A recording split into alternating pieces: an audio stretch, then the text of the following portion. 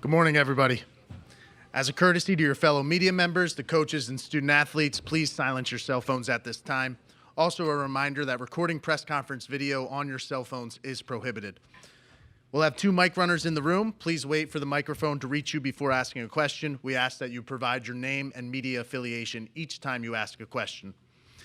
We do have a Zoom component today. If you're on Zoom, please use the raise hand function for questions. We will address questions in the room and then take questions from Zoom if time permits.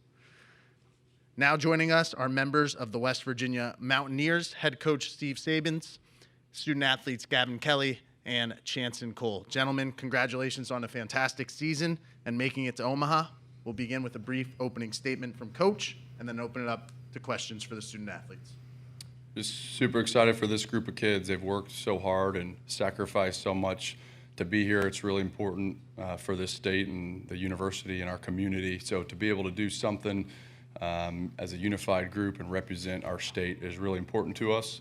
And these kids have been right in the middle to my left. So just happy to be here, ready to compete. Trying to keep the guys focused on what's important. That's just preparation of these games coming up. We'll now open it to questions for the student athletes. Kevin Kendler, Blue and Gold News. Coach Sabins, a little bit of a different day before routine for you. I know you all are big on that. What is the biggest adjustment in shorter on field? Obviously a lot more media. And did you have an idea of what this would be like going into today? It's just like right back in Morgantown. Kevin's asking me questions in the team theater, man. It's beautiful. Yeah, I think we had an idea. I've been really lucky to have so many friends in the coaching business that have been great at their jobs and taken teams to Omaha and did wonderful things. And so they shared a lot of insight of kind of what this was going to look like. We've tried to just schedule out everything humanly possible for the kids so they can concentrate on showing up with good energy and executing what's in front of them. We certainly are a very process-oriented team, and I think that's when we play our best, when we kind of keep to that process. The biggest thing I think in these kind of scenarios is just for young guys that are excited to be here and want to play great is sometimes you do have to say no in these kind of situations because there's always more that you could do. There's always more interviews, there's more excitement, there's more social medias, there's always more. And so for them, I think as you get a little bit older and you get a little bit more comfortable, you can be really kind while saying no in some of these situations. So just talking to the team a little bit about that because they've worked so hard for this opportunity in front of them that it's their opportunity. It's okay to be selfish in some of these situations because it's theirs. They've worked so hard and done so much to do this. So they need to concentrate on seizing an opportunity in front of them because these opportunities are tough to come by. Mark Ireland, Just Baseball Media. Coach, how's it feel just here to have so much support from the community and just fully diving into making West Virginia a baseball school? And do you expect them to show up here in Omaha big for you guys? There's zero doubt that Mountaineer Nation will be in full force here in Omaha. I think damn near every politician and representation from the athletic department and fan and supporter and alumni will be here. That's one of the most special things about West Virginia is that there's a deep passion for the university. And so it's been a blast just saying, yeah, we got to get a couple rooms for the governor and the senator and everybody else. But they've been along for the ride. A lot of these folks aren't like new to the program where it's like all of a sudden you get to Omaha and you hear a lot of new names. There's a lot of these folks, and that's what makes it so unique to West Virginia is that there's no pro sports teams and there's no other major university in that state. And so we really are the main show. And so we just have an unusual amount of support for a smaller state. Just a reminder, questions for the student athletes at this time. Yes. Keith Morehouse, WSAZ, Charleston, Huntington, for Chanson and Gavin. I know you guys have had this business-like approach, but when you walked out onto the field, do you allow yourself a second to see the spectacle and the history of the stadium and what you guys are about ready to get into? Yeah, I'm trying to take in everything that we've had, just be present, be in the moment, and be where our feet are. And so it's been a special, unique opportunity to be here, and just trying to stay grateful for the whole opportunity. Yeah, and there's a fine line between soaking it in and then us getting ready to win a tournament. So it's it's been fun, and like Gavin said, we're extremely grateful and blessed to be here.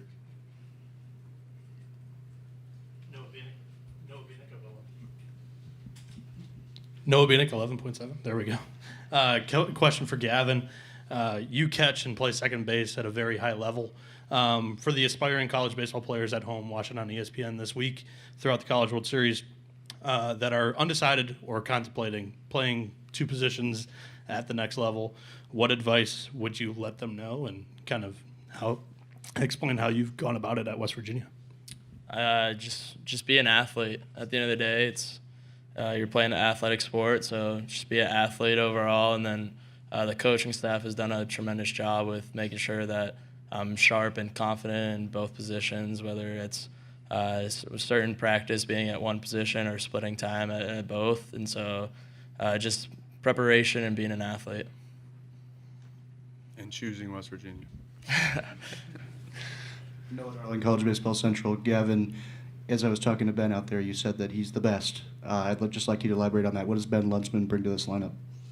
Yeah, I mean, he's my roommate at home, so he's my guy, and he deserves everything that's been happening, and he's hardworking. But what he brings to the lineup is a special left-handed bat that has crazy pop, and then has the discipline to have 3 walks in one game. So it's really special.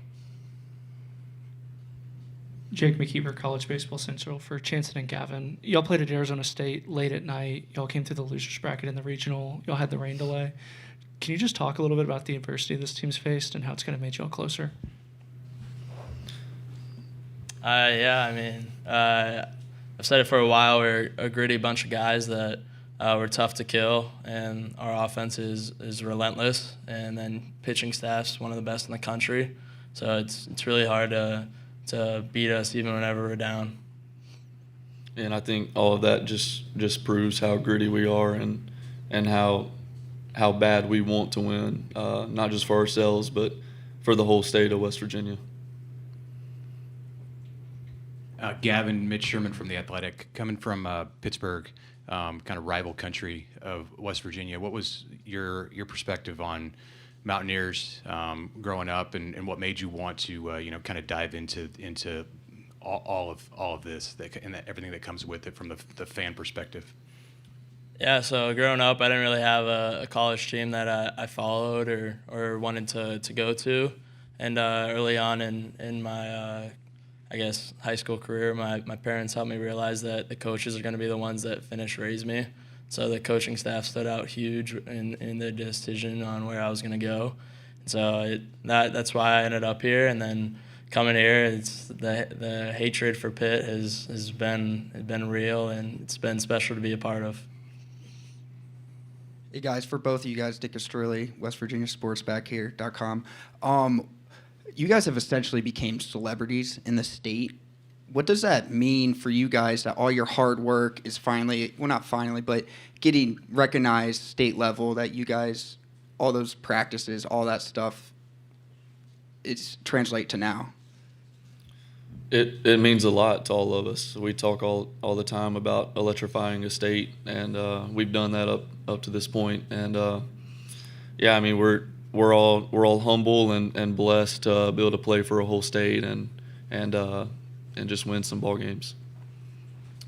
Yeah, like Sabe said earlier, there's no professional sport teams in West Virginia, so being able to be a role model for kids or for anyone in West Virginia, it's special. It's truly a blessing, and just like Chanson said, trying to electrify the state.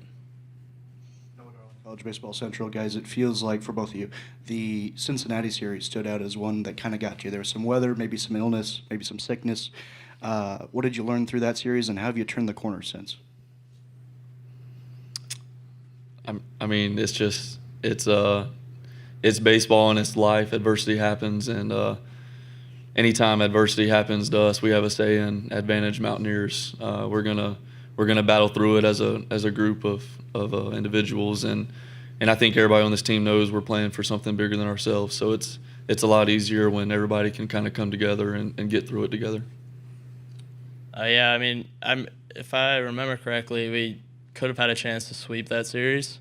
So at the end of the day, it's baseball. It's going to happen. Things aren't going to go your way. It's a game of failure. So just being able to respond like we did, and we know what we can do. We understand what we're capable of. So just being able to respond is the biggest thing from that series.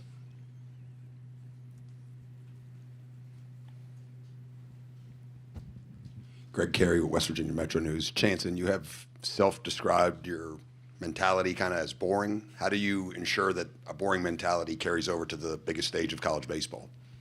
I think it's doing everything I've done up to this point, and just trusting everybody behind me defensively, and trusting the coaching staff, and just competing when I'm out there. I mean, that's all this game is you're going to compete between the lines and understand what makes you good and go out there and execute. Any more questions for the student athletes? Okay, Gavin, Chanson, thanks for your time. Good luck tomorrow. Thank you. Nice work, boys.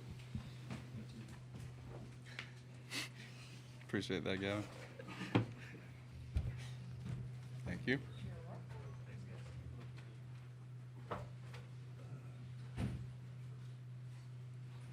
Okay, we will now open it up to questions for Coach. Reminder, please state your name and media affiliation each time you ask a question.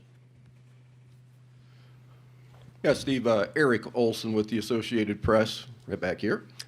Big picture question, kind of. With all the changes in college athletics, and with the NIL, the revenue share, there's been the thought then that there'd only be certain teams that would make it this far. Obviously the SEC has done what it's done and has 5 teams here this year, but yet you have Troy, from the Sun Belt. Coastal Carolina was here again last year and was the runner-up. Just kind of how do you view, just as a first-time College World Series team, just how it appears to be that anybody can make it that is committed to it, and it's not just a certain set of teams? Good. I think college baseball is in the best place that it's ever been in. I think the sport's growing rapidly. I think the excitement around the sport is incredible. I think there are financial realities of the sport, and I think people may have assumptions about specific programs or about West Virginia in general that may or may not be correct. We have a whole lot of people working really hard on a whole lot of different areas, whether that's Golden Blue Enterprises, whether that's BioPrecision with us, whether that's a School of Sports Science, our Biomechanics and Performance Center, whether that's third-party NIL, specific donors. West Virginia has all of that, and it's competing at the highest levels in all these areas. And I think it would probably surprise a lot of folks of the amount of effort, work, attention to detail, and financial resources that have been poured into our program. And so I've been here for 11 years, and the game has really changed. Like you said, head coach 15 years ago was also not the GM, and those things have changed a lot. And so you're starting to see new positions in college baseball, new roles, new responsibilities, and I think we've embraced that full speed ahead. Noah Binnick, 11.7. Coach, your program has been knocking on the door the last couple of years. Previous to this year, it was 2 straight super regionals against top 5 seeds in the NCAA tournament. Do you feel like the Mountaineers have kind of paid their dues to get to the College World Series here in Omaha? Can you describe this program's journey the last couple of years and what the feeling is like seeing the blue and gold out there with that College World Series patch on your jersey? I don't know if you can ever say you paid your dues, because there's a lot of things that have to go your way and a lot of blessings that have to shake out for you to end up here. There's great teams and there's incredible coaches and seasons that have been put together at the highest level where people don't end up sitting in this chair right now.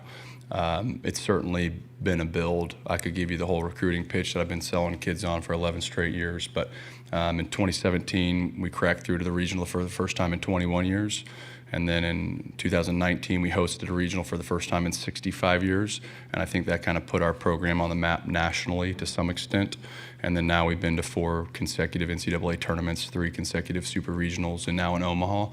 I would say it's probably unusual that the growth is this linear, meaning regional, super, get defeated by the national champs, and then Omaha, and you mix in 2 Big 12 titles in that. So it really has been more of this line, or I don't think that's always the case. I'm certainly fired up that it has been the case for the Mountaineers, but it's not surprising. We've mixed in first rounders and incredible staff members and auxiliary staff members, and then when you have an administration that basically refuses to put a ceiling on what this program can be, great things can happen. And so that's, I'm just so excited that the work and the commitment level has basically directly been associated with us playing at a higher level each year. So just thankful for that. Quinn Roby, WVU Student Radio. What have you seen from Troy, and what are you kind of expecting tomorrow? Just aggressive hitters, really good arms, a roster that's been constructed with experience, so veteran players that have experience, and a team that's really hungry and won't back down for anybody in any situation. And so they'll certainly come out swinging, and we're excited to face those guys. Noah Darling, College Baseball Central. Coach, the guy to your left, Jansen Cole, D2 guy, Dawson Montesa, D2 guy, Paul Schoenfeld, D2 guy. I'm sure I'm missing at least one. Ian Korn. Yeah. What do those guys, number one, mean to the program right now? And when you were recruiting them from that level, what did you see in them, and how have they maybe even exceeded those expectations? You evaluate and you do work, and the staff does work, and they believe that someone can have success to this level. I don't think you could ever say that, but when you recruit somebody coming off of a super regional, you're saying this is the guy that's going to take us to the next spot. This is going to help us make this next jump. So for all four of those guys to be massive impact, top players in the country, All-Americans, is really a remarkable story. We've had 3 Division II pitchers in our starting rotation for the last 3 years. All of those guys, by the way, have become draft picks in their senior year, so it's unheard of. So they're transferring after having quality Division II seasons, not getting an opportunity to play professional baseball, coming to West Virginia, playing at the highest level, having success, and being drafted. And so when I get to sell that on the phone to the recruit or in person, or look the parents in the eyes and say, why should you choose West Virginia? The proof's in the pudding. And I, mentality-wise, those are the right guys. We probably have a little bit of a soft spot for the guy that shows up here hungry, wanting to get better, maximizes his opportunity, and believes that he hit the jackpot playing at West Virginia. We don't always do the best with the guy that is entitled or thinks that we owe him something, right? So like, we've been able to get these kids that are going up a level. It's almost like hiring internally someone that's like, I'm their guy and I'm going to go maximize everything for them. So it's more that like run through a brick mentality. And so our program has evolved, and the players that we have access to has evolved, and the talent of recruiting has evolved. But I think it's really important for us to stay focused on, there's some combination of like appreciation and work ethic and talent that goes into these kids being great here. Mike Casaza from 24/7 Sports. Steve, relative to where he was after his first outing and having him in the bullpen now, what does it mean to you to have Ben Hampton in the bullpen? Ben Hampton. Sorry, McDougal. Awesome. So that kid is West Virginia through and through. Ben McDougal came to a prospect camp filled with high school kids as a junior college pitcher. So we're like, hey, what's a junior college guy doing here? Like, he had to pay $325 to come to camp. So we watched him, and he was great. And the velocity was a little bit low, and we're like, this guy must really want it. He's from 30 minutes down the road, and basically has come here with his hair on fire for multiple years, getting better. And then this year, things didn't go his way. He got injured. That's why he hasn't pitched more. He was a very important piece of winning the Clemson Regional last year. He got banged up, got injured. He basically could have, stayed on and rehabbed essentially for this rest of this year, and potentially got a year back, depending on on the medical and all that kind of stuff, but said, I'm all in. I know I've only thrown 3 innings, but I want to go make a run with the Mountaineers. I want to go help in the postseason. And I was like, Benny, I can't promise you're going to get in there. We've been pretty good. We're winning a lot of ball games, and I don't know what type of impact you necessarily are going to have, because you don't go from not throwing to throwing 5 innings. Like, it's a slow build. And the first couple outings were a little bit rocky coming back. Obviously, the trust there with that kid is as high as it gets. We kept giving him opportunities in the ball in strategic situations, and then he's just been such a mainstay for us. He's a West Virginia legend. I was laughing because my wife sent me like a picture on Facebook or something, and it was like, come get 5 pepperoni rolls for $15 or something like that, because he threw 5 innings. There was like a promotion in town for pepperoni rolls and Big McDougal. We're like, man, that's a beautiful thing. From not pitching to like local superstar pepperoni salesman. But it's just like, he's one of those kids that it is true. Like, he just wants to fight for the Mountaineers. He believes in this place, and he believes in what we're doing. And so, like, whenever he's on the mound, it feels like the fastball's ticked up a little bit, and the changeup's just a little bit nastier, and the big pitch and the big moment is just always lands, because it's like it's just pure in what he's fighting for out there, which is a special thing as a coach. Noah Bieniek, 11.7.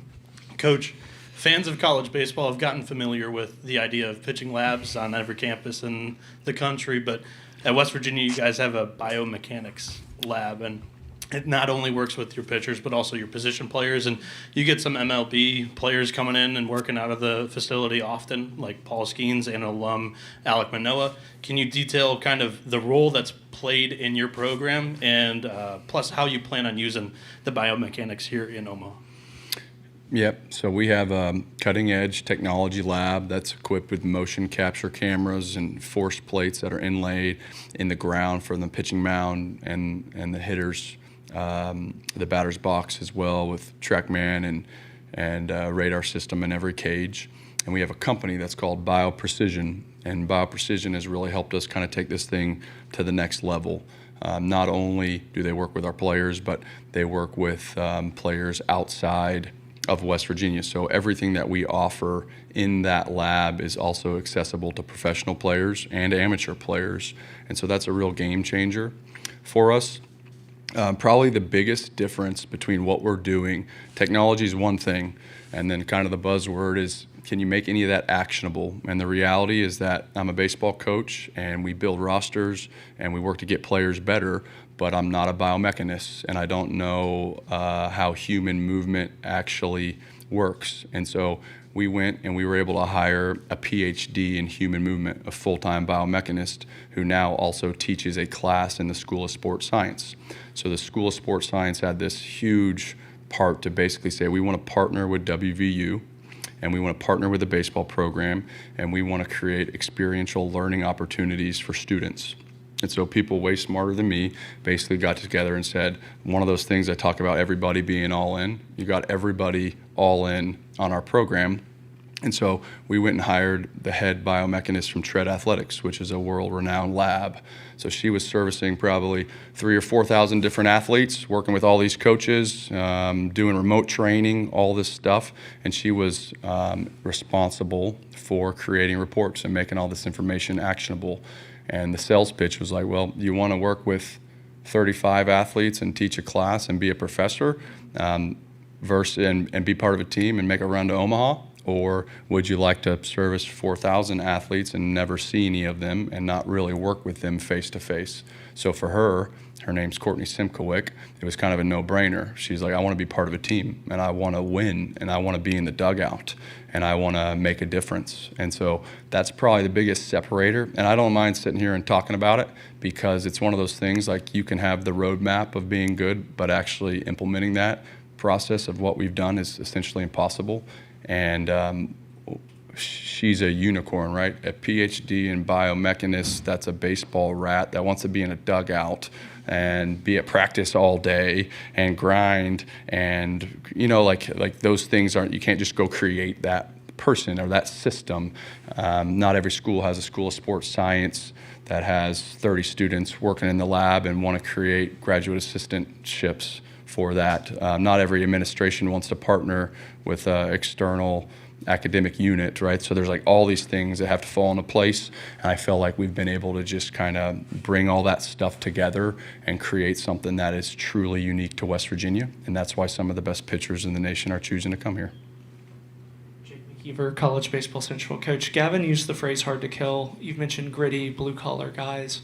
Is that a mantra that you recruit, or is that something that more the guys have to earn, is that grittiness? You certainly try to recruit that. It's difficult, probably screening for that all the time in recruiting. I think West Virginia provides some of those challenges naturally. When we get back from Christmas break, I tell recruits that it's always warm and sunny, but it's not always in West Virginia. And so you have to make a decision pretty early on that you have to get your work done, and you have to actually work harder than anybody else in the country, and you have to do it sometimes in adverse conditions. And so Chanson talked about Advantage Mountaineers. We just say that. We also are the furthest Northeast team in the Big 12, and before last year, we didn't even have covered batting cages. And so to go from no covered batting cages to a biomech lab overnight was pretty transformational for our program. We also probably travel the most out of anybody in our league because of the location. Adding Cincinnati and UCF was sure incredible for us. We got a bus trip in conference nowadays, which is big league. But because of some of those challenges, kids basically have to make a decision really early on, like, am I going to whine about weather or travel or any other thing? Because every program has their things that are tough, right? But I think at West Virginia, there's just some of those things where you have to kind of face head on and go to work. And so naturally, these kids are like, this ain't so bad. Taking a charter flight to Omaha and doing a little bit of media, that's a pretty good day for a Mountaineer. So I think it's more just perspective and being thankful for the opportunities that we have. We'll have time for one more question. Ryan Decker, Golden Blue Nation. Coach, at times this year, your lineups won games being small ball oriented with speed. You've won games hitting a lot of singles and doubles. Other times you've won games here recently hitting a lot of home runs. The evolution of your lineup and how it's been able to win games for you this year, could you have foreseen that at the start of this season? And how does that just kind of naturally happen throughout this year? The lineup's really been tremendous, and we've had a lot of different contributors in that lineup and a lot of different kids step up in big moments. This fall, I really believed that we were going to have a difficult lineup to get out consistently. We played some fall games and really performed at a high level. And I moved the lineup around basically until the 80% mark of the season, just a lot of different kids in different spots. And I don't know if that was smart or not, but it felt like a lot of players just got comfortable. Like whenever you show up to the yard, whatever spot you're in, you just go compete and play. And some guys got hot in certain spots, and I was potentially over-managing the lineup a little bit. And for the last 25% of the season, it's essentially been the same lineup every time. So I think that's allowed for them to get comfortable, but also just like whatever spot I am, I'm just going to go hit. I'm going to go play. And we do that with pitching as well. We have a lot of guys that are swing guys. So, for example, come in the fifth and finish the game, or pitch one inning on the back end, or be a starter that you hadn't started a ton. So we really try to get the whole concept of roles just out of the mind, because it's like if you're a pitcher, go get outs. If you're a hitter, have a quality at bat, whatever those things are. So the lineup's been great. I think, in the postseason, it's hard to not recognize what Armani Guzman's done in that leadoff spot, just from an energy standpoint, an on-base standpoint, stolen base, big hits. He's had more power. And then I think from the power standpoint, our lineups evolved. I don't know the numbers, but I would imagine that half of our home runs are in the last 20% of the season. So like that number's really different. We didn't hit any home runs the first half of the season, and that's taken off. At one point I felt like Gavin Kelly had 5, and then the other day there was a video out, and it was like, that's Gavin's 16th homer of the year. I was like, Gavin has 16 homers? Unbelievable. So there's just been a little bit of power surge here later. That'll conclude our press conference. Coach, thanks for your time. We'll see you tomorrow. Guys. Hammond Communications will post a recording of this press conference in the NCAA Digital Media Hub at ncaaveritone.com. Transcripts are provided by ASAP. They'll be posted shortly. Thank you, guys. Thank you. Good to meet you guys. Thanks, Coach. Appreciate it. Thank you. Do you guys have any idea, like, who's going to come up player-wise for each team? Yeah. Do you have access to the baseball, to the media hub? Yeah, I do. I got a Google Doc and everything is listed in there. In there, yeah. Charlie, can you use clips, video clips for the press conference? Yes. You can? Yes. Okay, great, thanks. Yes. I believe not the ones that you recorded. That would be a Jen question. Just take it off. Yes, you can take it from. Yep. Okay, good, Yep. thank you. No problem.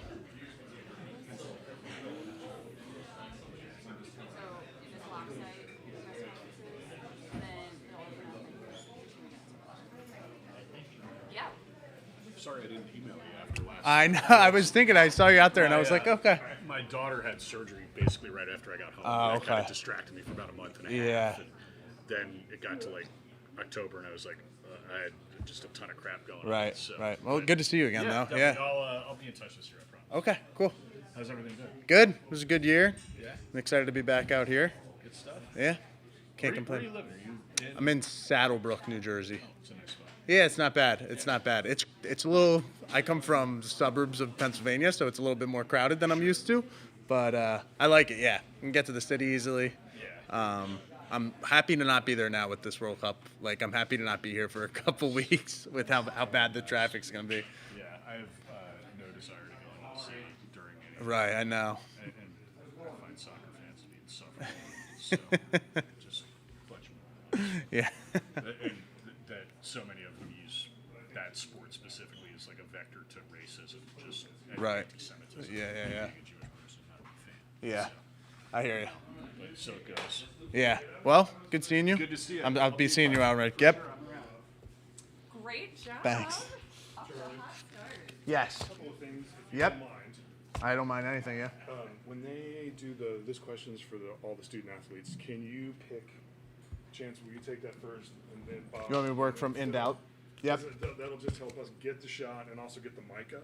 Yes. And then also for Joe and the room mics too, if you can kind of say, let's go right side in the back, left side in the back. I'm just going to make it simpler for you. There you go.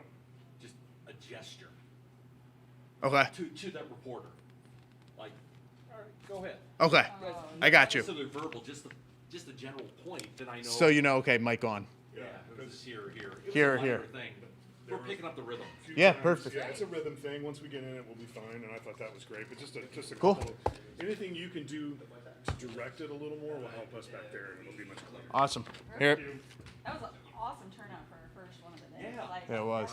And they I packed promised, in. I promised everybody a little bite-sized Snickers. You got to deliver now. They got it as they walked in. I know Bob knows the lunchroom. You know the lunchroom, the bullpen. Bullpen. Yes. Today, I took a picture. Well, we've got that state of baseball right in the middle of it, so I don't know what our timing is to get there today. So it's served from 11 to 1:30.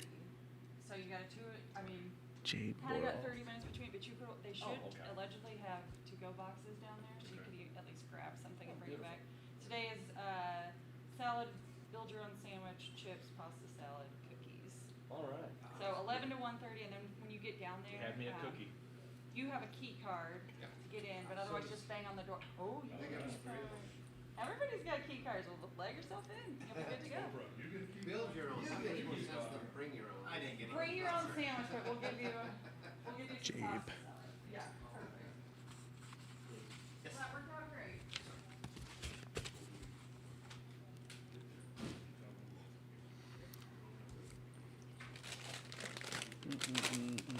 Love it. You're a natural.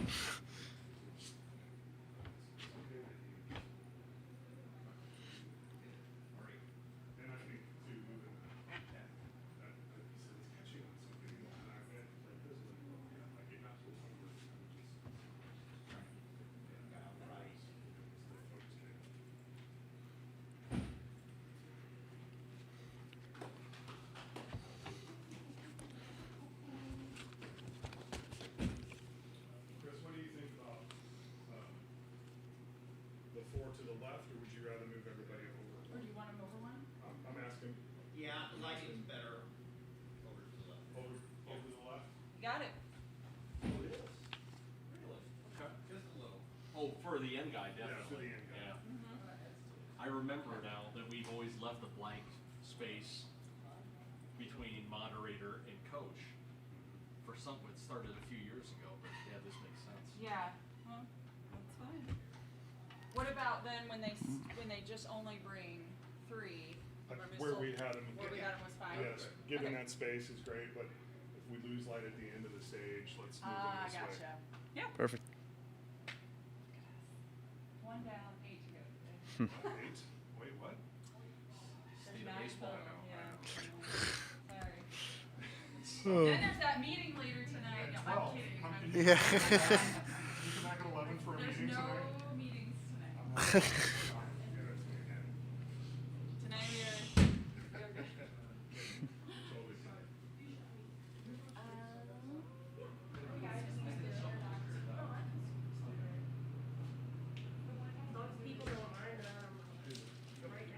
All right, you need anything? Good. Okay.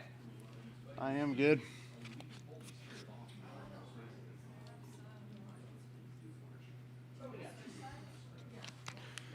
Skylar Mead.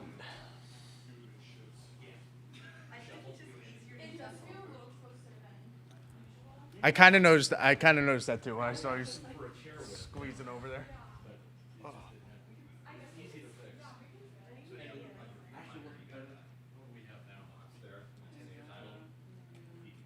never know if like they're left or The right. Put them on the right. right. That's a different one. It is. It just says like Gabe. Jabe. Jabe Boroff. Boroff.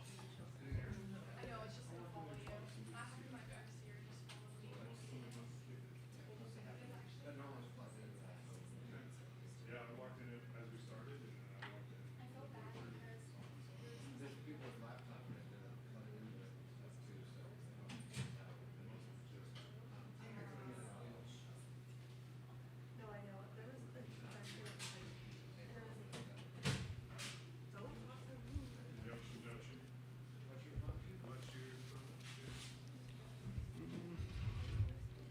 Troy.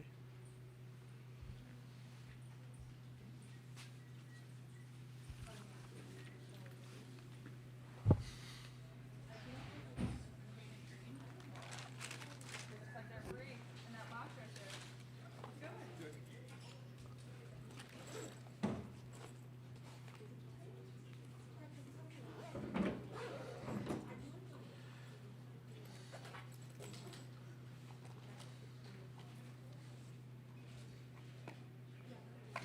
We were taking Ole Miss auxiliary room for the first ESPN shoot. Yeah. Where did we go? I can correct you. Thank you. It's this corner right here.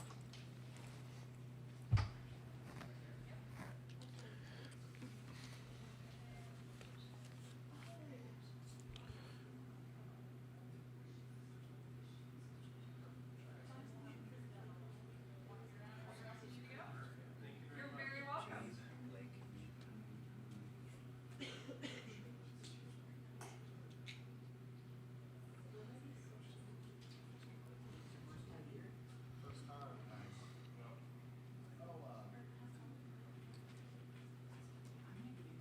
Empty cups just in case Coach does bring something up. If he wants to bring up another Diet Coke. or Oh, that's a good something, idea. you can And just. slide him a cup. Yep. Perfect. Yeah, cable was hooked underneath the chair.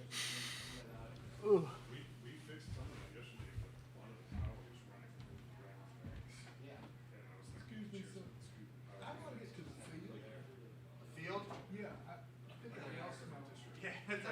You're gonna go Down a couple more doors.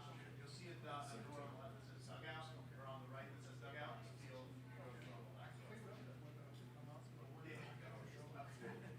No problem. Good? Yeah. That's good? I thought that was good. You got thrown in the fire. I know. I know. I know.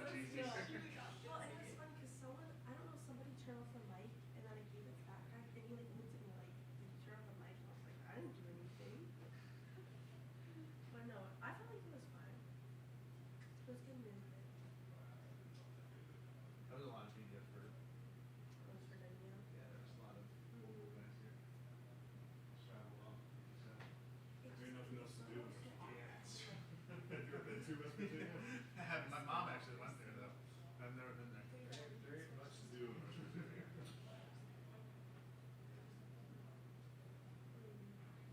I mean, I guess, I don't know how to do it for the Troy over here because they were not supposed to be here. Right. And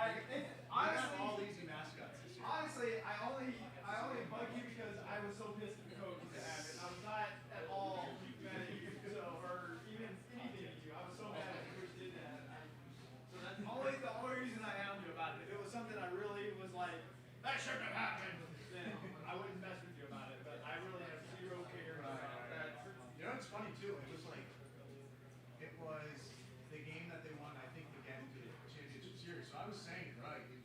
The whole time. Yeah. I just had to slip. I called the Chanticleers.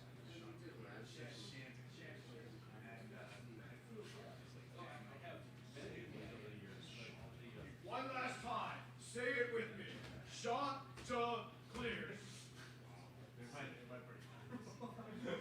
Feels like incredibly unnecessary. It was completely unnecessary, and it was very childish. So I was just you sitting could up very there. I just easily- sat there and I was like, you could very easily have been like Chanticleers. You know, like something very. yeah. I don't mind being direct. Yeah.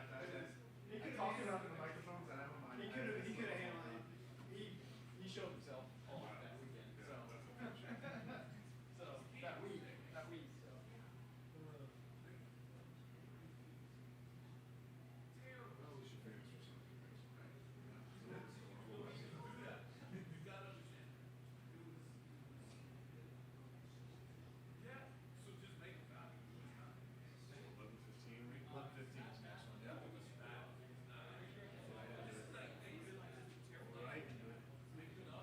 Nikki, Blake, Havel, Jade, Boroff.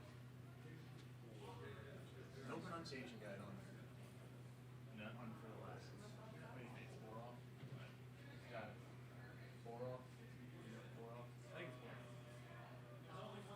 If it's anything different, I don't know. You can call him Jay Bruce. I think that's good about him too. Is that his nickname? Jay Brew? Yeah, for the last 2 weekends they've been calling him Jay Brew. That's awesome. That's pretty good. That is a good nickname. I'm good.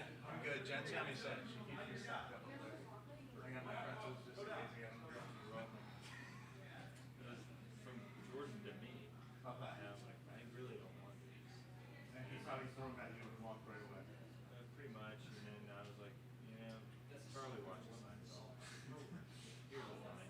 Just show up as like, I can't, I don't want that. So I was thinking about regifting them. Like, no regifting. Like, wait, I might open them and then give them to you next week.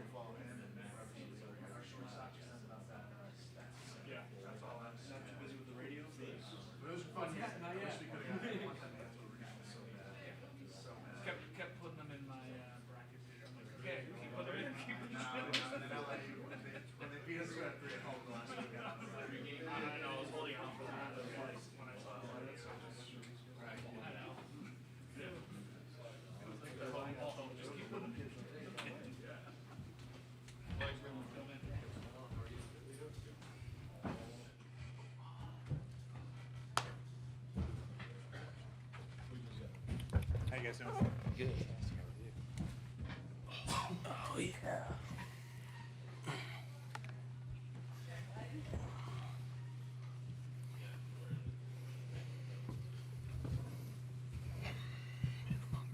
I lost my phone. You did? I have no idea. Somebody in the dugout said they were going to get it to you. Oh, fuck yeah. Somebody has it. Bad.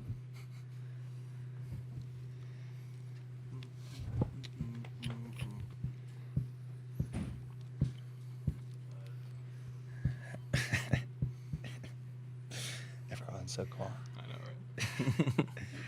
How's everyone's day? Good, good. I was just asking. Ready?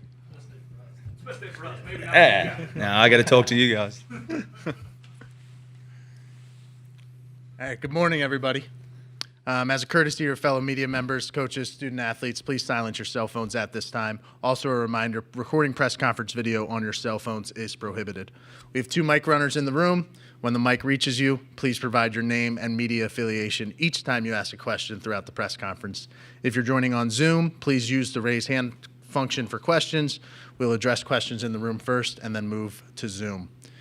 Now joining us are members of the Troy Trojans, head coach Skylar Mead, student athletes Jay Boroff, Jimmy Janicki, and Blake Cavill. Gentlemen, congratulations on a great season and making it to Omaha. We'll open it up with a brief opening statement from Coach, and then we'll have questions for the student athletes.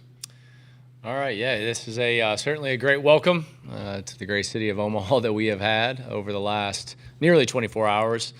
And it would be an understatement most certainly to say we are thrilled and excited to be here, certainly not satisfied, which I'm sure you'll learn as you guys ask questions in this. But it's been an awesome ride. We've had a heck of a journey since August 11th. That was our first team meeting and going through all the ups and downs. And while many times that sounds to be a bit cliche, if you followed our season or you go schedule diving or you just followed the Trojans, you would realize nobody's probably had more of this, but in the end, we needed to be our best in May. Everything that we did was strategic in nature, and if we were our best in May, then you earn the right for June, and thankfully, we're earning the right to be able to play out here late into June. We'll open it up to questions for the student athletes. Mark Arlen, Just Baseball Media. This is for all 3 of you guys. You guys played one of the most difficult schedules in college baseball, and coming from the Sun Belt, playing some difficult seasons games, and then non-conference really tough. Did that set you guys up for the success you guys have had late this season? Jabe, if you want to take this one first, and then we'll work from in to out. Yeah, it definitely does. The tough schedule definitely prepared us, and it did well for us because we know that we're capable in those high-pressure situations, and it proved to be good for us in the postseason.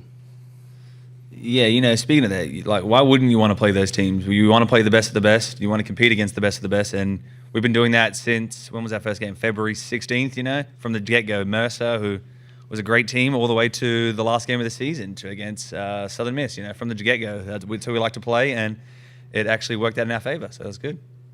Yeah, I mean, it was an awesome an awesome way to compete with everybody. I mean, a bunch of good competition. It definitely set us up for sure. Noah Darling, College Baseball Central, for each of you guys, or maybe whoever has the best story, just what it's like to play for Coach Mead. Again, Jabe, if you want to start it and work your way up. It's awesome. I don't know if y'all have heard him talk, but he has more conviction than anybody in the room. He speaks his mind, and he's always truthful about what he thinks. And I think it's really good to play for him. He's honest with you, and he believes in you. It's awesome. Yeah, he's one of the best communicators in the game. He leads from the front, leads all the time. But I saw a stat the other day. It was like 14.2 defensive run saved was the top. But I think Skylar's on about 74 this year. The way he's running around out there all game. So he deserves his crown. No doubt. I mean, just like Blake said, great leader. One of the, if not the best coach I've ever had. There's nobody else I'd want to go to war with than Coach Mead. I'm going to keep them in the lineup because of their nice comments. Go back to the right. I'll just ask Jimmy this one. Mm-hmm. Eric Olson, I'm with the Associated Press. With the changing of college athletics, there was a thought at one time with NIL and rev share and so forth that access to the College World Series would really be limited to, the Power Four schools, and obviously the SEC still dominates with all those national titles and so forth. But it does seem like there's some access for others as well, and that hasn't necessarily, come to fruition, that line of thought. Why do you think that is in baseball that this is able to happen? I think it all starts at the top. Coach Meade recruits great players. We are great players, and we perform. Andrew Idell, College Baseball Central. Question for each of you guys. Obviously, Gainesville Regional, you dropped the first game to Miami. Just talk about how you guys handled adversity coming out of the losers bracket and then taking down a Florida team twice and then hosting a super regional against Little Rock last week. Yeah, like Coach said, we were riding a wave up and down, and we had to play a lot of games with our backs against the walls, and we play amazing. That's when we play our best ball, in high pressure situations and with our backs against the wall. I think that us dropping that game really just lit a fire under us, and all we wanted to do was keep on pushing. Yeah, you're in Florida, you're in Gainesville. The excitement's already there. The rain delays, everything. There's no team in the country that's used to it than us. I'm be honest, I think we actually play better after a rain delay, which doesn't make much sense, but we've had that many this year, double headers, everything. It's our brand of baseball, gritty, tough, 4-hour delays in between after the second inning. It doesn't bother us. We just want to go out there and play with each other, and we'll play hard no matter what. I feel like it was kind of like a wake-up call. Obviously, we didn't come out playing our best ball, but those next games, I think we did play our best ball, and it was awesome to see. Been a question for Jabe, I guess folk hero of Troy. The month of May you've had has taken on a whole new level. I went back and watched a little bit of film. So the South Alabama series, Game 3, did you switch your bat? That's part one. And then part two, can you tell us just what has led you to the type of success and the run you've had the last 3 or 4 weeks? Is it a newfound confidence? Is it a little bit more comfortability in the lineup, a little bit more opportunity for you there?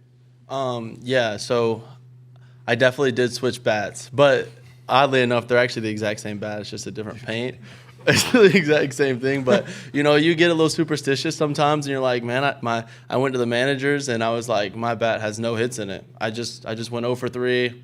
I need a bat with some hits in it. They went and got me a new bat, and it all just started from there. But just being in the box, just being confident, being loose, and not overthinking, and not stressing out. I think is the biggest thing for me. Yeah. Doug Kyle, College Baseball Central. The week you guys were trying to play a conference tournament in Montgomery, Mother Nature was very unkind to Alabama, and between you and the SEC, there must have been about 24 hours of rain delay. How did that get you ready for going through that gauntlet and having to grind through all that, and then you even had to split the tournament up? How did that get you ready when you go to Florida? But by then, it's just Gainesville compared to what you'd been through. Well, like Cavill said, we were battling through that the whole year. Texas State, we were there forever. We were there all night long, and that happened a handful of times too. And I would say, the weather in Gainesville was almost, a cakewalk compared to what we had been through the rest of the year. So, we talk about it, battling the elements, and then. At this point, we love the elements. We want it to rain. We want it to be poor. We want to be muddy, dirty, gritty, sweaty. It truly doesn't bother us at this point in the season. We just want to go out there and get our 9 innings in and have fun with each other. Yeah, as a team, we've been through literally everything. Adversity, we've been through, I think, everything you could have been through. Long days, long nights. And, after the Sun Belt tournament, it was insane. I think we could literally accomplish anything. Leif Skodnick with WorldBaseball.com. Blake, obviously Australia is a bit of a developing baseball nation, but an Australian was taken first in the MLB draft after playing college baseball. You're here at the College World Series. What does this maybe say to kids growing up playing baseball in Australia about college baseball? Ever since Travis, basically put Australia on the map again, it's incredible. I think there's over 100 kids now across America in junior colleges, D1, D2, NCAA. There's one on Alabama, Johnny Lem. So it's incredible having friends here, seeing them all around the world, all play everywhere. I play random midweeks, and there's a random Australian kid I've never seen in my life from somewhere in the middle of the woods, and it's just enjoying seeing them. Little Rock had one as well. They had a picture. It's truly incredible seeing all these guys fulfill their dreams in America. Move back to the right side. Yeah, for the players, Kirk Bowles from the Houston Chronicle. I was wondering if the three players, how you feel. Do you wear the Cinderella tag? Do you think you're going to be the crowd favorites? I mean, everybody that follows baseball know how good you are, but because you're not power forward, do you think you guys will be the crowd favorite too? Yeah. The crowd loves the Cinderella story, but us in the locker room and as a staff, we don't love that term. We don't really consider ourselves that. We know what type of firepower and talent we have in this locker room, and it's almost like a sour taste to hear Cinderella story. So, yeah, people like to think of the underdog, but we've beat the teams here already. So it truly Cinderella this, Cinderella that. People are going to love us just the way we play out there on the field. We're tough, we're gritty, we're hit by pitches, we have fun, we're out there hitting the balls hard. So even if we are the crowd favorite Cinderella story, they're going to love us for the way we play either way. Yeah, kind of like what they said. We don't like the term Cinderella story. We could beat anybody, and we have beat big teams, and kind of just put our heads down and go to work. Any more questions for the student athletes?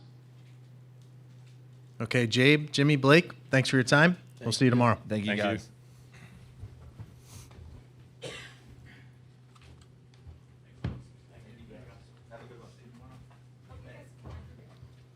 Thank you, guys. Thank you. Okay, we'll now open it up to questions for Coach. We'll start right here on the left side. Mark Ireland, Just Baseball Media. Coach, we talked last Tuesday before the Super Regional about how the fire marshal might have to take you out in handcuffs and that the 6,500 was going to be capped. It looked like you guys went maybe over that 6,500. How was that support from the staff? And then did you meet up with the fire marshal and talk after the games? No, I did not end up in the clink, so that was good for me. But the way I've described it, as people have asked, you have these beliefs and hopes of what it's going to look like, hosting that Super. And you speak all these things, and then when it trumps it, it's pretty crazy, because that doesn't happen very much, right? When great things happen or great things you experience, there's like kind of a moment where you're like, all right, like that's kind of what I thought it would be. This one trumped it in terms of the way the community rallied, our athletics department, and our fans, most importantly. And I know we did our job on the field. We played really good baseball to enhance the atmosphere, but 7,033 people showed up to a Troy baseball game. You could have robbed every store in that community. Nobody was doing anything. And I think it's going to be a huge catapult to what this program can do down the road. I know we got a lot of work to do here, and we're going to have to play, obviously, the best of the best, the other 7 teams here. But what it does for Troy University and Troy baseball at large is pretty incredible. Skylar, Eric Olson with the Associated Press. Kind of the same thing I was asking Jimmy, just a little bit about some teams that break through. Obviously, what you guys did was very intentional in the way you built this thing and with this in mind. But, big picture question just about college baseball. Why is this happening? I'm not talking specifically about you, but just why isn't obviously the SEC does what it does and dominates with numbers, but, they're not the only ones that, there's teams that are sneaking in, it seems like every year, every other year, that maybe aren't here very often or ever. I mean, I could give you obviously a long-winded answer to that. I do think that baseball is such a unique sport in terms of the way and how guys develop and when they develop. So sometimes you get guys who have not had success. Potentially, let's just utilize the SEC, right? If there's 5 SEC teams here. So I certainly think the league's pretty incredible. But there's guys, let's say, that maybe don't get the run or the opportunity, and therefore they lack confidence, and then they come to a program such as Troy or fill in the blank that makes it here, and then they thrive, but you realize they had SEC talent. But then there's also the fact that if you're very intentional in your recruiting, you can get high school guys that maybe aren't at that apex, that aren't, being looked at by maybe the top 10, top 15 schools. But as a program, that they're going to become dudes. Jimmy, for example. But I think the other part is you have to be invested still. Now, this isn't a discussion for what those numbers look like, right?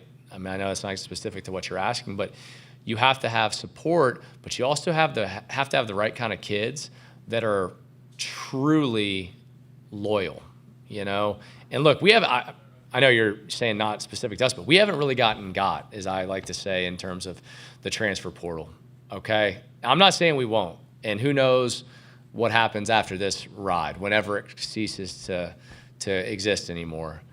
But our culture and our connectivity and our program has had the ability, and we are certainly not the only ones, right? I mean, let's look at a Southern Miss, right? I mean, for the most part, they keep all of their elite players as a team in our league. Coastal, Louisiana, et cetera. You have to keep your players. And how you do that is certainly a multifaceted operation, but retainment becomes the most imperative aspect, and I think you retain if kids really feel connected to the program that they are in at that time. And if you do that, then runs such as this are actually possible. I think without it, they're not. You can't just be, a bunch of nomads that come together. You can maybe do that in the SEC if you just procure the best of the best talent and you have the elite coaching you have in there. It can happen, I believe. But I think for everyone else, you have to have a lot of pieces gel together in the right way. Noah Bieniek, 11.7. Coach, the boys up here on stage have been talking about the weather that you guys have faced throughout the postseason, Sun Belt Conference Tournament, and in Gainesville. And when you got Blake talking about how muddy and dirty they want to get and they don't care, I assume you've got a great equipment manager that's taking care of all these uniforms and everything. But if you've not looked at the forecast, there is, chances for scattered showers throughout Omaha. So what have you guys done throughout, managing the weather throughout the postseason in a time of the year where you've played your best baseball? It's funny they say what they say because I do believe we're all prisoners of the moment. Early in the year, we had multiple weather. We had literally double headers our first 2 weekends, and we didn't play a single one in 25, okay? And maybe we didn't handle it the best. Maybe we didn't get the right food for them. Maybe we went too long without speaking to them to tell them what's going on. Maybe we told them too much of what's going on. Maybe we were too transparent. Maybe they needed to be a little naive. But we had a multitude of them. And I think where it totally turned, and I think it was Blake hit on this just a little bit, but we were playing at Texas State on a Friday night. Our starter Stubbs was rolling. We got out to a good start. And then we had heard there may be a storm coming, and there was. And unfortunately, we lost our starter in it, and we sat there for 3 hours and 25 minutes. And we played late in the night, and we lost the lead in the ninth inning, and we lost a game. And then, because weather was so bad coming in on Sunday, we had to get up after leaving the park at 1:05 a.m. and be there at 9 and play a doubleheader the next day. And in that doubleheader, we win 15-2 in the first game, and then we win a wild extra inning game. Josh Pine hits a home run. Drew Nelson comes in from left field, and we win. And I think to play those 29 innings in 27 hours to overcome things, that was kind of a pivotal turn where we figured out how we can best handle all things. And then from there, any issue we had the rest of the way, it was much more seamless. And I think you have to figure it out. Just like you have to figure out how to throw a curveball. You have to figure out how to lay off a slider, like all those baseball things. Sometimes you got to figure out how to be good in a little bit of chaos. And what our guys did in the Sun Belt tournament, and watching how they were able to decompress, reload, re-edge, like repurpose their mind, was one of the more impressive things I've seen them do. And they did. They parlayed that to what we've gone through beyond, and they had to do it. And that's all about the player. You're going to stay on the left side. Coach, question about the Sun Belt Conference. 2 or 3 years ago, Sun Belt had more bids than the Big Ten did. Last year, you're down to 2 host teams. This year, you bounced back up to 5. What do you think that says about the prominence of the conference in the college baseball world? I'm glad you didn't hit too much on the 2 and 25. I may or may not have made waves, not being real excited about that. I think look, our league deserves the highest level of respect, whatever that means. I think this is how I would phrase it. Whatever our league actually deserves, they should get, okay? And we all know what I thought we should have gotten 25. And this year, we trumped expectations. We got 5 teams in. And, of course, we have another program that's in Omaha. But our league deserves respect. It's the prominent sport in our league. It's great fan bases. It's great players. It's great stories. And the league's had great success against the best. And you have to have that. And I think when given the rightful opportunity for our league, somebody's going to rise up to the top. I'm just really proud that this year is the Trojans.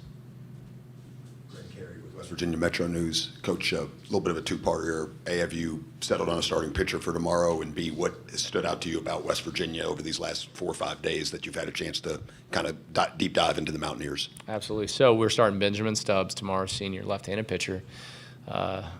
Myself and Coach Sabins made sure to confirm that amongst each other, so we know the direction they're going. But West Virginia, first off, I know how hard those guys work in recruiting. And unfortunately for the Trojans, many times we lose battles when we go against West Virginia. They're winning those because they have an awesome program, and it's such a cool place. I actually went there in 2022 to recruit in the draft league. I was up there following guys around, and I'd never been to West Virginia as it is now, And I was blown away by the facilities, the area, the food, the hotels by there, the campus. I got the tour with Neil Brown, their football facility, and all that. And I was blown away. I'm like, man, if I was a recruit, I could end up here. And but specific to their team, I mean, the athleticism is impressive. 3 guys with over 19 steals. Obviously, they can do some skill game. The Kelly kid is as good as it gets. It's just an overall player. He's a dynamic guy who can thump you. He still can run. I think they have a real identity, and of course, from a pitching perspective, they have pitched really well. They assault the strike zone. I think all their pitchers, for the most part, they understand how they get you, and they stay in character often. And so I credit, Coach Sabins and his staff. They've earned this. Not that it's a competition of like who earned it more, but like I feel like both our programs have been pushing in this way. So it's kind of poetic in a way that we're going to get to battle it out, because I know we both have been striving to be this. Whereas, and I'm not sure how long you've covered West Virginia, but I'm sure at some point if someone said, hey, West Virginia is going to be amazing, they're going to win, they're going to be a host, all that, you'd be like, right? There was probably a point in time where it was thought of that way. Just as we talked about nearly 5 years ago when I got hired, that we want to win a national championship. We want to go to Omaha. It's going to happen. We know it's going to happen. And I'm sure people go, okay, that sounds, all right. Sounds good, Coach.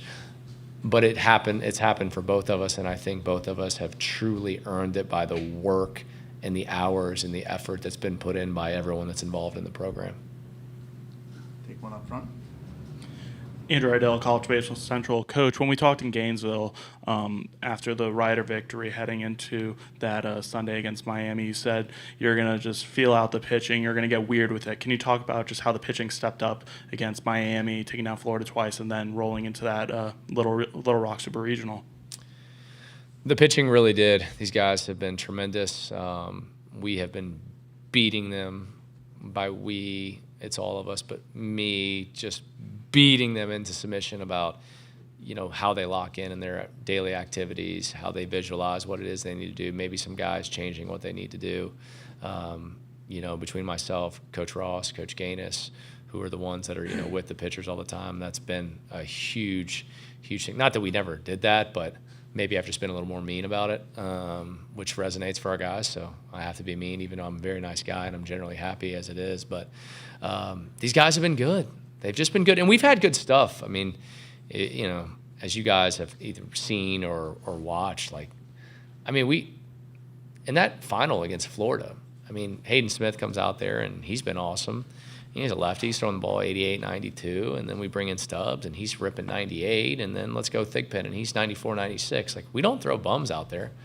We're throwing guys. Now, at the same time, some of them were not at their peak early in the year, but I think that as I alluded to, as a team, I think it worked out this year a little bit from a pitching perspective where we figured our way through the year. We learned things. Sometimes you learn hard lessons, but guys have changed.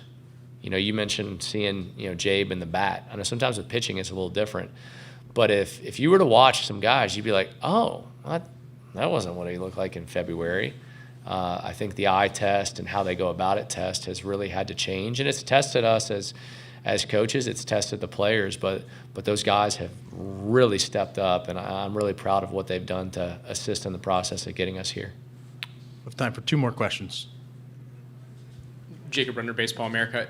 What do you hope that your appearance here and the run that you guys have gone on does for non-P4 representation in the tournament? You've been outspoken about that over the last couple of years, and what's your hope for that as this moves forward in the future? I don't mean this petty, but I do think it is validating. I do. I mean, I'm always, you know, we've talked, I'm always going to answer honestly. I do think it's very validating. You know, and I know many times as someone who I guess maybe people deem outspoken, I don't think I'm outspoken. I try to speak facts as much as possible. And if I have something that's not a fact, I want someone to tell me, certainly. But programs like us and many others that maybe don't get an opportunity, we have awesome players. We can get here. I'm not saying we're going to win a national championship. It's going to be really tough. It's going to be really tough to win on Friday. But we can. We've proven that. Against the best of the best. Like, we've earned this right to be here. And there's other programs such as ours that could do the same thing. Maybe they do, maybe they don't. But I think that this misnomer that we have, oh, they're in this league, no, like, let's put the best of the best in here and let's duke this thing out. It's like, hey, we don't need to throw somebody that's not able to do it in whatever league, fill in the blank league, who's not, like, come on, like, they shouldn't be here. Take the team that's earned it. Like, that's what this whole thing's supposed to be about. That's why there's a committee, right? Like, use the eyes, use the metrics and all that, and just put the best of the best. And that's why people have asked me, were you surprised you got in? I was not surprised we got in. We earned the right. We were crazy enough to play the #1 non-con schedule, 6 overall schedule. We went everywhere. We were an honorary member of the SEC. We've played on the road in the SEC. That's the other thing, too, that I think gets forgotten a little bit. And by the way, I am well aware the SEC is the best of the best, okay? I coached in the league for 4 years before. My respect for what that league is, like, is as high as it can be. It'll be matched with whoever has the highest. But what I will tell you that is different for the SEC than, let's just say, us, when we do this, we are playing on the road all the time, okay? Wes was kind enough to bring us over twice for Georgia. Of course, in the regional, you play Florida twice. We played at Bama. Now, Bama plays us home and home. We went up to Vandy. We went over to Mississippi State again, okay?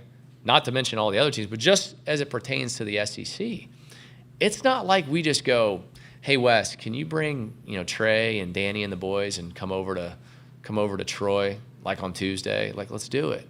Like, it's just not how it works. So we have to get inventive. We play teams as we go somewhere, and that's tough. And you might lose games doing that, but you can't be scared of it. But I think the fact that it was respected at the level it was this year and getting us into the dance, as other teams, aside from us, do it, I hope that it's respected and rewarded in the same way. We'll take one more question. Yeah, Coach, Kurt Bowles from the Houston Chronicle. Along those lines, are the non-Power 4 conference teams better in baseball than maybe we're seeing in other sport? I know Tulane and James Madison made the CFP, so I don't know if there's kind of a tidal wave thing, but, you know, you guys are great. Coastal Carolina, I know ECU hadn't been here. Texas State almost beat Stanford there. So, and I was curious how your NIL budget compares with SEC teams. I'll answer the last one first. They win. Now, if like Schloss, Coach Bianco, and them, they want to like leave a couple bills out there, I will certainly grab them on the way. They're doing all right there. Now I lost the first part. You know, look, those teams that you alluded to there and those programs, they're going to knock the door down too. They really are. When that is, I don't know. But I have believed this about our program, and I'm fortunate. I know I'm sitting here in a press conference in Omaha, which is which is certainly an exciting day for myself and all these guys, what they get to experience. But I really have believed that we can win a national championship at Troy. And when I speak to people in the community or whoever I speak to, or my wife and I's women's clinic, and we're talking to 72 women that maybe don't, want to learn about baseball, don't know, and I start talking to them about our dreams of winning a national championship, they sometimes probably are like, oh, that sounds good. And they're like, all right, let's go back to the open bar, right? Like, no, I'm dead serious. Like, I'm dead serious. We can. I'm not saying we will, but we can. And we aren't the only ones. Fortunately, we're the ones that are carrying that torch for the non-P4s in this country. So I feel the support of all the others that are in our spot, but it is a certifiable fact that we can. You don't get here if you cannot. That is just how it works. And so I am pleased with that. I'm also glad that now people can't say I'm an idiot for things that I say, but someone's gonna do it. And guess what? People have. I mean, Coach Gilmore, who, by the way, Coach Gilmore, what an amazing guy, and what he did with, Coastal in 16. I know everyone knows the story, but just what an awesome guy. He welcomed me into the league when I was just running around like a probably dumb 36, 37-year-old that has no idea what he's doing, and late to my first Sun Belt head coaches meeting because I was trying to figure out where the heck I was living in Troy, and I had no idea what I was doing. And first text, hey, you're good, no one cares. But I think we all support each other outside of that, and that's not that the Power Fours don't. That's not my point. But there's such a connectivity, and we're all trying to strive for the same thing. And so I think people like Coach Gilmore have led the way for not just myself, but for many other people who have broke through or will break through soon. That'll conclude our press conference. Coach, we appreciate your time and good luck tomorrow. Absolutely. Thank you, guys. Hammond Communications will post a recording of this press conference in the NCAA Digital Media Hub at ncaaveritone.com. Transcripts are provided by ASAP and will be posted shortly. Thank you, guys. Good to see you.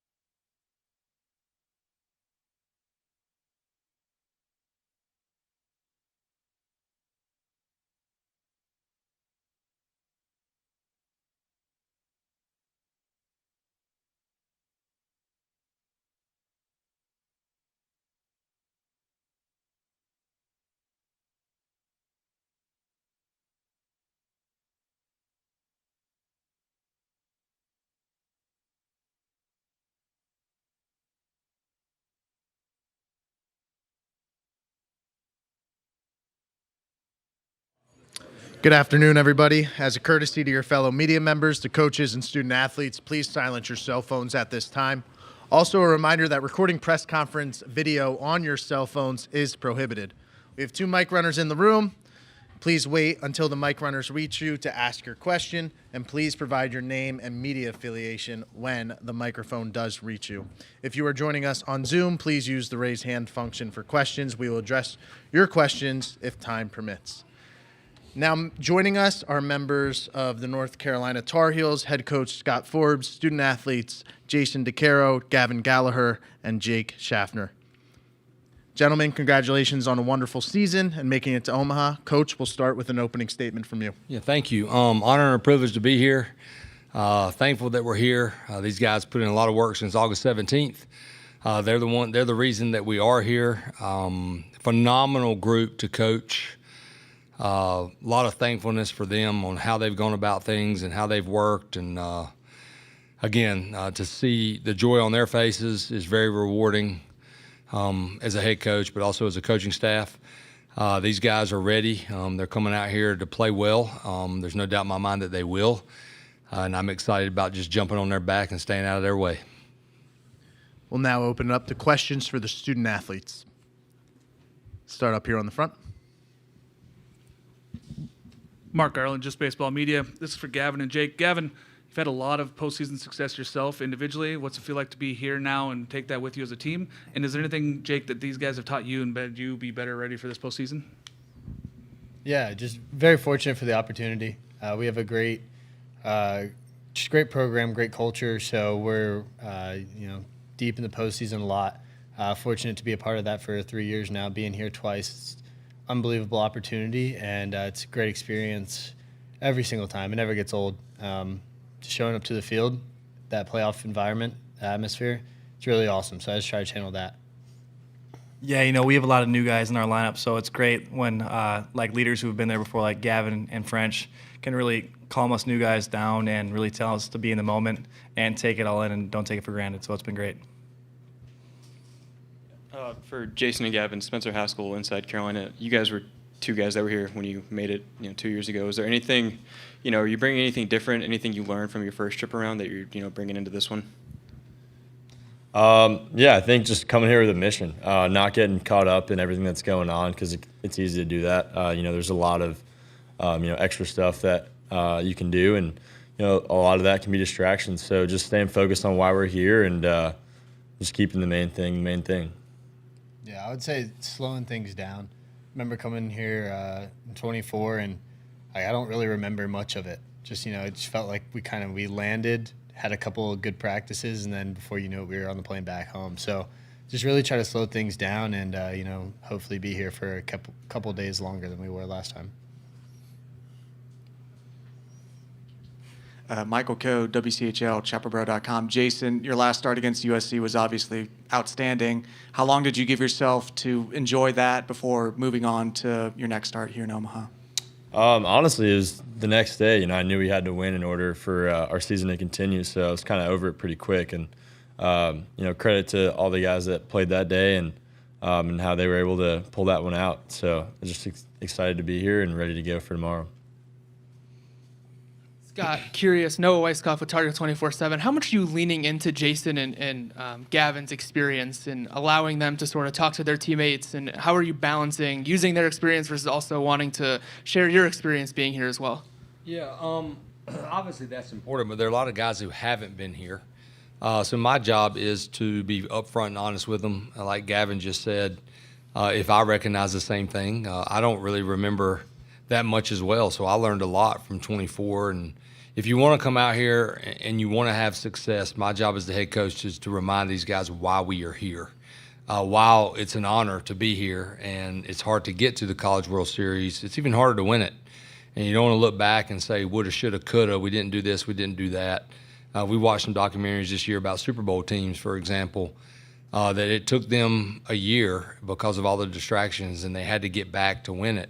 So I explained to this team, we don't want to look back and feel that way. We're out here on a business trip, but when you like where you're going on that business trip and you play well, you get to be on that business trip longer. So that's our overall goal for sure. Just a reminder, questions for the student athletes at this time. This one's for Jake. You know, as one of the new guys, can you just kind of walk me through your emotions and just all the feels of being in Omaha for the first time? Yeah, I mean, it's been incredible so far. I got to be fortunate enough to come here as a little kid in 2019. So just being able to be here now with the team, with a great group of guys like this, it's been unbelievable so far, and I'm really excited for tomorrow. Any more questions for the student athletes? Okay, Jason, Gavin, and Jake, thanks for your time. Good luck tomorrow. Thank you. See you, boys. You gotta let you can't have it, guys. You're gonna need that for 2 weeks, Gavin. Well, you can take it home at the end, buddy.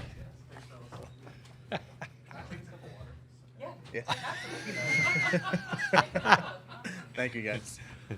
Oh, Jake Schaffner. Okay, we'll now open it up to questions for Coach. Start right up front. Mark Garland, Just Baseball Media. Coach, we talked in the fall about the new lineup. Lots of guys in the lineup were said, hey, we don't really know what we're going to have. Seems like we've kind of figured it out. Can you want to just speak on that lineup now and how well they've matured throughout the season?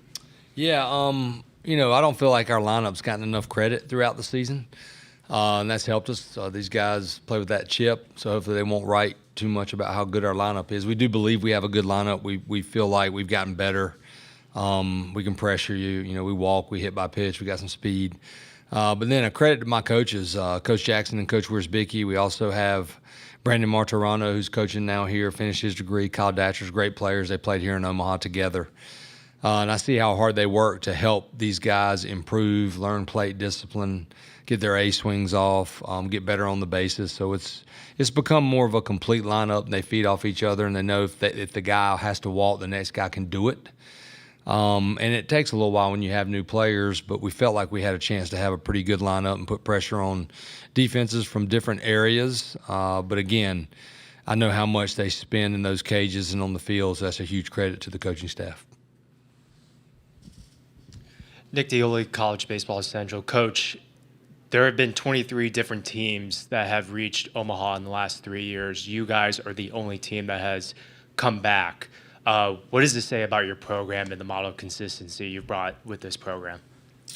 You know, Runes gave us a big compliment not long ago. Someone told me about that sometimes UNC just out-programs you, and that's a credit to our players.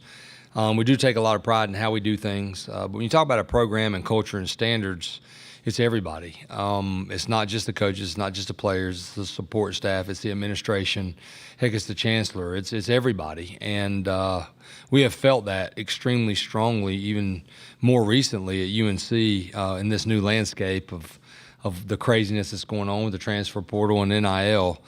And, you know, when you have that much support and you have people that are at the Bosch every day putting in the work, you feel like you can have a chance, and development matters and players getting better. So, you know, there's a lot of credit that people don't get. It's kind of like a game after the guy that hits the home run gets all the credit and nobody gets the credit for getting the bunt down in the fifth inning or making a great play in the gap. So really the thing that makes our program what it is all the support that we have and how hard everybody works to help our players have everything that they need at their fingertips to get better. Noah Bieniek, 11.7. Coach, according to roster percentages of the 8 teams that are here in Omaha, you guys in North Carolina rely a lot more on high school recruiting than some of the others. However, you did kind of plug in some transfers into that offense. Can you explain your process of maybe hand selecting a select few of transfers, then maybe the process of spraying the board? And maybe, for example, you replace the star Luke Stevenson behind the plate with Micah Winslow and Colin Hynek. Yeah. And again, a credit to our coaches. The transfer portal timing obviously is not ideal. Matter of fact, Jake Schaffner, his visit was scheduled on the Monday after we played Arizona Game 3, so that was a heartbreaker, and we had to flip the switch, and I'm glad we flipped it good enough to get that kid because he's a heck of a player.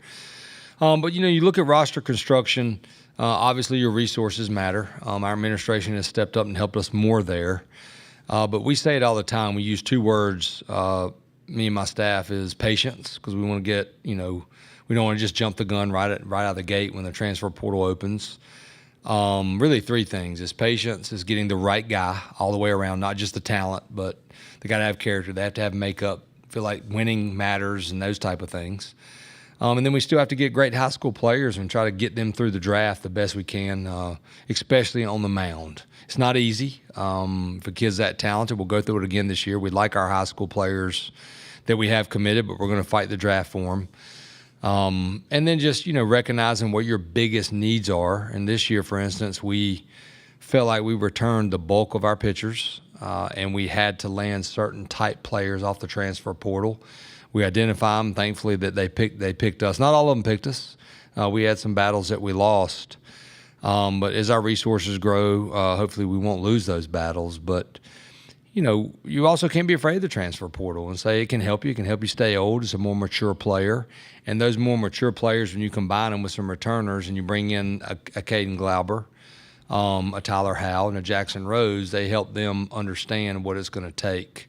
And then the development side obviously matters as well. But for us at University of North Carolina, we're always going to go after the best high school players, but we're not going to shy away from also trying to get the best guys off the portal.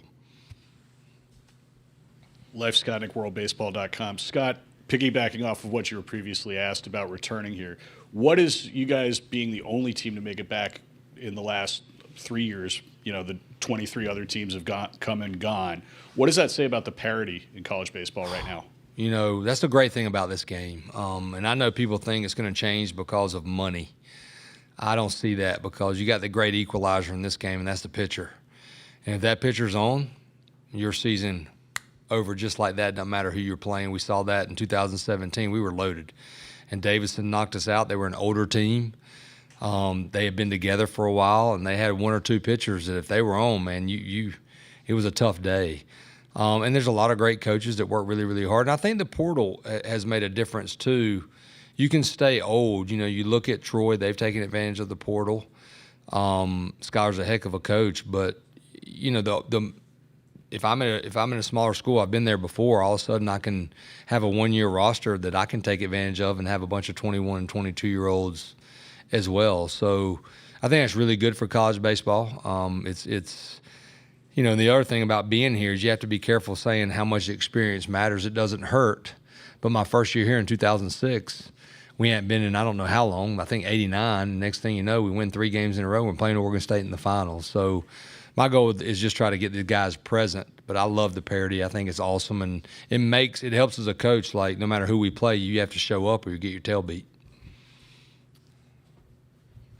Scott, you kind of alluded to this before, but the last time you guys came here in 2024, the program hadn't been here in 6 years. It was your first time here as head coach, and none of the players that you had been here. Now you have players like Jason and Gav who have played in Omaha and played big roles in Omaha. Does it feel any different being here in 26 as opposed to 24?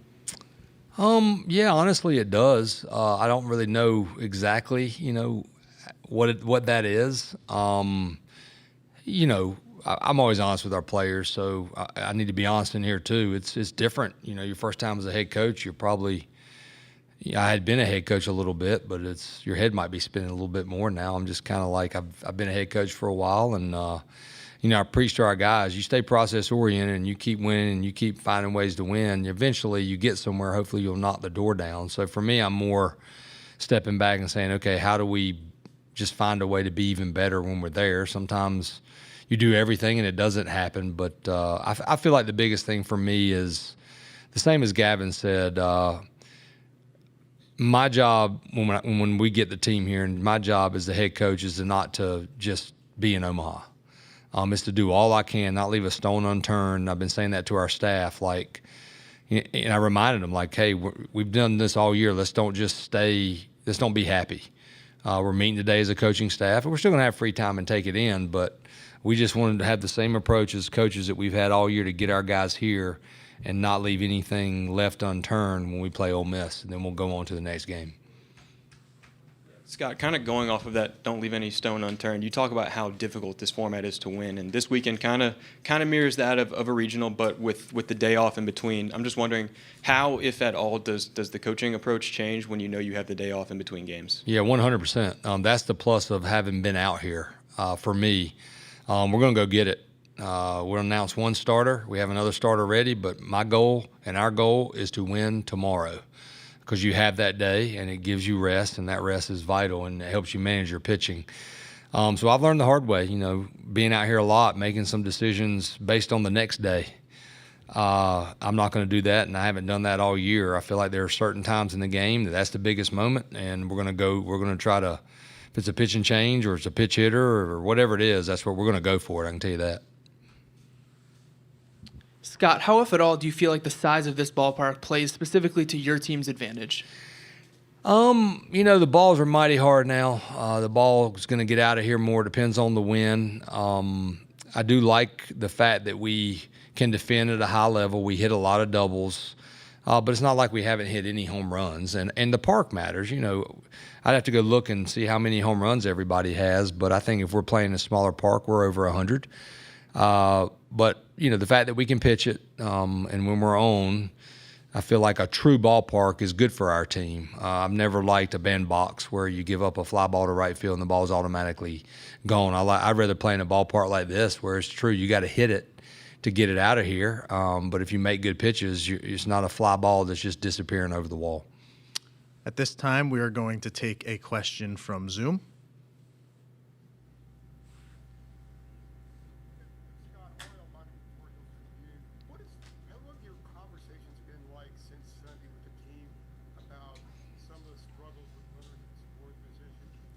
Apologies. Any other questions in the room for Coach?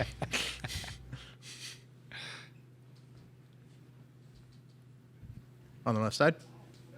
Coach, what is it about this program that always seems to be under the radar nationally? I mean, even within the ACC, this year the headlines were Georgia Tech, years past were Wake Forest, Virginia, but UNC has always just slid right in nationally. What is it about being under the radar all the time? I don't know. Y'all tell me. It's fine with me because I'm just going to keep using it because obviously if you have things you can talk to your team about, you're going to do it. But, if you really step back and look at it, this program's been really good. And a lot of great players have played here, too, that have made it to the big leagues as well. And, I really don't have an answer. I feel like, we have shown as a program that we can compete with anybody. We're not going to back down from anybody. But, I kind of like it, to be honest with you, to keep that little bit of edge. Any more questions for Coach? If not, that'll conclude our press conference. Coach, thank you for your time and good luck. Thank y'all. Hammond Communications will post a recording of this press conference in the NCAA Digital Media Hub at ncaaveritone.com. Transcripts are provided by ASAP and will be posted shortly. Thank you for joining us.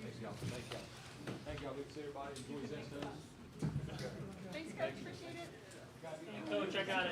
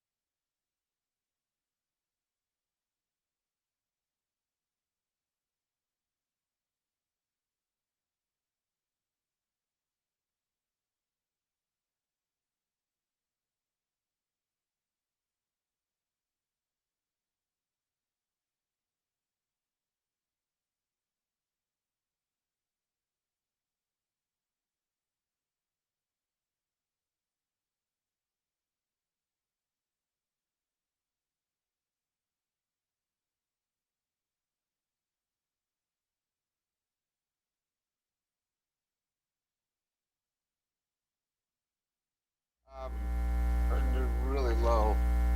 Check. That's weird. Here, drop it down for a minute.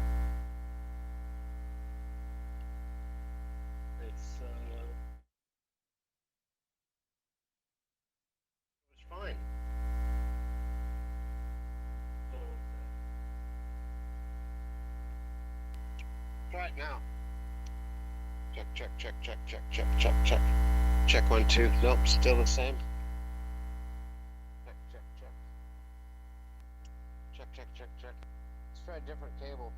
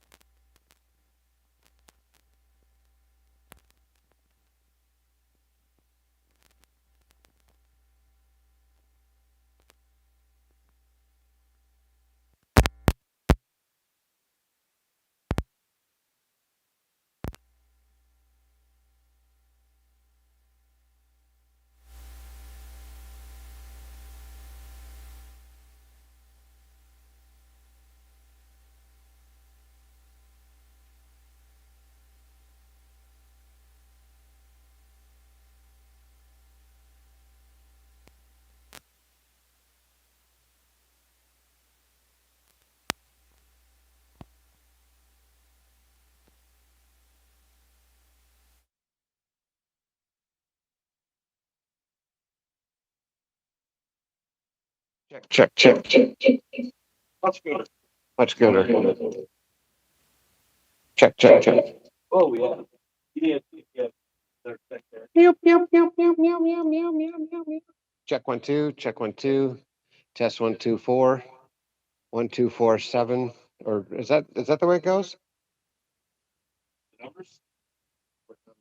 Check. Okay.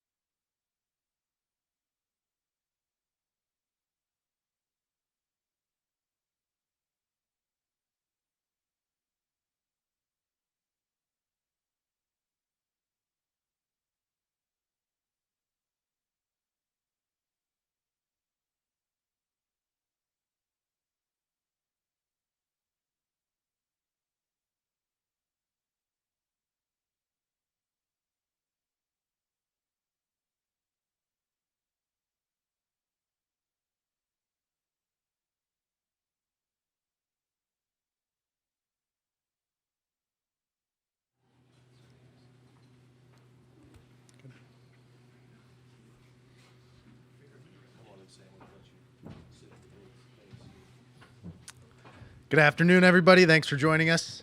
At this time, I'm going to ask everybody to please silence your cell phones. We have 2 mic runners in the room. Please wait until the microphone to reach you before asking a question. And when you do ask the question, please provide your name and media affiliation. If you're joining us on Zoom, please use the raise hand function for questions. We're going to address questions in the room first and then take questions from Zoom if time permits. Now joining us are members of the Ole Miss Rebels, head coach Mike Bianco, student athletes Hunter Elliott, Will Furness, and Taylor Rabe. Gentlemen, congratulations on a wonderful season and reaching Omaha. Coach, we'll start with an opening statement from you.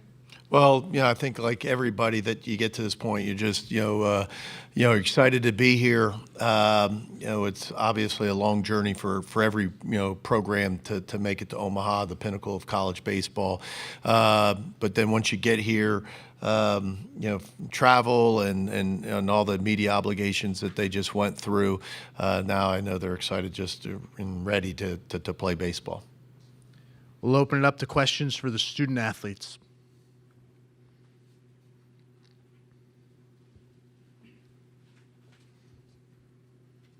Hey, Will, Sam Hutchins with the Clarion Ledger. I was wondering, have you gotten a chance to kind of connect with your dad about finally making it to Omaha and what's that like? And if you don't mind speaking a little to what he's meant to you in this process. Yeah, I got to see him for a little bit after we won in Auburn, but he got here yesterday. I'm about to go eat lunch with him now, and just going to have him walk me through what it feels like to be here, how to handle the excitement with the nerves and everything, and then he's done everything for me to get me here, and he's the reason that I got to even come to Ole Miss. So, I owe everything to him. Jake Thompson, Ole Miss Spirit on 3 Hunter. What were the emotions for you taking the field yesterday, and then obviously today, knowing what those were like 4 years ago when you walked off this field? Yeah, I've told a couple people that I feel like you forget a little bit about it. It's been a while. I've been through some ups and downs since then. It feels like ages ago almost that we were here. So you forget a little bit, and I don't know. It was just good. It was just a lot of excitement to be back. Really love this group of guys. Really happy for everybody that's getting to experience it. And yeah, it brought back a lot of good memories. Chase Parham, 24/7 Sports. Taylor, first season on the whole that hasn't been involved with injury or affected you in some way. What's this rise just sort of been like as your role has increased throughout the season? It's been fun. I knew coming into the year I was going to be able to do everything that we wanted to do in the off season and in the preseason and the fall to get ready for the season, and so I knew I was going to get an opportunity to have a big impact, and so I was glad that I was able to do that and help us win. Joe Menzer, ESPN, SEC Network. Could you guys just kind of talk to the overall strength, obviously, of the SEC and getting 5 teams in this thing? And are you glad to be on the other side of the bracket from the All-SEC to get a little break from seeing all the same old people? Yeah, we could talk a little bit about it. Yeah, I mean, I think it's why there's so many teams here is because the league and the schedule that you have is so brutal, is so tough. The road environments you go to, man, they're hard. There's no off weeks. It doesn't matter who you're playing in the league, 1 through 16. They'll walk into your stadium and beat you. And I think that's exactly like I said. That's why there's so many teams here is because it prepares you for postseason. I'm not going to say I'm glad to be on the other side of it. North Carolina, Troy, West Virginia, incredible ball clubs, had incredible seasons, so I'm not going to say that. Yeah, no, for sure. What he said.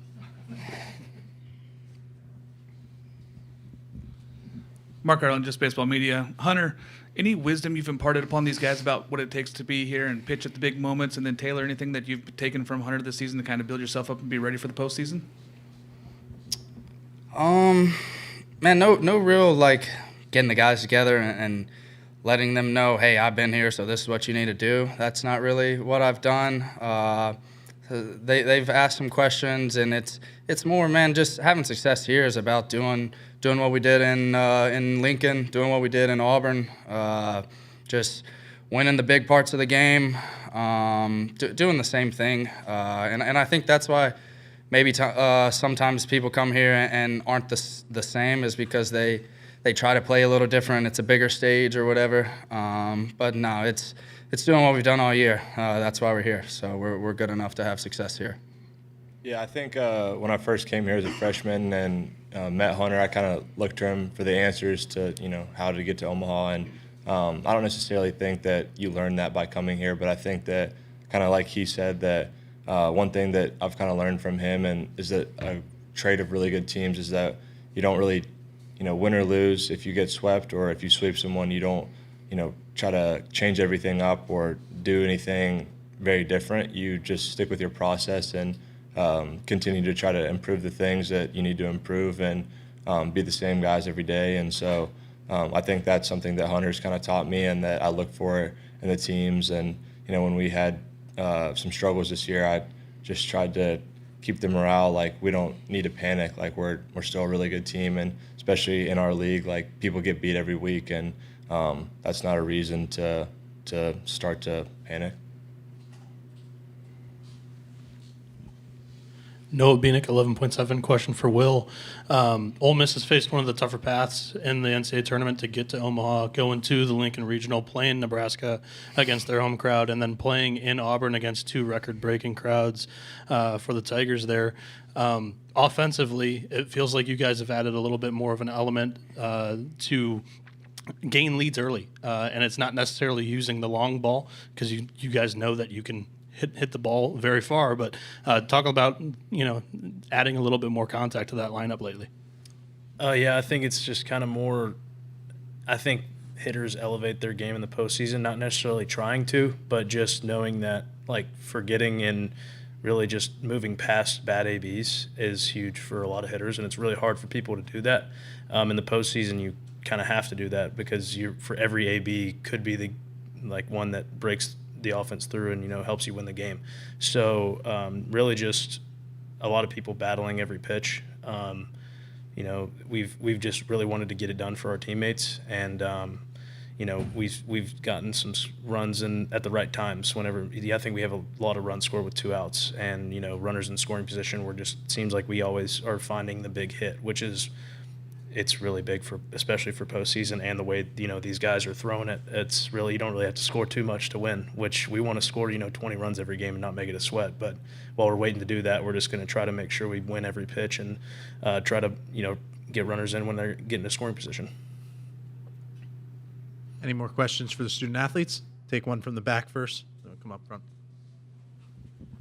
Hunter, you obviously were here in 2022.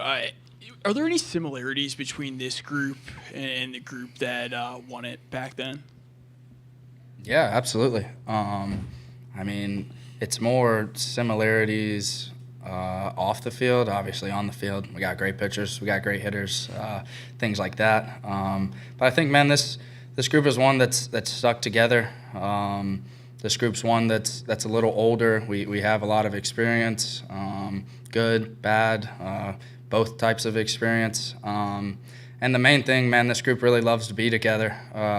We love hanging out. We love, it's kind of been a thing this whatever, postseason, whatever, but man, it's real. We like the bus rides because we just get to spend time with our teammates, We don't want to play the last game together, So that's a trait that I think is very similar. Chase Farm, 24/7 Sports. Hunter, kind of the same question I asked Taylor about him a little bit. What have you seen in his growth and what's allowed him to excel to the level he has this season? Yeah, the obvious stuff. He's made huge strides on the field. He's developed into one of the elite stuff arms in the country. But kind of outside of that, man, I think his competitiveness has elevated. The thing that, I don't know, maybe proud or whatever, the thing that I'm most impressed with him is, man, he seems to really find a way to own the big moment now. It seems like he's starting to understand that, man, jams are just part of it. You're going to get yourself into jams. But, man, he's learning how to make the big pitch, and that's awesome. That's something that takes some guys a long time. But, man, he's made some big pitches this year. Doug Kyle, College Baseball Central. Hunter, there's a similarity between this year and 22 in that you won your way here on the road. Yet at home, you're known for big crowds and big atmosphere and everything. So is there a difference in the way that you and the team motivate yourself when you're at home versus on the road? I don't know about motivating ourselves. I think we're a very good road baseball team. I think the road experience we've gained this year, playing in Austin, playing in Fayetteville, playing in Gainesville, I could go on in the SEC. I think that's what's prepared us.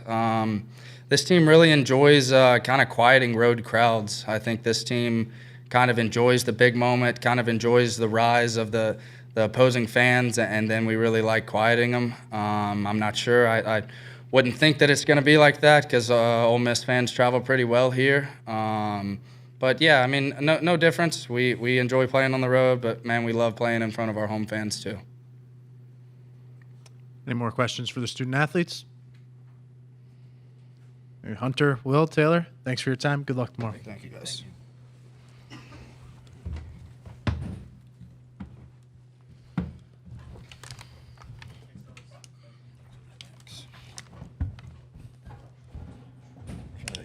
Short guy. Thank you, guys. Okay, we'll now open it up to questions for Coach. As a reminder, state your name and media affiliation when you receive the microphone. Mark Garland, Just Baseball Media. Coach, this team all season has felt like they just don't shy away from the big moment, really mentally tough. Is there something that you and your staff do to kind of get these guys prepared for these big situations? Feels like you guys have just stepped up in the big ones this year. Yeah, I don't know if there's a secret sauce to that, and certainly don't want to take credit away from them. But I think, one of the things that's been echoed a lot recently, but, all coaches, you talk about culture, chemistry, whatever phrase you want to use. But when you have those teams that are close-knit, those teams that play for one another, those teams that have great leadership, they seem to be better in the bigger moments. And so I think it has more to do with that. The other thing is, maybe a mantra, if you will. Midway through the season, we one of the pregame talks was about handling hard. Not just in baseball or in sports, but in life in general. There's hard times. There's things. There's difficult roads, and most people, I think, the mindset is I need to get through this hard time so it'll be easier. And that really doesn't happen. The hard times don't stop. In sports or in life, you just learn to handle hard better. And so, we kind of took that on about midway through the season. People talked about our schedule. People talked about our SEC schedule. And we talked about handling hard well. And so it was kind of fitting that when we at the end didn't finish well enough to host, and we were going to go on the road, that not only would we go to a place like Nebraska and great crowd, but then we'd have to play a really good opponent in Arizona State, and our guys handled it, and their reward was to go to Auburn. And play in front of two other, record-breaking crowds against, one of the best teams in the country. So this team's handled hard well. Jake Thompson, Ole Miss Spirit on 3. Mike, have you and Joel talked about who you'll throw out there tomorrow night? Yeah, well, we're going to throw Taylor Rabe. Noah Binick, 11.7. Coach, it's been a little bit of a roller coaster ride for the Ole Miss baseball program since 2022 in the national championship. Obviously, a couple years ago in a different spot. But the last 2 years, last year you hosted a regional, and this year you're in Omaha. Talk about the approach and process of just wanting to get old and stay old, because I feel like that's been, a little bit of an emphasis of yours in this program. Well, we're believers, and I think most coaches, would admit that not just in college baseball, but certainly in our league, old wins. Older teams seem to have success. They're more mature to the earlier question of handling the tough moments. And so you look up again and you got veterans like Will and Hunter. Taylor, even though, he's, eligibility-wise, a sophomore. I mean, he's been here for 3 years, and when you're old, you've been through the adversity. You've been punched in the, you've been punched in the mouth, and hopefully you've been able to get back up and continue to, to fight and have success. And so, some of those teams, I think when we came back from the 22, that team, we lost a lot of old players, and it was tough to get that back. But certainly this team is older and much better for it. Obviously, the stats with Taylor kind of speak for themselves. So, what can you say about the job he's done mentally to make him a good fit to start Game 1 in Omaha? I think what Hunter said. There's been a lot written about him over the last 3 weeks, and well-deserved. I mean, he's a kid that just continues to get better, it seems, week in and week out. He was really good at the beginning of the season, as you know. Whatever role we put him in, he seemed to flourish in. If it was just a bullpen piece to the closer, to all of a sudden, a weekend starter. But if you watched him and what Hunter said, the great ones, learn how to make pitches and get off the field. And he's learned that. You've watched him, especially over the last few weeks. There's times in those games where this is where the game's likely to be won and lost, and he's been able to make those pitches, and that's what the great ones do. Noah Darling, College Baseball Central coach. A lot is being made of Hunter Elliott's national championship experience, and he said that there's maybe not a moment where he steps aside and say, "All right, guys, here's how we do it." But what's the value of Dom Decker's experience here last year? I think both. Both those guys. And yeah, I don't think it's a team meeting in the locker room where they pulled them together and said, okay, here's the roadmap, to navigate through Omaha.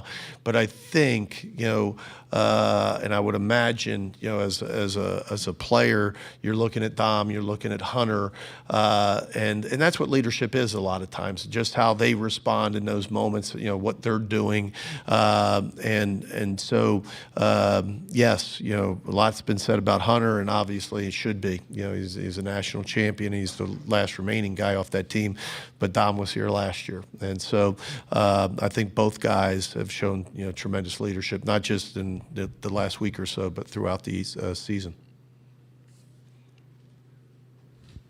Joe Menzer, SEC Network. Could you talk a little bit about the strength of the SEC? Were you surprised 5 teams made it? That's a new record. And then also, could you talk about what challenges North Carolina presents? Yeah.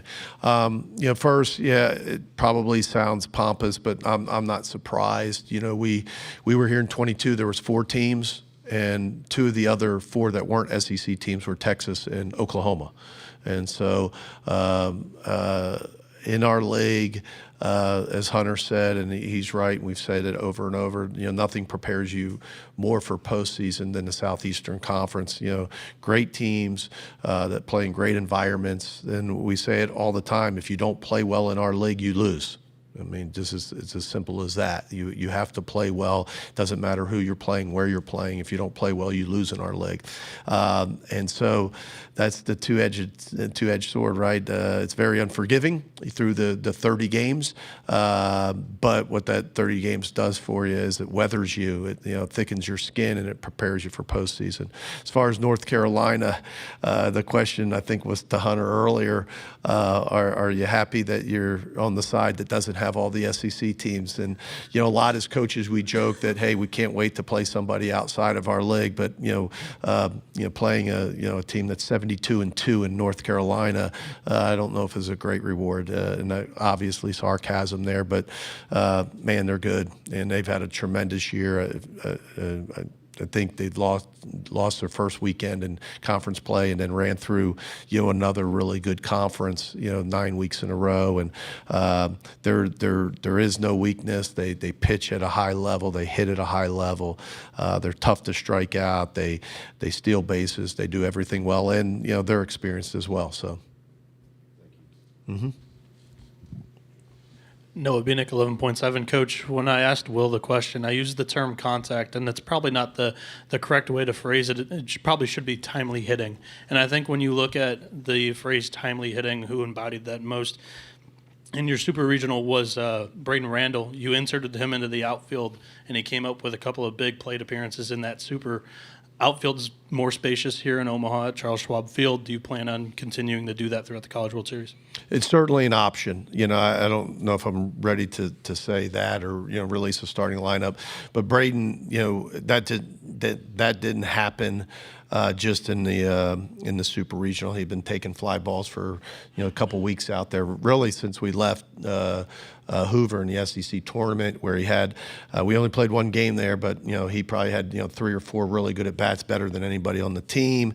And a lot of times when you get to that bottom of the lineup, you're looking for that one guy to kind of give you a little bit of a spark, and certainly the infielders moving to the outfielders, a shortstop that's athletic, can run, and so you feel comfortable that he can play it defensively, and it adds another piece to your offense. And to continue on with the timely hit, that's one of the things that I think has been different for this offense, at least the last 3 weeks, but really the second half of the season, where when we were struggling offensively, it was more the bottom half of the lineup, and that seems obvious, but we were really weak. And then when Fed got hot, when we got into conference play, and then you add in Pano, and then Foley has swung the bat really terrific the last month. And then when you add in, a Randall, a big home run by Reuter, you talk about timely hits, in a game 1 of the Super Regional, big home run to center field. The bottom of the lineup has been a lot more productive the last month of the season. I saw after Auburn, you posted a photo with Eddie and Will, or I think Eddie posted it. But just what's your kind of relationship with Eddie Furness like, and how cool is it to have 2 Furnaces in the World Series after all this time? Yeah, really cool. And Eddie, as his son just said, the numbers speak for himself. A legend at LSU, and national champion, a couple-time national champion. Numbers retired. I think he's a college baseball Hall of Famer.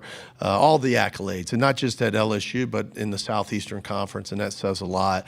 I had the great opportunity of coaching him a couple of years at LSU, and so we had a prior relationship, obviously, before Will got here. But more specifically to your question, it's really neat, I think, for parents, at this time, to watch your son have success, at the highest level of amateur baseball. But I think really cool for Eddie to be a parent, and Crystal, his mom, to see that and watch their son realize those dreams that Eddie did, and to see him after that picture was taken right after the press conference of the Super Regional. I didn't realize it, but Eddie gave me a hug, and he said, we went to Omaha in '96, and this is 30 years later, exactly, that my son's getting to go, and we took that picture, and I took that, he sent it to me, and I sent it to Coach Burtman, and just a cool moment. I think parents have those moments, but when you're a guy like Eddie Furness, it's really neat for somebody to step away from being the star and all the accolades that I've already mentioned, and to sit back and just be a proud dad. I think that's really neat. Matt DiGregorio, WLOX in Biloxi. Coach Hunter spoke on this, but from your perspective, what similarities does this group have to that 2022 group?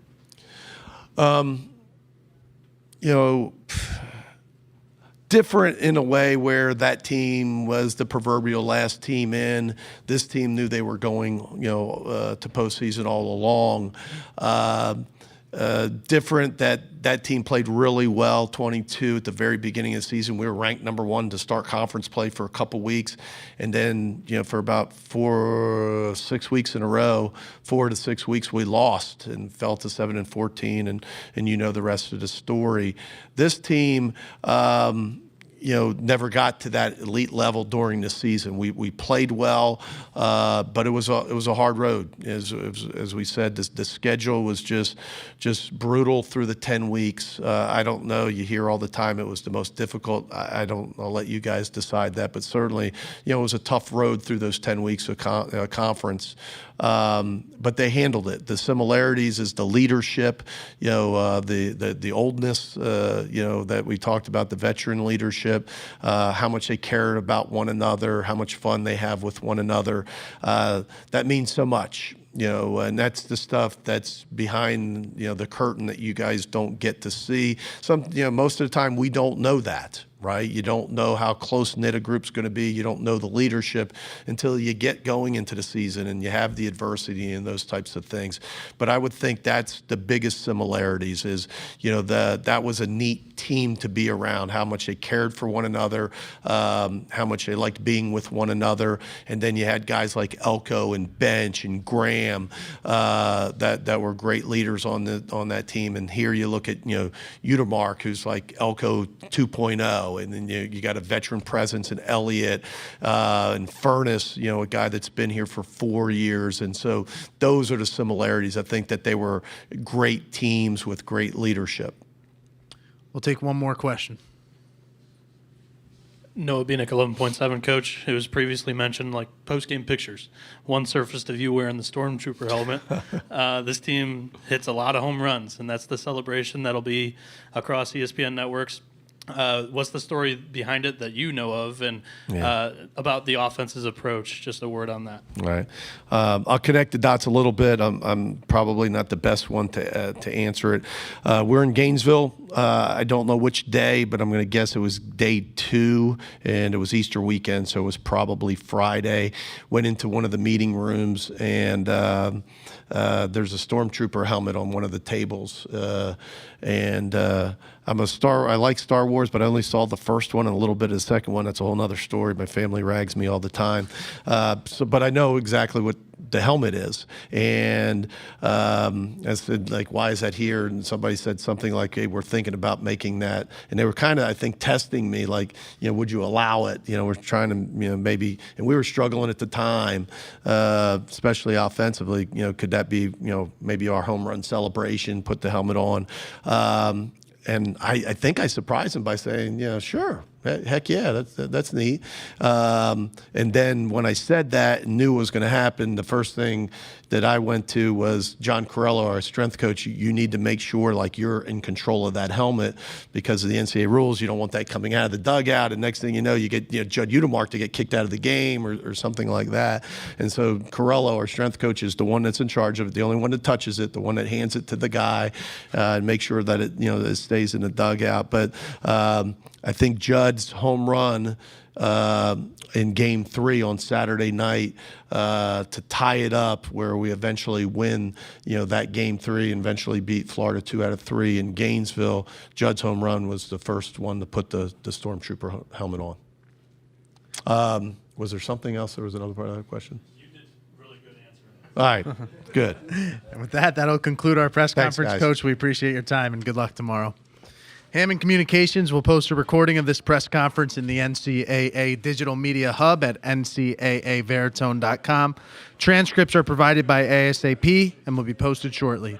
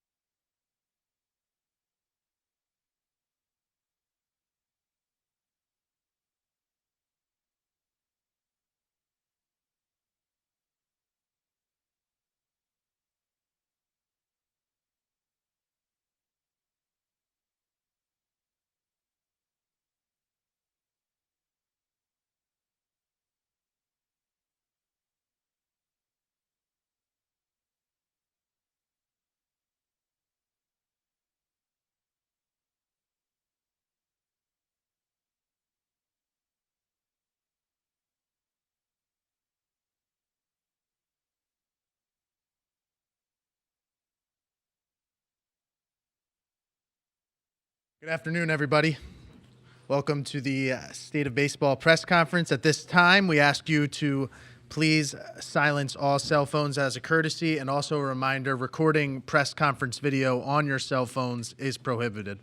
We have 2 mic runners in the room. Please wait for the microphone to reach you before asking your question. And when the microphone does reach you, please provide your name and media affiliation. If you're joining us on Zoom, please use the hand raise function, and we will get to you after we address questions in the room. Joining us today is the chair of the D1 Baseball Oversight Committee, Michael Alford, the vice president of NCAA Championships, Anthony Holman, and the ABCA executive director, Craig Kylitz. We're going to start with an opening statement from each of you, and then we'll open it up to questions. Michael, if you'd like to begin. Well, welcome to Omaha. A special place, everyone. The state of college baseball right now, you see the momentum that is picking up in college baseball. You see how on-campus atmospheres are. You see the support, and you see the depth of college baseball. How many teams are here for the first time? How many teams reach regionals and super regionals for the first time? And it couldn't be in a better spot for the growth and the support that we're getting, not only from our fan bases that love the game, but you're seeing universities also invest into the sport. And that's something that we couldn't be more excited about as a committee member, to see the growth and the parity within college baseball right now. Also welcome and thanks for being here. One of the things I wanted to just share with the group and highlight, Michael and the committee are doing a fantastic job with kind of guiding, setting giving us a good trajectory and helping us to deliver on a number of things related to the parity that he mentioned, and the balance and the selection of teams and the seating and all those things. I want to focus a little bit about structure and infrastructure and kind of how we're developing things, and some things to point out at the series this weekend or over the next 2 weeks. The first is just the addition of a new video board in left field, and the replacement of the video board in right field, ribbon boards, new LED lights, some other added amenities that Mecca and the city of Omaha and our friends at CWS Inc. Continue to show their commitment to this championship and the value that it has in the community, and not just that group, but the philanthropic community that we have here to support those things. And you see that trickling down, and part of that, and my message to the community is, hey, we've got to keep elevating here, because on campus it's getting really nice, right? So you see what was happening at our regional sites and some of those super regionals, and the fan amenities that they have there, and the excitement and some of the bells and whistles. So we're really excited about that, and the investment, as Michael said, the investment that institutions are making in the sport of baseball, and we're thankful for our friends here in Omaha that continue to set the pace for that. All right. There's not a better spot to be than Omaha, Nebraska in mid-June. I just absolutely love this place. Every time I come back, it gets a little bit more special. But I think Michael hit the nail on the head. How great baseball's been, college baseball, throughout the years. But it seems like every year we get a little bit better. And Michael's very humble, being the chair of the Baseball Oversight Committee, and he's leading the charge, making some of these changes that it's making our sport much better. And we'll answer some questions on that. But I've never been so excited about where college baseball is now, but I'm even more excited about where we're going in the future with a few things that are happening that hopefully we can expand on today. But welcome. At this time, we'll open it up to questions. Life Scotnick, WorldBaseball.com. Guys, last month the NCAA announced a 2-semester schedule for men's soccer. Is that something that would ever be considered for baseball? I'll start, and Michael can share both from his perspective as chair of the Oversight Committee and as an athletic director. The soccer model has been coming for a couple of years. The coaches have been moving that. It's really closer to the European model that they're trying to affiliate with. So would we see that in baseball? I don't think so, just because of the nature of the sport. And I think Craig's going to talk to you guys a little bit about what you will see is maybe an expansion of our non-championship segment in the fall, with the opportunity to play more games, more engagement. But I don't think we'll see a model that's similar to what we're seeing in soccer. I agree. And mentioning the fall, we are expanding some opportunities in fall ball to grow and even grow the sport. When you see two teams playing each other that have great brands. We went and played a game in Pensacola, Florida State. I'm speaking for Florida State. We went and played a game in Pensacola, sold out the minor league park, playing Mississippi State in the fall. So you're just seeing how we can expand our reach, expand the game, showcase the game, and those opportunities in the fall give us a great time to do that. And you're seeing the results and the interest in college baseball. I think any change we look at would be starting the season in March, not mid-February. And I live in North Carolina. That's supposed to be one of the warm states, and we had 6 inches of snow as we started, practice and then getting into games. So I think our game needs that move. Just by a couple weeks would make all the difference in the world. So I don't think we would go to that first semester. Howard Borden, Omaha, Boomer Sports. First of all, welcome to everybody back to Omaha. Greatest show on dirt. And I was just thinking about this. Since 1950, the tournament has been in Omaha. So this is 76 years, the spirit of 76. We're starting right now here in Omaha. So a question for Michael, Anthony, and Craig. I know I've asked it before, but with the growth of the game that you've just mentioned and the popularity, would there be a situation for a little bit of an expansion from the 64 teams to, could there be a consideration for a play-in round, or if not exactly a play-in round, could there be a fifth seed that maybe would have to play a 4 seed within a bracket? I don't know if that would make sense or not with the issues with pitching, but I know people love to see baseball and would like to see more. Howard, great seeing you again, and always great to see you when we come to Omaha. Right now, as the committee, we are not looking at expansion. We think we have the perfect number. You look at the competitive balance that we have in regionals. So as a committee right now, we think we are in a prime spot. Now, in the future, maybe with the growth of baseball in some other regions of the country, we may be able to take a look at it. But right now, with the competitive balance that we have, we think we're at a perfect spot. I can't add anything to that, Howard. Noah Darling, College Baseball Central. Craig, but for anybody else who wants to weigh in, speaking of NCAA tournament maybe changes, it feels like every coach we speak to says, let's go to the 32 host format, 3 weekends. But then we look at other sports like college basketball, college football, and we say, I'm not so big of a fan of their expansion of the tournament without changing the number of teams necessarily. Just curious, your thoughts given your exposure to head coaches and anybody else who wants to weigh in. It's interesting how things change. 5 years ago, I brought it up to our coaches, and maybe it was lukewarm at best to change that format and expand it. The real reason I'd like to see us really evaluate it is to expand our game into regions that we haven't been quite as strong. So if you think of a Cincinnati getting a regional this year, Wichita State getting one again, a Coastal getting one more years than not, UCF and so forth, that haven't traditionally hosted regionals, because when you host a regional, it changes baseball in that city or area forever. And so that's the major reason I'd like us to analyze it anyways. It is tough because a 1 versus 4 is not quite as exciting. It does make it a little bit more difficult with the TV schedule and the amount of money that it costs to do that. There is excitement with the 4 teams there and then the upset. So there's pluses and minuses to everything you look at. But the hard thing to know when you're not in the middle of something is how difficult it is to change something and not have it unravel quite a few other things. There's just more dominoes to that. But I'd like us to analyze it and see if it makes sense for our game.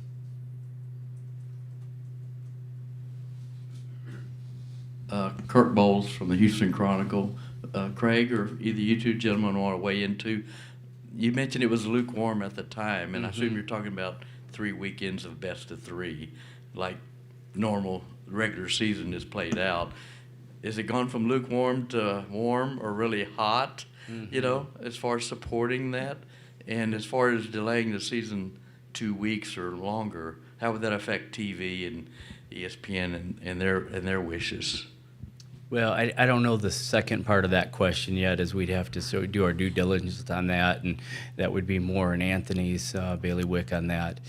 But it's hard to tell. You hear 2 or 3 coaches that are quoted nationally, and it seems like everybody's on the same page, and that may or may not be true, but it's hard to say until we really dig into it. And we would do that during the convention time and talk with our leadership team before we brought it in front of the full group. It's real difficult. You can't bring up too many concepts because you have to make sure that the concepts you bring up have a good chance to be viable to be put into place. If you're not, your coaches stop listening. And so I think they've trusted enough. When we bring something to them, it's something that can possibly happen. So we'll have to see over the next January's convention. You know, I think TV wants to cover us. I mean, they want to be a part of it because they're being rewarded very well. But it does come down to, you know, manpower and finances and so forth. And ESPN has been such a great partner of ours. But the expansion of TV, I don't want to take a step back. And so we'll see how that plays out. Yeah, I think that's fair. Our partners have said that, that their interest in not only the College World Series, but other NCAA championships deeper into the summer is attractive. The challenge for us, staff, and on campus, right? These are still student athletes, dorms, apartments, support staff. After Memorial Day is really difficult on campus. And if you expand that a month, 6 weeks, you're really stretching resources then. So I think there's an openness to it. It certainly would be non-traditional, but to Craig's point, if it accompanied a delay in starting the season that made it a little more appealable in playing in March and not February for some of our northern states, I think folks would have a discussion about it. But I think Michael should weigh in from a campus perspective and the strain it puts on you the longer you go into the season. Yeah. Great point. It is a strain on campus. The more you push it back, getting into the summer months, the education comes into play, finals come into play. There's just a lot of factors that you need to weigh in when you push things back into the summertime. And then on the 32, that's something that is interesting. As a committee, we discussed it briefly. There's a lot of concern that it's going to take away from some of the excitement of regionals. It's going to take away the opportunities of a St. John's to go on a run and some of those great regionals. And then to play a format super, you come here and you play another regional format, and then you basically play a super again in the finals. So to disrupt that cadence is something that also needs to be really looked at. Michael, let's start with you and a couple of personal things before I ask you the question. I've been around college baseball long enough that I actually got to see you play. Oh, wow. I think we're getting old. Yeah. Second, I covered the fall game in Pensacola. Okay. And if I remember right, sold out in 80 minutes. Mm-hmm. And it was a tremendous atmosphere. It was more like postseason instead of off-season. Correct. And I remember thinking that day, this is what will help college baseball grow. You can have that many people show up on a Southeastern Conference football day. My question, though, is we hear a lot of people clamoring for change in the postseason designations in home team and visitor team. A lot of people don't seem to understand that. They think that if you host, that it's carte blanche. And even some of my good friends in our group, we debate that. And like I said, I've been around long enough to understand the process and why things like that are necessary to maintain the integrity of what you're doing. You're basically logistically placing these games there. Mm-hmm. So can you talk a little bit about how important that is to maintain the integrity of the competition? You hit the nail on the head. When it comes to the integrity, because you are placing, you earn that opportunity to host as an institution, and you had a good enough season. But then you go in, you're one of four, And back when I played, you were one of 8. So, one of 4. So, you have that opportunity, and then it's everyone's opportunity. You're at an NCAA tournament. Everyone should have that opportunity to be the home team, rotate through the process of who's home and who's visitors. So you're 100% correct. It's about maintaining the integrity of the game. You already have an advantage of being able to host with the home crowd, and we saw the electric atmospheres. These regionals and supers were the best atmospheres I think I've ever seen in the sport of college baseball across the whole board. One thing we changed a couple of years ago for a home team, you get to use your home locker room. A couple of years ago, you couldn't even use your locker room during a game, but we're allowing that now. So we're taking little steps, but you're right, the integrity of rotating home and away is just part of the game.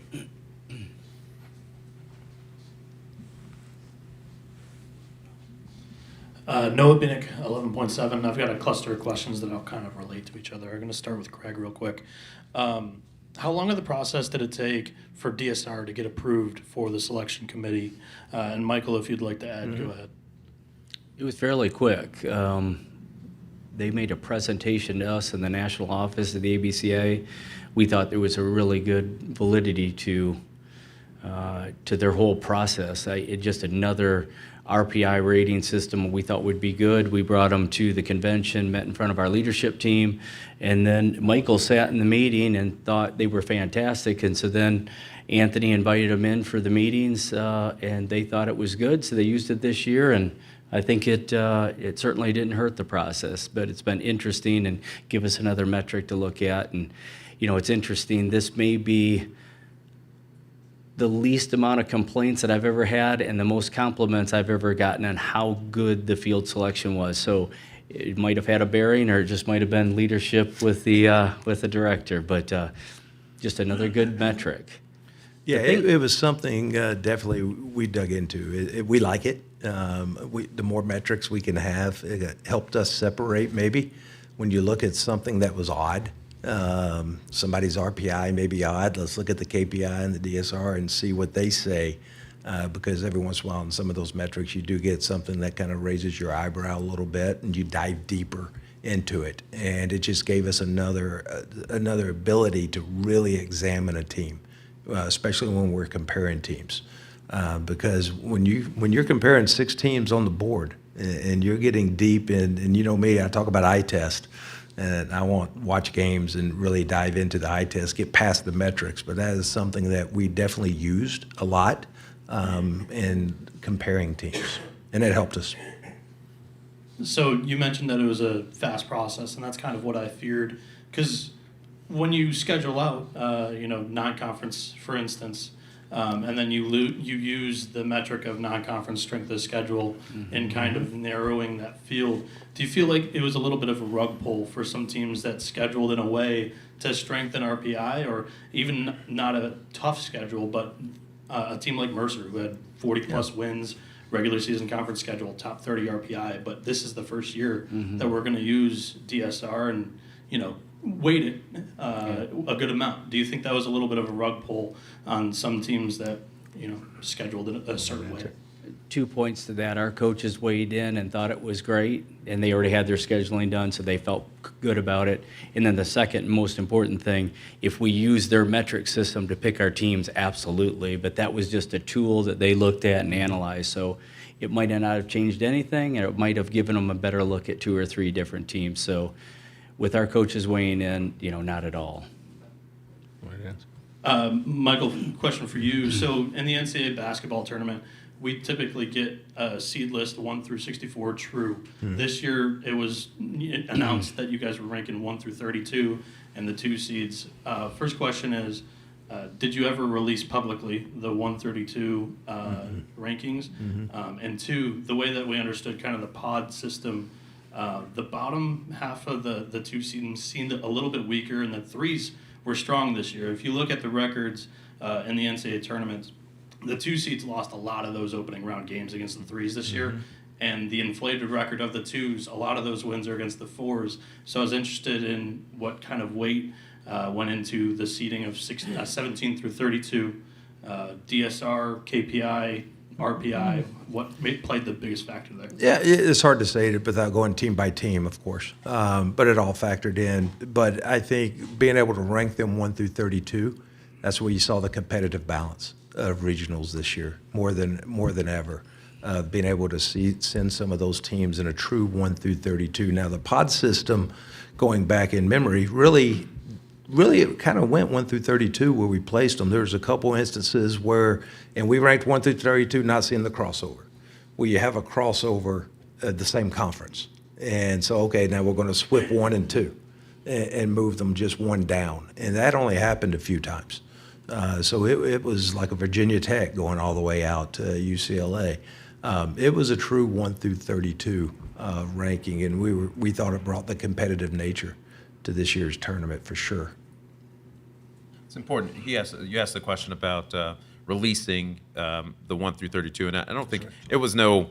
There was no kind of ambiguity about it, but we were cautious not to do that because you may not then see them because of conference matchups where you have to move one spot or modification for travel purposes in those instances. So we didn't want to release 1 through 32 and then you see the bracket and be like, oh no, that doesn't match up. So there is a 1 or 2 spot movement based on some other bracketing principles that we have to manage. Yeah. But it held pretty true. Yeah. It held For the most pretty part, true. Yep. It was interesting. That's all the time we have for today. Gentlemen, thank you. I think, yeah, go for it. I mean, if we got questions. One more. We'll take one. Appreciate that from everybody. For any of you guys, you mentioned the parity being alive and well in college baseball. I'm curious how challenging it is to balance that reality with the fact that there is a massive historic presence from the Power Fours when it comes to the selection and how you guys are trying to maintain balance between keeping parity alive and giving representation to non-P4s and the big dogs. Go ahead. You start. Well, you see, who's Troy? I'm going to take Troy example, and going back to kind of a question earlier. Troy heard us last year when they did not get in, and we talked about strength of schedule. And you saw them go out and challenge themselves this year, and I think it made them a better team. And they went out and played a hard schedule and got that opportunity and then produced. You see Little Rock, what they were able to do, unfortunately for me, St. John's. And you saw what they were able to do. So you're seeing the parity, and it could be the roster limits. We have small data points on that right now, but you're looking at roster limits and some other teams getting maybe the back of the bullpen at a Power Forge, now middle relief, and getting those opportunities at a group of 5 and producing. So you're seeing more student athletes get opportunities, in my opinion, once again, small data point, but getting more opportunities that are making those mid-majors even better programs right now and giving them more opportunities. So I think the future's bright for the parity of college baseball.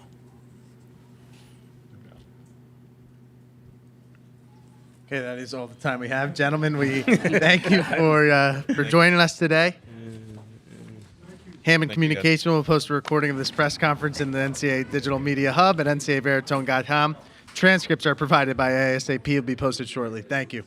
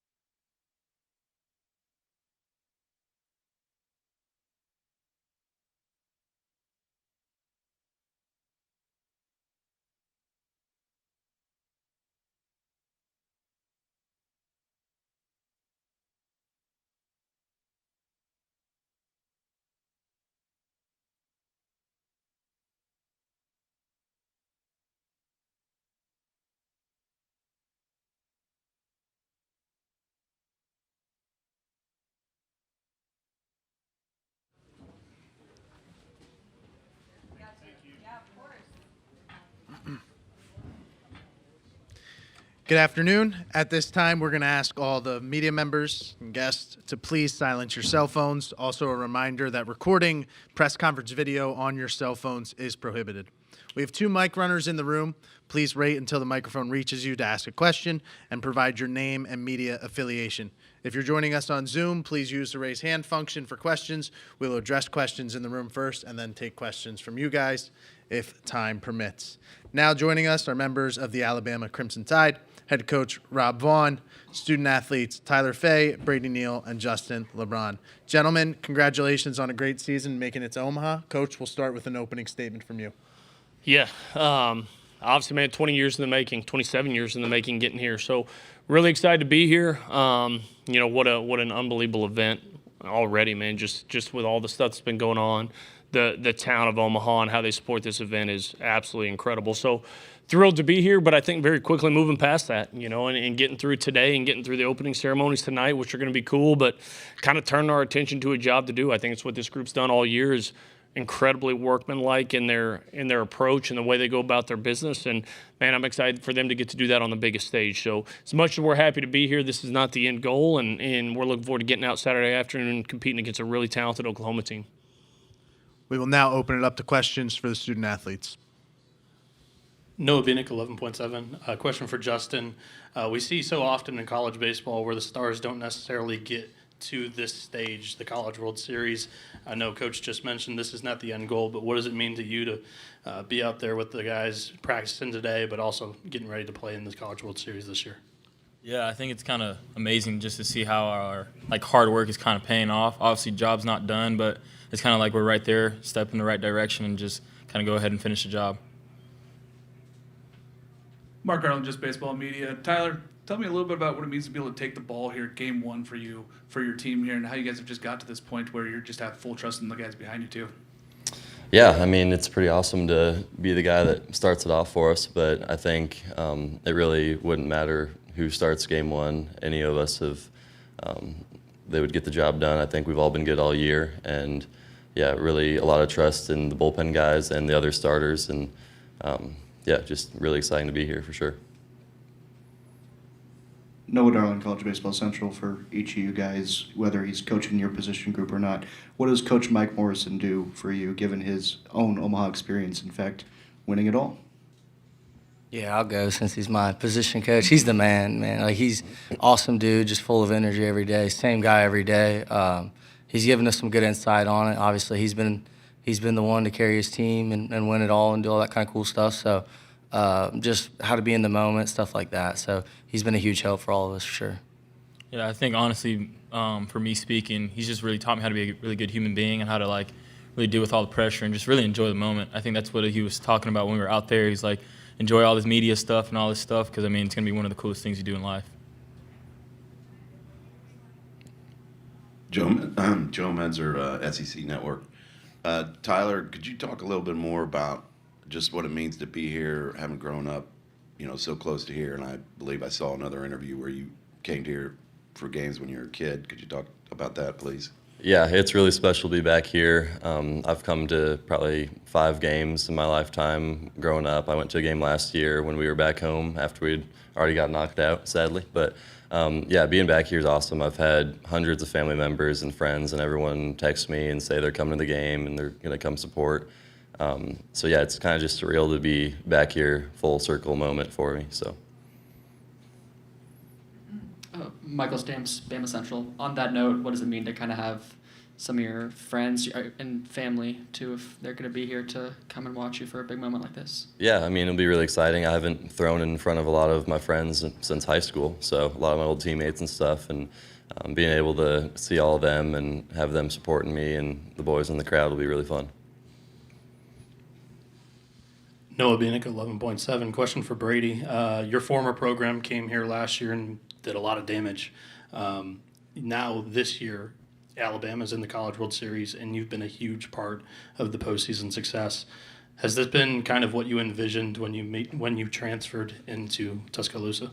Yeah, 100%. When Coach Vaughn came to see me in the Cape, man, this is the same thing we wanted to do. We wanted to take Alabama to College World Series, and win it all, man. We're here to have fun and do all this fun stuff, but we want to win baseball games. Like, at the end of the day, it's cool to be here, but it's really cool to win it. So that's our goal, man. Just complete the thing game by game, step by step. Just tackle each thing on the itinerary we got every day. Just be consistent, man. Be consistent. Go try to win it all. At this time, I believe we have a question from Zoom, so we'll take that. Hi, Spencer Thomas from the Grand Island Independent. Tyler, could you just talk a little bit about how you're sort of trying to manage these emotions with, you mentioned everyone from your hometown coming up by 80 to see you and kind of getting that through your head and by the time you step on the hill? Yeah, I mean, I think it's all just exciting. I think every game is really the same. I mean, you go out there and you pitch, you try to execute each pitch. So I think it'll just be a little bit more exciting, might have a little bit more adrenaline than normal, but I've been going about it trying to stay the same. Any more questions for the student athletes? Take another up front. Michael Stamps, Bama Central. Brady, I'm curious, how much growth do you think you were able to undergo this past season? Does that make it more special now that you're here in this moment with a chance to go far? Yeah, 100%. I think I made a lot of strides, man. Like, year to year in college baseball, I feel like it's common for guys to go year by year making big strides and getting better at little different things they need to get better at. And, I mean, we wouldn't be here if we did make strides during the season, man. I've been in spots this year where I've been struggling and doing this and that. I think these guys would say the same thing, and it's about, can you correct it and keep moving? So.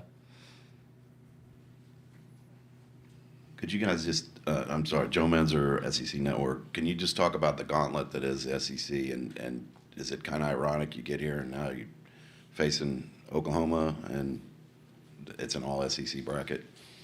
Tyler, if you want to start with that and then work your way up. Yeah, I mean, the SEC is really tough, obviously. I don't really think it's a big surprise to have 5 teams in. I know it's more than they've had before, but the past, 8 years it's been SEC team winning it, and I think the level of competition every week, it's tough. So it kind of builds each team up and gets them ready for the biggest stage. Yeah, no doubt. I definitely think it's a very good thing for teams like us to go through the ups and downs through the years against very good teams. I think what it does, it puts us in a really good position in the postseason just to go out there and, you're going to play those teams again. You're going to be in tough moments throughout the season. So it'll really come out in the postseason. Yeah, I mean, the crazy thing to me I was just thinking about is 3 out of the 4 teams that are on our side of the bracket were all teams that got 2 byes in Hoover. Like, that's crazy to think about, man. Like, the talent that Texas and Georgia and all these teams have is unbelievable. And the ACC is good too, man. All these other conferences, West Virginia, they're all really good teams. Like, the SEC's the top of the top, in my opinion, but I've never played in the other conference, So it's just a testament to how many good players are in college baseball. Okay, Justin, Tyler, Brady, we appreciate your time. Thank you. Good luck Thank on you so Saturday. much.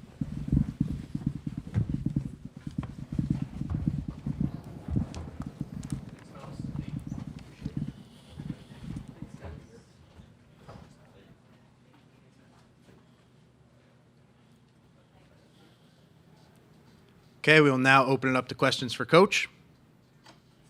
Mark Ireland, Just Baseball Network. Rob, we talked in the fall about how this team might be a really special team, and we talked a lot about how this team just needs to grow a little bit. Seems like you guys got over that hump, grew throughout the season. Talk just about how special this team was through the season and how it was, being able to host a regional and super regional at home.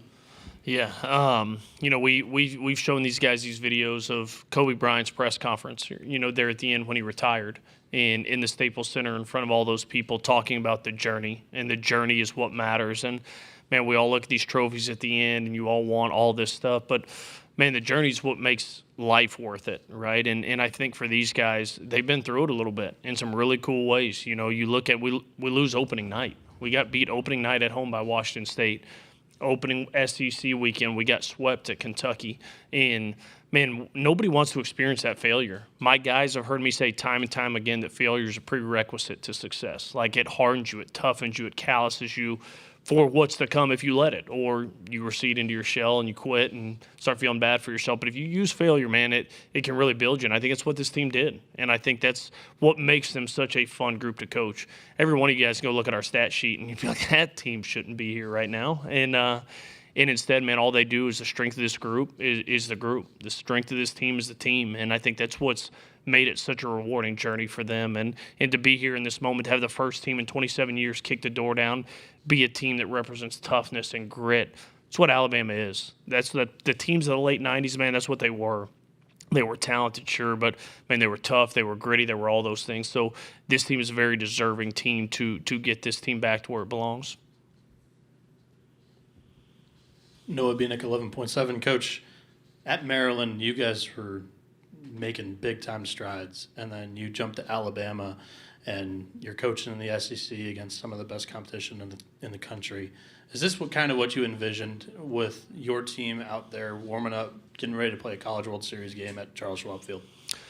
Yeah, college athletics is in a different place than it was 10 years ago for a lot of different reasons. And, I think you see it a lot of times. I think it's become talent acquisition business in a lot of different ways where people are just trying to go hire mercenaries to come in and compete. And it doesn't always not work. Sometimes it does, right? Sometimes it works. But I think our goal all along, what we did at Maryland, for those of you that have been there, like, you ain't drawing people there because of the stadium. I can promise you that. It's not the weather. It's not those things. It's a special place. It's a place that, man, I cut my teeth on. It's a place that gave me a chance when I probably didn't deserve a chance. In my time there and what we learned as a staff there, I think is exactly what's allowed us to have success here. And that's that people matter. That's that building culture matters. And even in a world where I know people say that's hard to do, the right kids are still out there. It's so easy for us to say all these kids are out there chasing money and doing this. And, yeah, there's guys that do that. And sometimes it works. But at the end of the day, for us, it's always been about culture. It's about getting the right people in the door. And that's what we did for 11 years at Maryland. And I think that's what allowed us to have a lot of success there over the years we had some talent there. You had some big leaguers there. You had some really good players there. But you had a lot of right people there. And so when we came down to Alabama, that was a huge piece is, can we take that blueprint? Is that going to play in the best league in America? And there was no guarantees to anything, right? Like we talk about that, being unafraid to crash and burn. That's something my guys hear me say all the time. That was our coaching staff's philosophy coming in is like, man, we're going to send it with how we do things. We're not going to come here and change how we do things, how we've built things. We're going to try to see if that blueprint will play in the best league in America. And the fun and rewarding thing is that people still matter. Like people can still matter. These kids can still matter. Treating people right can still matter. Building culture can still happen. And I think when you do that, it stands the test of time and it lasts a heck of a lot more than 1 year. And when we made this move to Alabama, that's what it was. This was not a, hey, let's come in here and let's be really good and then let's see what comes next. It was, man, if we're moving our family, I'm moving Coach Morrison's family and Coach Papio's family and asking JJ to stay, if we're going to do this thing, let's settle in and build something that's going to last for the long haul. And I think that's what's been rewarding is, man, culture doesn't fade. It really does. If you can build it and lay the foundation right, it doesn't fade. And that's what's been really rewarding about the last couple of years here. Michael Stamps, Bama Central. I'm curious when you think about guys like Tyler, Justin, Brady, and some of the other upperclassmen on the teams, how much do guys like that embody your program, embody your culture, and how much can you lean back on those guys when you're on the big stage like this? Yeah, man, it's not hard. Like, it's in business, right? I talk about this all the time. Like, 30 years ago, if you'd have invested in Google early on, you'd probably be a heck of a lot richer than if you'd invested in Google yesterday, right? And it's like the early adopters are the ones that, man, always hold a special place in your heart. Every one of these kids trusted us before Alabama was really on the map in some ways, right? Like we talked about our vision. We talked about what we believed we could build here. We talked about the type of people we needed in the room. But, man, there's no guarantee on the other end. And these kids trusted us with their career. Brady Neal left a perennial powerhouse and trusted us with his career. Justin LeBron could have gone anywhere in the country that he wanted to after his freshman year and chose to do it at Alabama, all before we had done anything, right? And a guy like Tyler Fay, who redshirted his first year and wasn't on the roster and turns into the player he is now. Like, those guys all trusted us, whether before there was – proof of concept here, right? It was just talking about our vision and what we believed we could do. And those are the kind of kids you never forget. It's not hard for this next year. I mean, I'll tell you, like, everybody talks about recruiting right now and how difficult it is being in Omaha and trying to balance the transfer portal and high school kids. Well, guess what? It's a lot easier to make these phone calls from Omaha, I'll tell you that. Like, and to talk to some of these kids. That's a heck of a lot easier to talk about, hey, I got to go, man. I got to head out to practice at Charles Schwab. That's a little bit easier sell at times. But there's a special place in your heart for those kids that really trusted in the vision that the staff had laid out for them well before it kind of came to fruition. So special kids, man. You don't get to places like we are now without special people. Noah Binnick, 11.7. Coach, Alabama had a stellar freshman recruiting class this past year. It's hard to get to the College World Series, and if the fans at home don't realize that, they can look across the road. Your rival had a really nice recruiting class 2 years ago, and it resulted in 2 straight top 4 seeds in the NCAA tournament, and yet Alabama does it in year 1 with all these freshmen. Can you talk about the process and kind of how that has been a little bit rewarding, and then what the future may look for you guys too? Oh, Lord, I don't want to say anything that's going to get me in trouble up here. Man, Butch Thompson's one of the best to ever do it. Like, you talk about a dude that does it the right way and a human that does it the right way. Golly, like, that might be one of one right there, you know. And so now the Alabama side of me does not hate when those guys aren't here and we are, but the human side of you loves those people. Carl Nunemaker, dear friend of mine. Like, those guys are special dudes, and they ain't going anywhere. I'm going to tell you that right now. Like, that, they got a lot of those dudes back, and we're going to have to deal with that gauntlet next year. But looking at our class, man, it's the same thing. You got a lot of kids that trusted you with the draft. You know, I still remember we flew into the Omaha airport to go visit Tyler Fay last year. I know he's not a freshman, but you talk about the best get we got last summer was that guy deciding to come back to school. But then you're having conversations with Miles Upchurch. You're having conversations with Caleb Barnett and Chase Kroberger and Luke Smyers and some of these young freshmen about, hey, trust us with your development. Be willing to delay your gratification. And if they give you the money you want, I don't go into these houses and try to talk kids out of signing and bash pro. It just doesn't work. I tried that in my career. It doesn't work. It's, hey, man, like, if they're going to give you what you're worth, then great.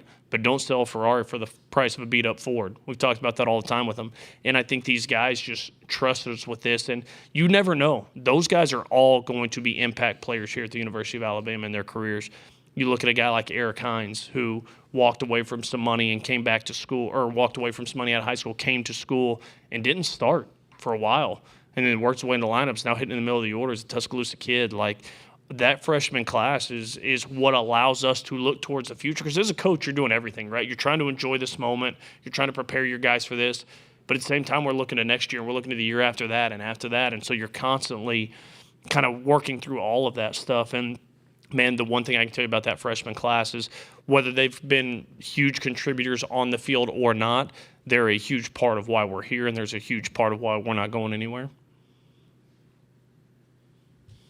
Joe Menzer, SEC Network. Could you, Coach, just talk a little bit more about Tyler's kind of unique journey to get to where he is now and how well he's been pitching of late? Yeah, this might sound corny, but I still think, man, our job in college baseball, yes, it's to win games. Yes, it's to develop big leaguers. And yes, it's all the things that we all talk about in recruiting. But more than anything, it's to prepare these kids to be successful for whatever comes next. And, man, as good as the talent is in this league, as good as the talent is on this team, not all of them are going to be career big leaguers, you know. And I think what makes Tyler's journey so awesome is in a world that is inundated with particularly moms and dads that want your kid to cut and run when they're not starting every day or they're not playing every day. And it's, you know, you see at one end of the equation. You either get the parents who are like, hey, man, put your head down and work. We got to get better. And you get the parents that feed into the narrative, man, they're not giving you a chance. You got to go. You got to leave. You got to do that.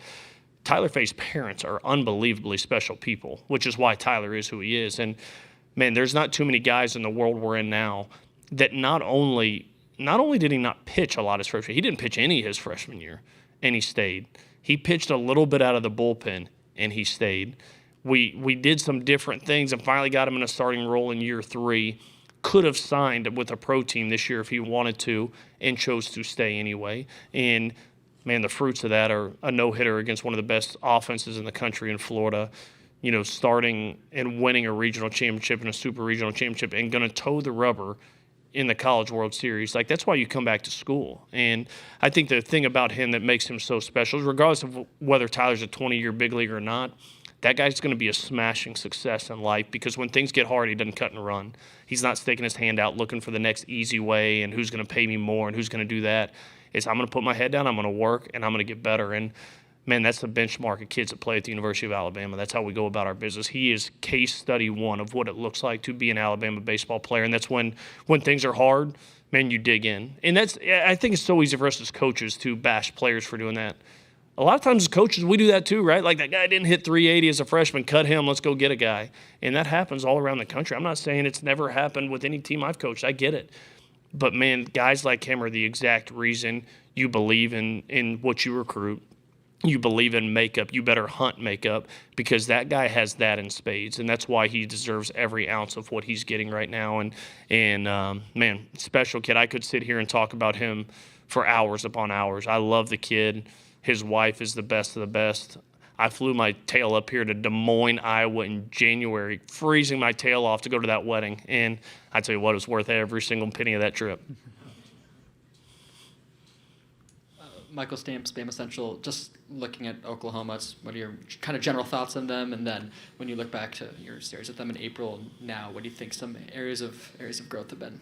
Man, I think both teams are incredibly different right now. I mean, they're playing great baseball right now. I mean, they're as hot as can be right now. The team itself is just very different. We didn't see Cord back there. He was hurt, missed that start. We didn't face him. I don't know if that's been announced yet, but I assume that's who we're going to see on Saturday. We'll see. We saw little Mercurius, the younger Mercurius, come out of the bullpen with electric. Felt like he was throwing 15 pitches, and they were all for strikes at 100. Like electricity out of him. At the time, Dayton LaChance was, man, that guy flailed at every slider you threw at the plate. Now you look at him, and you're like, golly. He had no homers when we played him then. I think he's got 15 now. He's catching every day. Brock was catching that. I think Brock's been playing more outfield now. Taki was hitting about 170 at the time, not playing. I think got a pinch hit in the Sunday game, and now hit the huge walk-off homer at Georgia Tech. Like, just two very different teams are just very different than when we played a month ago. Now, do we know style of play? Did they know our style of play? Absolutely. But I think both teams are very different teams than they are today, which is a sign of a Skip Johnson coach team. That's the reason. It's not an accident that Skip's been here a lot with different programs as assistants, as a head coach. Like, that guy's an unbelievable baseball coach, and I think he's got his team playing their best baseball at the right time. And so, man, we know we're going to have our hands full. I think, like I said, I think we've got a pretty good idea of style of play, but man, that was also they didn't get a lot of Eric Hines. That was really his coming out party. His first, I think, weekend starting was there.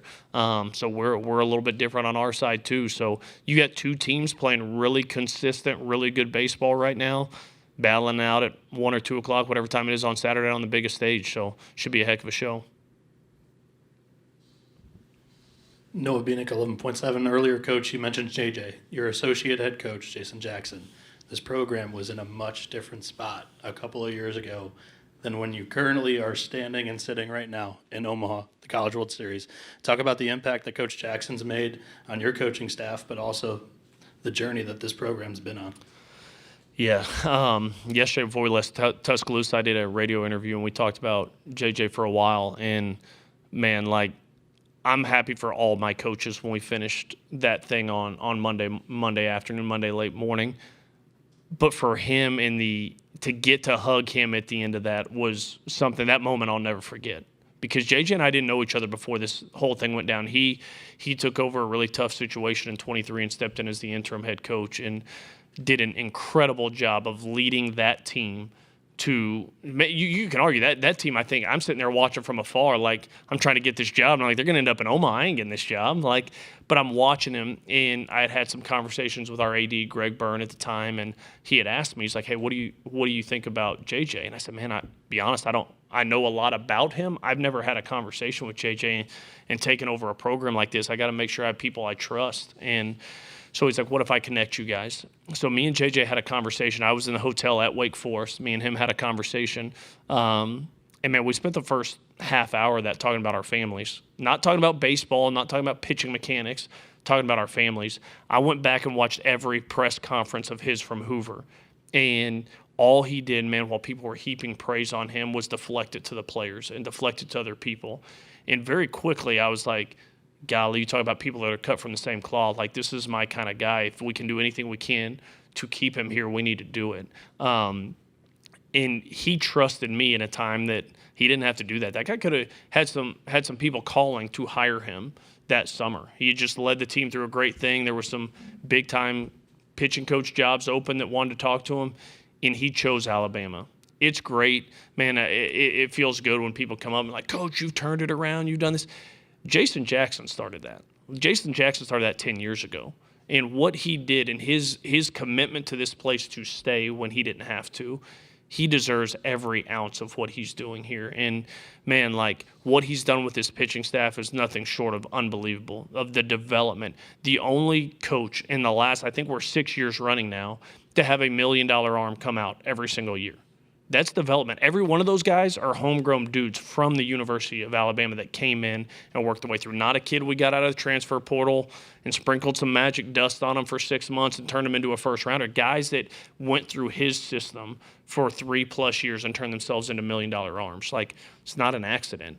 And if you spend 5 minutes talking to him, it is the most unselfish, the most humble, the most real human you'll ever be around. And the reason you hear Tyler Fay act like he acts is Jason Jackson. The reason you hear these things is because of JJ and how he works through these things. And, you know, him and his wife, Katie, are very special to our family, like, as are all my coaches.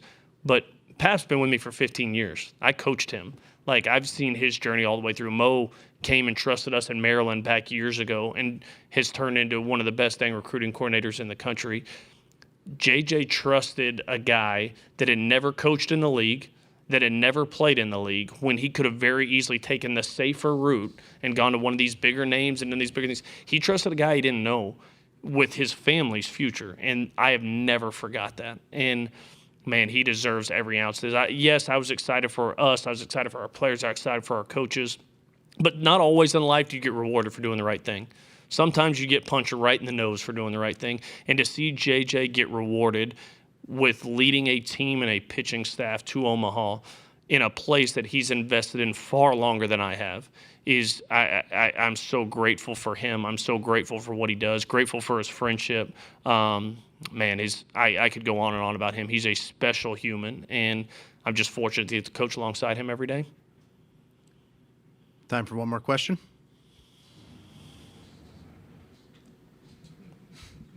Why not? Noah Bieniek, 11.7. Coach, 3 super regionals in the state of Alabama, 2 teams from Alabama in the College World Series, and the other one is Troy, a mid-major program from the same state that you happen to share a home-and-home series with most years. Yeah. Just a statement on the state of college baseball in Alabama right now. Yeah, awesome. I mean, it's something that it's great for our state, you know, and we've talked about that a lot. Like, looking at where the state of college baseball is in the state of Alabama is pretty awesome. Like, you have some other teams that had unbelievable years. Casey Dunn at UAB and what his team did. You look at Sanford and what those guys do year in and year out and just pump out really good players and put competitive teams on the field. You had Alabama State in a regional. Like, the state is just in such an awesome place right now. And I think it's a tribute to a lot of really good coaches and the players in the state of Alabama. You know, I think there's some really good, you look around the country, there's some really good high school players from the state of Alabama. And that's one thing we really wanted to do coming in. We did that at Maryland. We said we want to put the walls up at Maryland and the best players at Maryland stay home. And we did that some. We didn't do that all the time, but we tried. And man, that's what I want here. There's some really good players in the state, and we need to recruit the state and get. Man, if we lose to Auburn, if you lose to Troy, if you lose to those guys on a player, I get it, but we better be on them. And we want to do a good job for all these kids in the state that want to play with the script A across their chest. That means a heck of a lot to a lot of people. I've only been here for 2.5 years. This will be obviously you finish in year 3.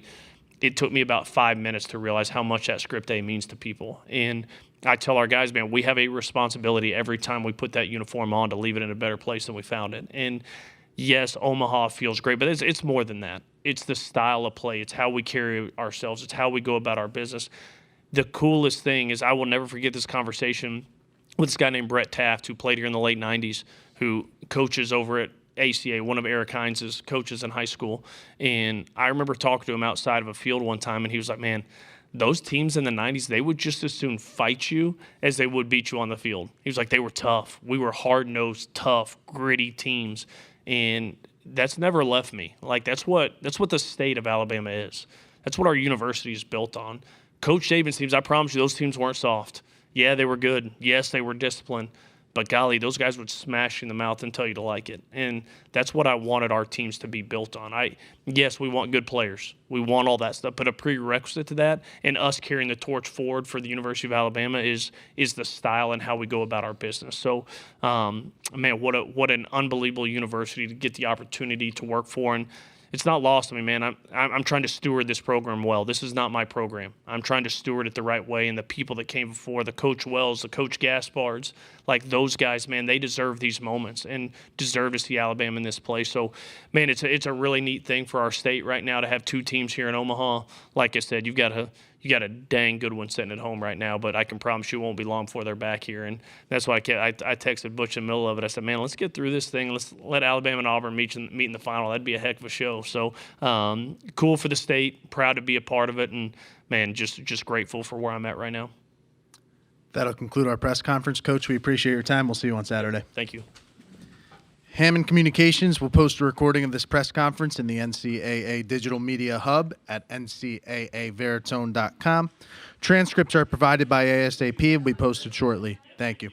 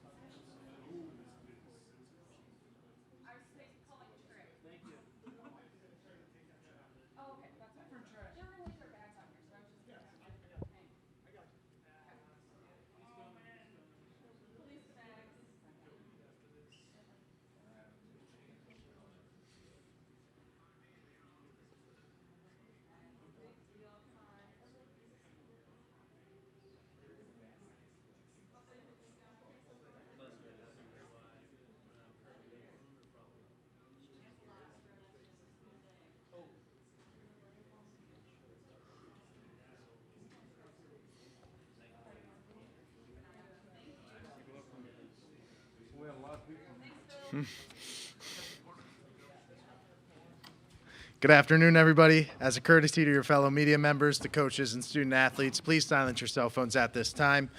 Recording press conference video on your cell phones is prohibited. We have 2 mic runners in the room. Please wait until the microphone reaches you to ask your question. At that time, please provide your name and media affiliation.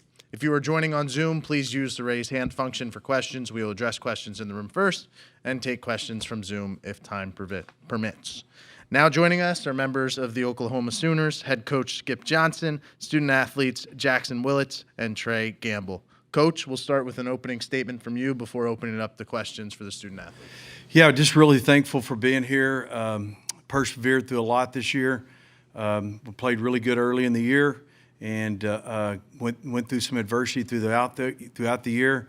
At times played really good in the Southeastern Conference. The conference is really a tough league. And just prepared ourselves and went into a tough regional, played really good in a tough regional, went in to play a good Kansas baseball team and played really good there, and just getting ready to play in Omaha, and we're really thankful for being here and grateful. We'll open it up to questions for the student athletes.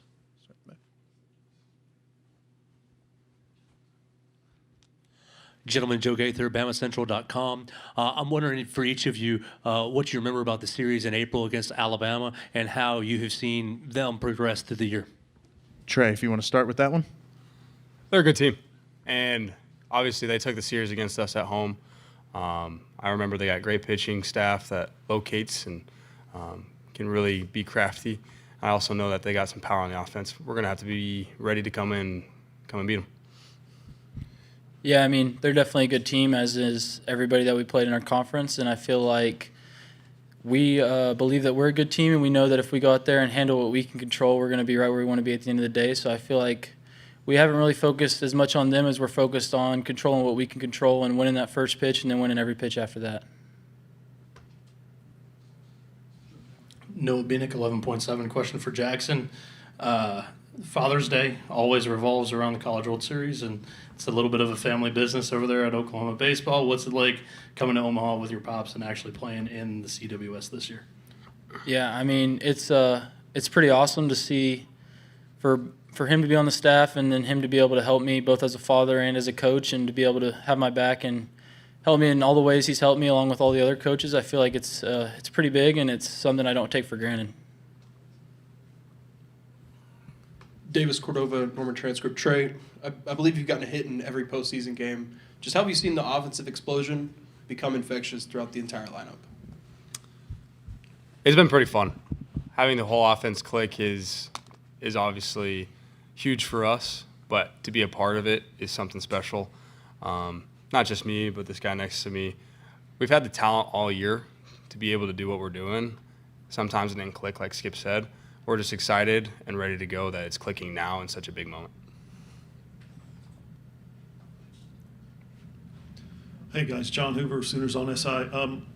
Wanted to ask you about your 2 years in the SEC and what you knew about the SEC before you got in it last season, and kind of how it's different or better than, or how challenging it is, that whole scenario. Trey, if you want to start with this one again. I love the SEC. It prepares us for moments like this, and you don't get any breaks. Similar to a regional, a super regional. Every week you got to be ready to go. And so I think that for us has been fun because we're competitors. And then as a baseball team, it's helped us grow and prepared us for the College World Series. Yeah, I mean, I was able to see both the Big 12 my freshman year and then the SEC the last 2 seasons, and I feel like the SEC is really tough, and it prepares you in a way that whether it's Friday, Saturday, or Sunday, you're facing the same quality of arms as anywhere. Like, you're facing the best arms from anywhere in the country, Friday, Saturday through Sunday, and I feel like sometimes in maybe some of the other conferences, you face a really good Friday guy, really good Saturday guy, and Sunday it's maybe a little bit of a fall off, and I feel like you don't see that a lot in our conference. So you got to be buttoned up, and you got to be ready to go every day of the year, whether it's a Friday in February or a Sunday in June. So I feel like kind of having that consistency and being able to control what we can control throughout the whole season and stay consistent is really big.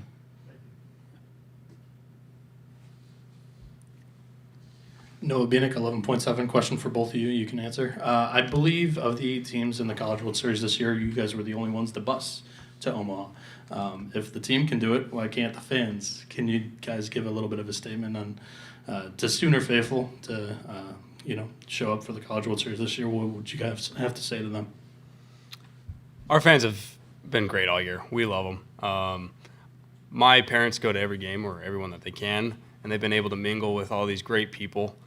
And we'd love to see their support. Obviously, people have lives and, maybe just be able to turn on a TV. But any way you can support the Sooners, we'd happily welcome you. Yeah, I will say it was a little easier for us because we were already in Lawrence. But if they could make I think it's 8 or 9 hour drive up from Norman, it would be huge to have their support behind us and to be able to play in front of Sooner Nation and pack the field out there. I feel like it would be big for us and it would help get the momentum on our side. Noah Bieniek, 11.7. Also for both of you guys, what was the experience like? Taking in I think it was a picture posted at practice of the Kansas City Royals. But did you watch the game? What was it like meeting Bobby White Jr.? Bobby was really nice, and which is really cool because he's a big player, and he's making a lot of money, and he doesn't have to go out of his way to do that for us. Obviously, he's connected to the program. Even though he didn't come here, he got drafted out of high school. It was really cool to go catch a game, see what it's like at that level, and in person was really nice. Yeah, I mean, it was pretty awesome for him to come up. He shook everybody's hand, whether it was support staff, players, coaches, chopped it up with us for a few minutes, had a good time, and I feel like he really went out of his way to make us feel comfortable and included. Any more questions for the student athletes? Jackson, Trey, thanks for your time. We'll see you on Saturday. Thank you.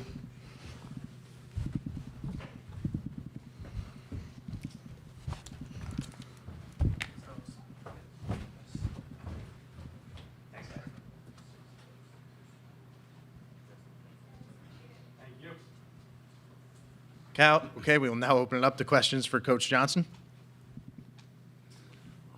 Mark Garland, just baseball media. Coach, there's no doubt that you guys are playing your best baseball right now at this point in the season. Was there a turning point or anything, one individual event like you could point to and be like, hey, this is where we kind of turned and started playing our best baseball? Well, we played really good early, and I think the biggest thing that helped us is when we came from behind against Georgia Tech, and I can kind of play it in my mind, and we get done and we win the game, and I talk to the team, and Gamble says, hey, can I talk to them? I said, sure. And so he tells them, hey, we're going to get hit in the mouth tomorrow. We're going to go through some of the adversities.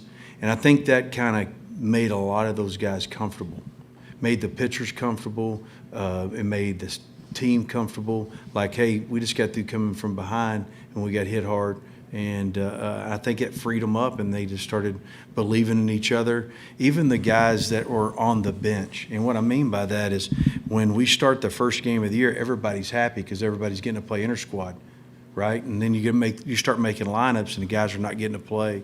They get kind of disgruntled. We're trying to teach them to be selfless people in a world that's really a selfish world. And so they became really selfless, and they didn't care who got the credit. They just went out and played for each other. That's probably been the coolest thing that I've seen. You know, we've seen Taki hit a home run. We've seen Cord Rager throw good. We've seen Dayton LaChance hit a home run. But when they pick each other up, it's like they mean it, and you can feel it. Like when you're sitting in a church and you can hear a preacher preach, and you can feel it.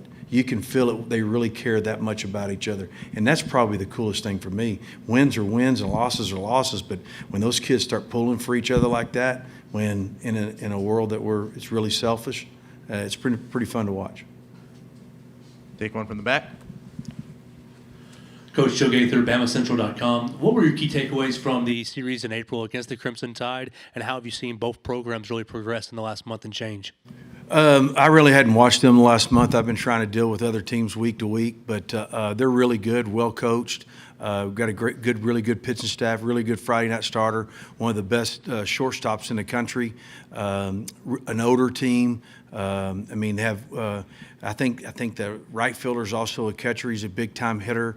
They're really good. and looking forward to the opportunity to go out and play against them on Saturday. I mean, it's an opportunity.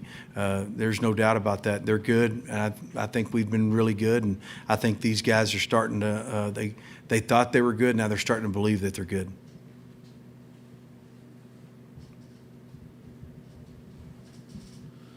Hey, Skip. John Hoover at Sooners on SI. Same question for you that I asked the players about being in the SEC. Last time you were here, you were the Big 12 champs and made it all the way to the finals. Just what have you learned in 2 years about the SEC that maybe you didn't know, being in it and being the grind every weekend? What have you learned about the SEC? Well, I've always said this. It's like a football atmosphere in a baseball arena. I mean, what the kids go through emotionally, as soon as they walk in, it's packed, and their adrenaline gets so high, and you've really got to practice it. You've really got to practice those things and really focus on, like Jack, trying to control the controllables. One pitch at a time, it's really big. And I think that's been the biggest difference for me is seeing the environments and I think the SEC is the best conference in the country. You can see it from week in and week out, whether it's coming out of the bullpen, whether it's the starting pitchers, whether it's going through a lineup. The fan base is incredible. Our fans base has been incredible all year long for us too. So we're excited to be in the SEC, and we know that's helped our baseball team and it's helped our baseball players. My follow-up to that is how you've kind of evolved the program since 2022 with commitments from boosters and construction and renovations and stuff going on in the outfield wall and stuff like that. It just looks like a different program since you guys joined the SEC. Well, I think the biggest thing for us is we were going to build a field all along. There's no doubt about that. And moving to the SEC is every field and every facility is really nice. And I can't thank the Kimry family enough for what they've done. It's transformational in our program. And so OU cares about baseball. Joe C. cared about baseball. We had just hired Roger Denny as our new AD. Unbelievable. I mean, he's been around. The things that you talk and the communication that you have with him is incredible. And we're excited for the future of Oklahoma baseball. I didn't come to the University of Oklahoma to leave a job vacancy. I came here to leave a mark on a program and to carry on the tradition that Enos Seymour left, and Larry Koshel, and all the great players that played there, and so I'm excited to do that. And OU baseball will be there long after I'm gone, for sure. Yes, Davis Cordova, Norman Transcript. Just kind of along those lines, back here after 2022, just were there things you learned 4 years ago that you can apply to, getting to that mountaintop this year? Well, I mean, it's I don't know how much you learn from it. I mean, they're a totally different team. I think the team that gets the most comfortable early and understand it's about details, it's about execution of your plan, and they're comfortable doing that, they'll play good. If they're not, they won't play good. You won't be here for very long. So it's those guys that do that and those teams that do that. Every team here is really good, and they've been through some adversity through the year, and they've been really good, and they're really talented. Some have more talent than others on paper, but it's not about the talent. It's about executing an imperfect game, trying to make it perfect, trying to catch and making every play, throwing strike one, moving guys over, scoring more runs the other team, situational hitting, getting a big hit, taking the momentum from the other team. All those little bitty things that happen within the game matter a lot. I mean, here it's magnified, and you should be able to practice that too. Noah Binnick, 11.7, Coach. Your pitching staff's always just ooze talent. The regional weekend, you started 3 freshmen in your first 3 games. Can you talk about the progression you've seen from those guys, the development that has been within your program the last couple of years, and then just quarter record outstanding performance in the super regional in game 1 there? Yeah, I mean, as we started the year, we lose 3 starting pitchers. We go into it, and we always start feeling sorry for ourselves. Man, we just lost another 3 starters to the draft, and Coach Butler, our recruiting coordinator, did a great job of trying to put a staff together, and we start trying to teach them the process of how we teach pitching, throwing strike one, being in control of yourself, and it's evolved. Cam Johnson was really good early, kind of struggled late. And you watch the freshmen, our freshman class, I've said it from the very beginning, it's probably one of the best classes I've been around. I can think of some other class that I had at the University of Texas that was really good, and then watching Cord Rager and Xander Mercurius and Nick. I always say his name wrong, Wiskowski, and he always says like he don't even know my name, but it's kind of funny. But and then we have Smith. I mean, it's he struggled all year long. He had a stress reaction. Now he's back, which is really good to see.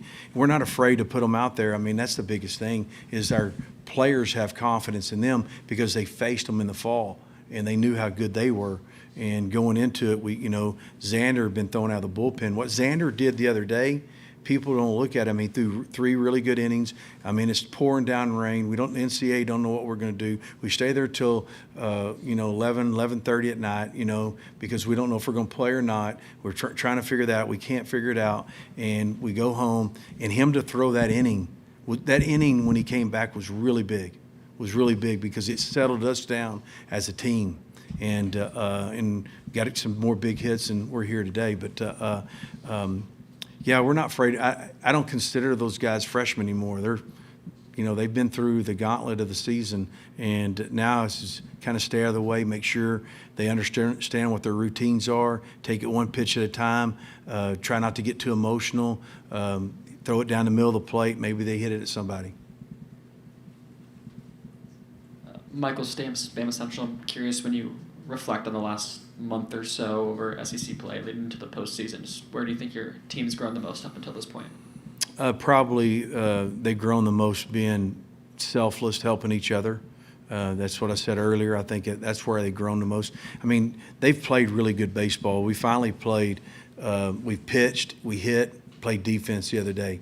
We haven't done that besides the first weekend. We played really good the first weekend. Well, I was kind of worried about it a little bit. I'm like, man, how do you do that? You usually there's something. We go out and punch out 10 or 11 against 3 really good Big 12 teams, and any of those 3 teams could be here today. And I think they just really kept grinding and kept persevering, and they really believed a lot in each other. And now they think they believe they can, and so it's been fun to watch. Skip, I'd like to follow up about the pitchers and how you, as the pitching coach, how you started the season with this is your rotation, and here we are at the College World Series, and this is your rotation. It's completely different, 3 different guys. And then the bullpen as well. These guys were in the bullpen, now they're starters, or these guys were going to be backups as freshmen, and now they're starters. How do you get those guys' mentality to embrace those kinds of changes and be successful at what they do? Number one, they have to be selfless, and you got to communicate with them to be just take it one pitch at a time. You got to tell them this is where you can help our program. This is where you can help our team win that game. As coaches, we always say nobody knows at the beginning of the year who's going to get the most important hit, who's going to have the most important at bat, who's going to throw the most important pitch, or have the most important strikeout. Nobody knows that. We always talk about that. And it comes right here, front and circle. I mean, Cord, we've been starting on Sunday. Xander was in the bullpen. We put him starting. Nick was behind. We actually were going to start him on Tuesdays. And then we started him late. We had him out of the bullpen. Move LJ. We thought LJ got a little tired, gave him a little bit of break, and started throwing him out of the bullpen. And he's been really good out of the bullpen. As far as Bowden and Bixby and Jones and Cleveland, what Cleveland did at the Super Regional, I mean, that guy went through that lineup like 3 times in 2 different nights back to back. I mean, those guys are pretty good. And so he's like the unsung hero, really, when you go back and look at it. But I think they don't care who gets the credit, John. I mean, you can do amazing things when you don't care who gets the credit. We talk about it, but everybody wants the credit, you know. I mean, really, it's about the players. It's not about Skip Johnson. It's not about Reggie Willits. It's not about any of our coaches. It's about the players and what they've done, and that's been the exciting thing. I've been really pleased with that as much as anything. I know I can. Whatever happens on Saturday, it happens. Whatever happens on the next day, whatever happens, it doesn't matter to me. Just go out and play, give us your best, and that's all we can ask for. We can't ask for them to be somebody else.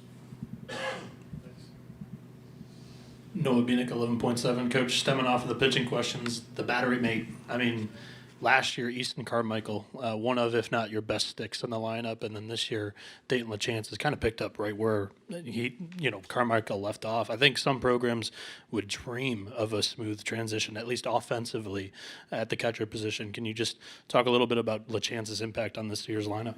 Well, we knew going into this year with Brock, you know, he was a catcher, and he was a first-team All-American.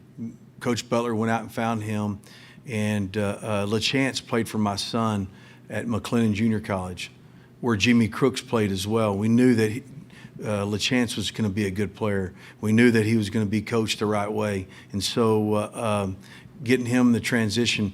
Easton Carmichael was a great player, and I mean, he's going to end up playing in the big leagues. He's a great kid, great person, great leader, great player. And LaChance is kind of like the same thing. He's like a Jimmy Crooks, but right-handed. He has fun. He's a baseball player. When I called him this summer, I said, "Hey, Dayton, what's going on?" It was right after the draft. I was kind of worried about him drafted because he hit 21 or 22 homers and had 106 RBIs in junior college. I mean, I was a junior college kid, coach for 16 years, and I mean, I had a guy hit 30 home runs, but not 106 RBIs. That's crazy. But he goes, "Yeah, Coach, I've been playing in the men's league. I've been playing shortstop." I'm like, "What? Shortstop?" He loves to play baseball. I mean, you know, he imitates old catchers like Gary Carter and Charlie O'Brien. It's just fun. He's just fun to be around because he's a baseball guy.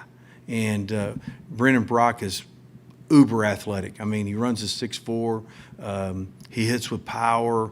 He can play outfield. LaChance can play first base. It's just been fun to watch that catching position evolve as we go through. When Taki was scuffling a little bit, LaChance was playing first, and it was really fun to watch. Take one more from you, Noah. Noah Bieniek, 11.7. Coach, I can't believe we've gone through like a press conference and not mentioned the chaos style of offense for you guys. It may be because maybe people are watching the recent play of the offense and they've seen that they've found a power stroke. Can you talk about overall the way the offense has been swinging it lately and what has changed recently, and what do you plan on thinking is going to be the strength of this offense and the Charles Schwab Field out here? Yeah, I mean, I don't know. I mean, I don't know how the power surge we hit. You know, we practice. They continue to practice. It's not somebody. It's not a difference in our offense or what we do. We're still going to do what we do offensively. That's what we practice all the time. Maybe they're getting on time a little bit better. Maybe they're getting confident. I mean, I can remember this and I know this, and I can only describe it in one way. Is I had a young man that was 88 to 90 miles an hour, and all of a sudden he learned how to throw a curveball. The next outing, he's 95 to 97, and it's confidence. It's the thing that you search for in baseball. It's the thing that we talk about a lot, is trying to get confidence and hold confidence. And, you know, they're confident. The chaos style of baseball is only a deal where we're not afraid to make a mistake.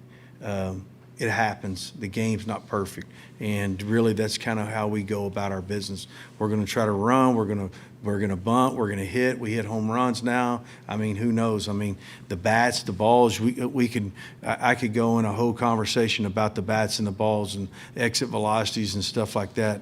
That's a whole nother time, believe me. But it's been fun to watch.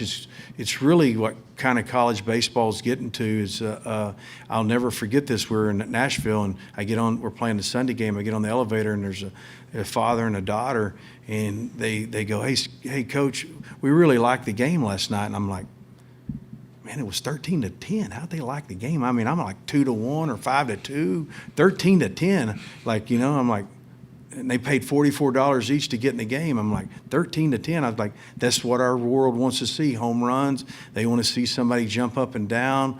Maybe we can bring the hit by pitch and the fighting like hockey. I mean, I don't know. It just, I mean, you know, bring something different to it. I really love where college baseball is. I can tell you that. They play with passion. That's the unknown thing that people don't realize when you see the fire that from the fans that play with a passion. They, you know, you can hear it, you can feel it. And once you can feel something on a baseball field by watching them play, and they play with that kind of passion, you knew, like when watching Pete Rose throw the ball down or watching him run on a ball, based on balls. I mean, that was what it was. Or Fernandez pitched when he pumped his fist when he struck a guy out. You can feel what he feels on the game, and that's fun to watch. Okay, that's all the time we have, and we'll conclude our press conference. Coach, we appreciate your time. We'll see you on Saturday. Thank you. Hammond Communications will post a recording of this press conference in the NCAA Digital Media Hub at ncaa.veritone.com. Transcripts are provided by ASAP. Will be posted shortly. Thank you for joining us.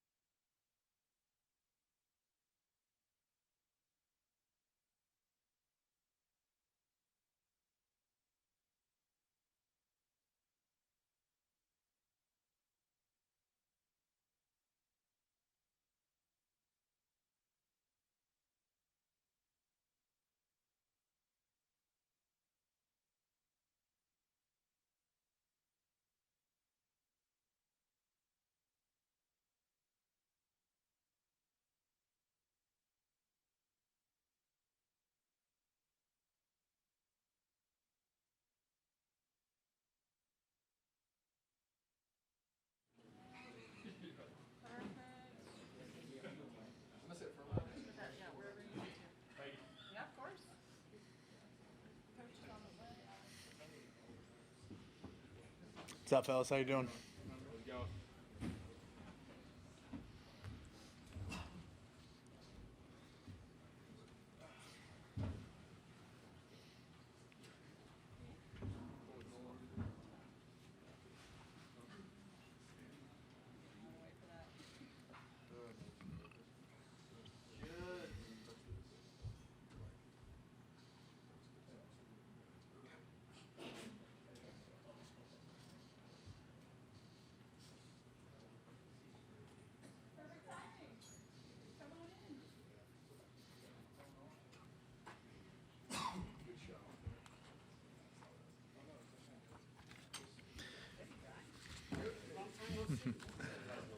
Good afternoon, everybody.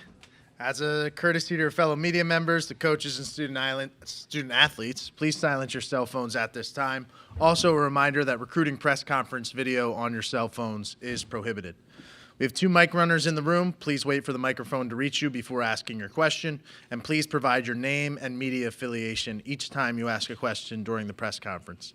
If you're joining us on Zoom, please use the raise hand function for questions. We will address questions in the room first, and then take questions from Zoom after. Now joining us are members of the Georgia Bulldogs, head coach Wes Johnson, Daniel Jackson, and Colby Branch. Gentlemen, congratulations on a fantastic season and making it to Omaha. Coach, we'll start with a opening statement from you. Yeah, just excited to be here. Just had a good little workout. We're really ready for, to play Saturday night. Kind of feels awkward that you, even though it's still just 1 week between games, sometimes it feels like an eternity, and our guys are chomping at the bits. And, we just want to get out there and start playing and continue, what we've been doing all year. But, yeah, with that, I'll take questions. Okay, we'll now open it up to questions for the student athletes first.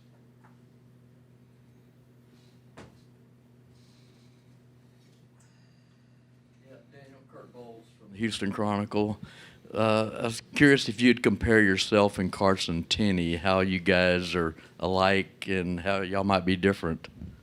I haven't honestly, spent too much time. I know Carson is a great baseball player, and I got to meet him up in the Cape, and he's a good dude, and I know he hits some far home runs and hits the ball hard. So I feel like we're kind of similar in that aspect.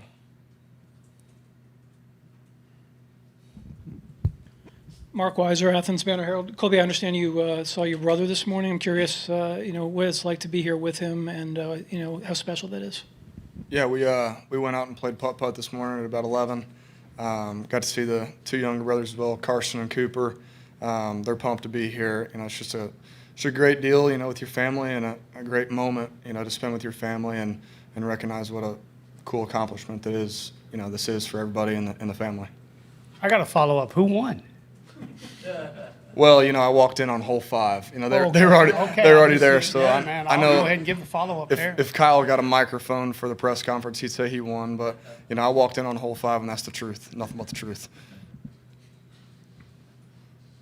Noah Bieniek of 11.7. Question for both Colby and Daniel. Both of you guys are transfers into Georgia, whether it was this year or years prior. And that's kind of the identity of this team, or one of them, is a lot of you guys are transfers. I was wondering if you could describe a little bit of the camaraderie aspect inside that locker room, and if that has any impact now as you enter Omaha in the College World Series. I assume you guys are all stuck together like glue. Colby, if you want to start with that one. Yeah, I just think that one thing you don't realize is there's one common goal. Like Wes talks about all the time. We're trying to get to the big leagues, and so everybody that comes into this program at one point or another, they're trying to get to the big leagues, and that's your common goal. You're all fighting for a spot. So there's never-ending competition, and I think when you have competition, that drives camaraderie, that drives a ton of chemistry, and really brings the team together. No matter how long you're together, it might be for a year, 2 years. It really drives the chemistry up. Yeah, 100%. Since everyone got there in the fall, every practice has been great. Everyone gets along together. We're always competing with each other, and we have great things going on inside our dugout.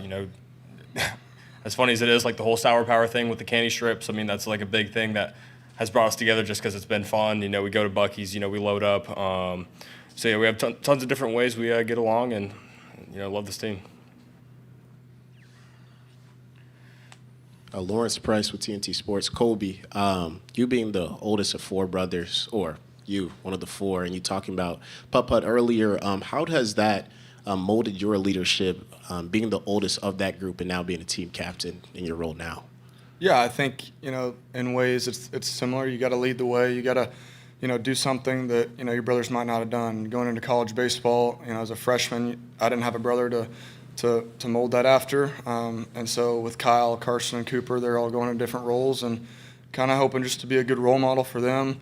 Doing the best I can. It's my first time, at it too. And so, when you take that step and hopefully you're doing things right for your family, and you got to represent your last name. Yeah, Colby, John Hoover Sooners on SI is. I'd like to ask a follow-up about your brother as well. Just the craziness of the last 2 weekends, I guess, for your family. They're traveling around. They're trying to decide who's going to be in Georgia, who's going to be in Oklahoma. And then the kind of the synergy of them being here for this particular game, and you guys might even play in 2 days or 3 days. Yeah, it's kind of ironic because, we spend the last 4 years or, really all of our lives being in different places and trying to manage that, and just traveling to this tournament, going to that tournament, going to the first college game, go to the second college game, going to your, little brother's 7-on-7 practice, all those deals. And then you finally get to the last, spot in my career for college. It's like, we're in one area, we're in the same stadium, and kind of a full circle moment for me at least. And I know Kyle and all my brothers have more years, to go, but just having that final full circle moment in Omaha, it's meant the world to me and my family for sure. Go to the back. Everybody, Sam McEwen from the Omaha World Herald. I want to go back to the Sour Power for a second. So how did you? When did you load up to come up here? Did you bring enough sour candy? And if you run out, where do you go? Surprisingly enough, I think you can actually buy it on Amazon. But yeah, we pretty much just stock up every time we go. There's never a missed opportunity to get some sour power, and we've kind of been anticipating this trip for a while, and obviously one of our goals was to make it here, so always stocking up, ready for a 2-week trip here. Yeah, Kirk Bowles from the Houston Chronicle. For both of you guys facing Dylan Valanis Saturday night, what makes him different, if he is any different from other left-handers, and what is that challenge going to be like? Yeah, I think he fills up the zone. He's creative with his pitches. He goes with a high release height. He's a tall left-hander. Fills up the zone. He's a good arm. We've been preparing for him, so it's a good arm. And so you got to go out there. You got to take your offensive hacks. You got to go out there and be confident in yourself and go out there and believe. Really, that's it. Just like we've done all year against any good arm. We're going to go out there, be prepared, be confident in ourselves, for sure. Yeah, I mean, he's one of the best left-handed pitchers in the country. It's all about going up there, putting good at-bats together, and grinding them out. Noah Binnick, 11.7. Question for both of you again. I believe it's 26-7 against SEC competition, and you got 5 teams from the SEC here at the College World Series, and yet you haven't faced Oklahoma, Alabama, and Texas, and they're all in your side of the bracket, and yet you won a SEC regular season and tournament titles. Talk about the season you guys have had and what you know about Alabama and Oklahoma. I think you've already touched on Texas enough. It is pretty unique that we haven't played, 3 of those teams. But, as going forward, it's kind of just being where our feet are at. So, like first game Texas, and then, play that game and then worry about whoever we got next. We know that they're good squads, or else they wouldn't be here. Yeah, I think it's funny that, the 3 teams that are on our side of the bracket we didn't get to play this year, but we feel confident. We've been in the SEC for however long now with this year, and then the SEC tournament, and then playing Mississippi State in the Super Regional. We've been seeing SEC talent all year for however many games it was, 35 or something. And so it's really nothing new. That's an advantage for us, I guess. But just another game for us, and we're going to go out there and compete. David Eckert, Horns 24/7. This is for Daniel. Curious if you've done any work on Texas's run game. I think 112 stolen bases for them this year, and I guess what does it take to handle them, handle a run game that efficient well? There's a lot of things that go into it, but mainly just starts off playing clean defense, and that starts at practice, working on my stuff, catching, receiving, all the catch throw stuff. Just starts there, and, not taking any reps off and being prepared. Any more questions for the student athletes? Yeah, still Kirk Bowles from Houston Chronicle. You're from Texas. You played at Baylor. I was told you never really had any interest in going to Texas, and I don't know if that's true or not. And is there any extra motivation playing a team from Texas since you were at Baylor? I picked Baylor out of high school. I didn't have many offers, to be honest with you. I didn't have an offer from Texas. And so kind of having that chip on your shoulder for a little bit, and then, you just move on to different chips on your shoulder at that point. It's not about, the name on the chest. You're just going out there to compete. That's just the biggest deal for me. Go out there and compete, win the day, win my bats, win in the field, and then, win the dugout with the team and the squad, and go out there and, do the best you can and go out there and be a winner. We'll take one more for Daniel and Colby. Guys, I'm curious what you thought of your first time, I guess, batting practice or taking some swings out there. How did it feel? Did it play like you thought it might? The wind was blowing out, to be honest. I didn't hit very good on the field, so but I'll leave that up to Colby to tell you how it played. He opts out on that answer, I guess. Field hitting out there was great, just like another stadium. But it was cool to see. You watch it on TV, and you haven't been there before. I haven't been in Omaha before, and so it's a good feeling to be out there and be out there with the guys that you got here with. Just bring the squad to Omaha and going out there to practice. I thought we had a good practice. Thought it went well. Besides Danny's round, of course, I guess. But yeah, we had a good time out there. It was good. Daniel, Colby, we appreciate your time. We'll see you guys on Saturday. Thank you. Thanks, guys. We up? Yeah, y'all are out.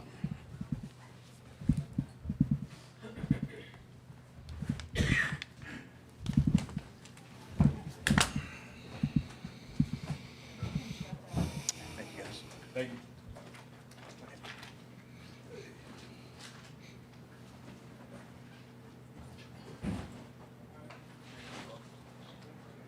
This time, we'll open it up to questions for Coach Johnson.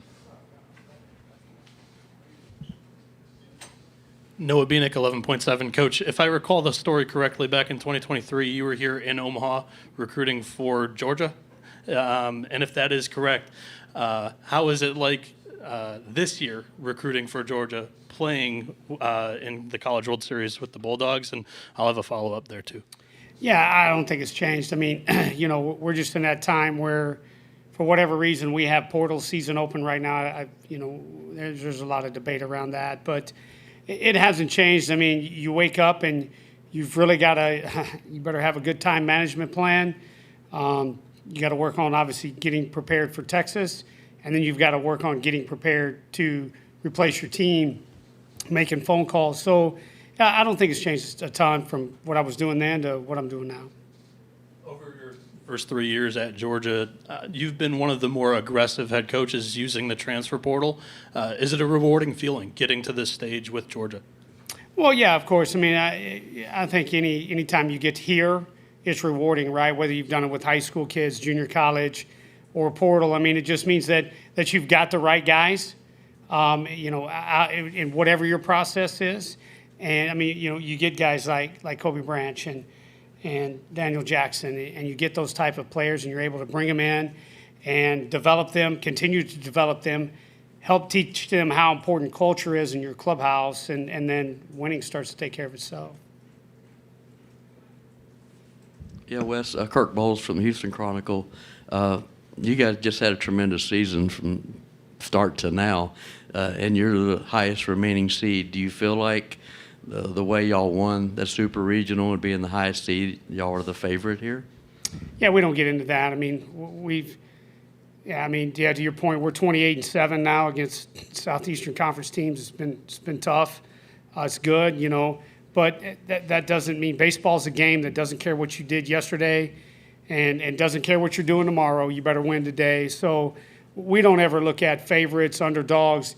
I think you heard our guys talk about it. I mean, we're going to wake up today, and we're going to try to be the best we can today. We're going to do that again tomorrow. We're going to do that again on Saturday, and then the game's going to be played, and we're going to go take our swings and go in there with our game plan and do it to the best of our ability and see what happens from there. And you feel like you have momentum after that Super Regional? I don't know that, I think momentum, once again, I'm a little more, I spent 4 years in Major League Baseball. A lot of people think you play 162 games. You really play 195 because you play 33 spring training games. You understand the momentum's just kind of, it's just a cool term to say a team's getting hot. I think it's just momentum for me in this game is guys are waking up every day and just trying to win today and be really good at a plan, knowing that, Texas has got a phenomenal left-handed starter. They got a good bullpen, but they're different. And so momentum's not going to carry you through both sides of those guys. You better have a really good plan and be ready to swing. So more for us, it's just like, hey, we just, as everybody does at this tournament, teams who win, they just play good baseball. And, that's just our goal. We want to go out and try to play good baseball. Take a question from the back. Sam McEwen from the Omaha World Herald. This is kind of a broad question, but you have 67 more home runs than the next highest team here at the CWS. How did you guys do that? And what role did your park, your home stadium, play in hitting that many? We get a lot of questions about the ballpark. I mean, guys, I'll give you some pure facts that came off of a laser grade that we just shot when we redid our field. It's 350 feet down the left field line.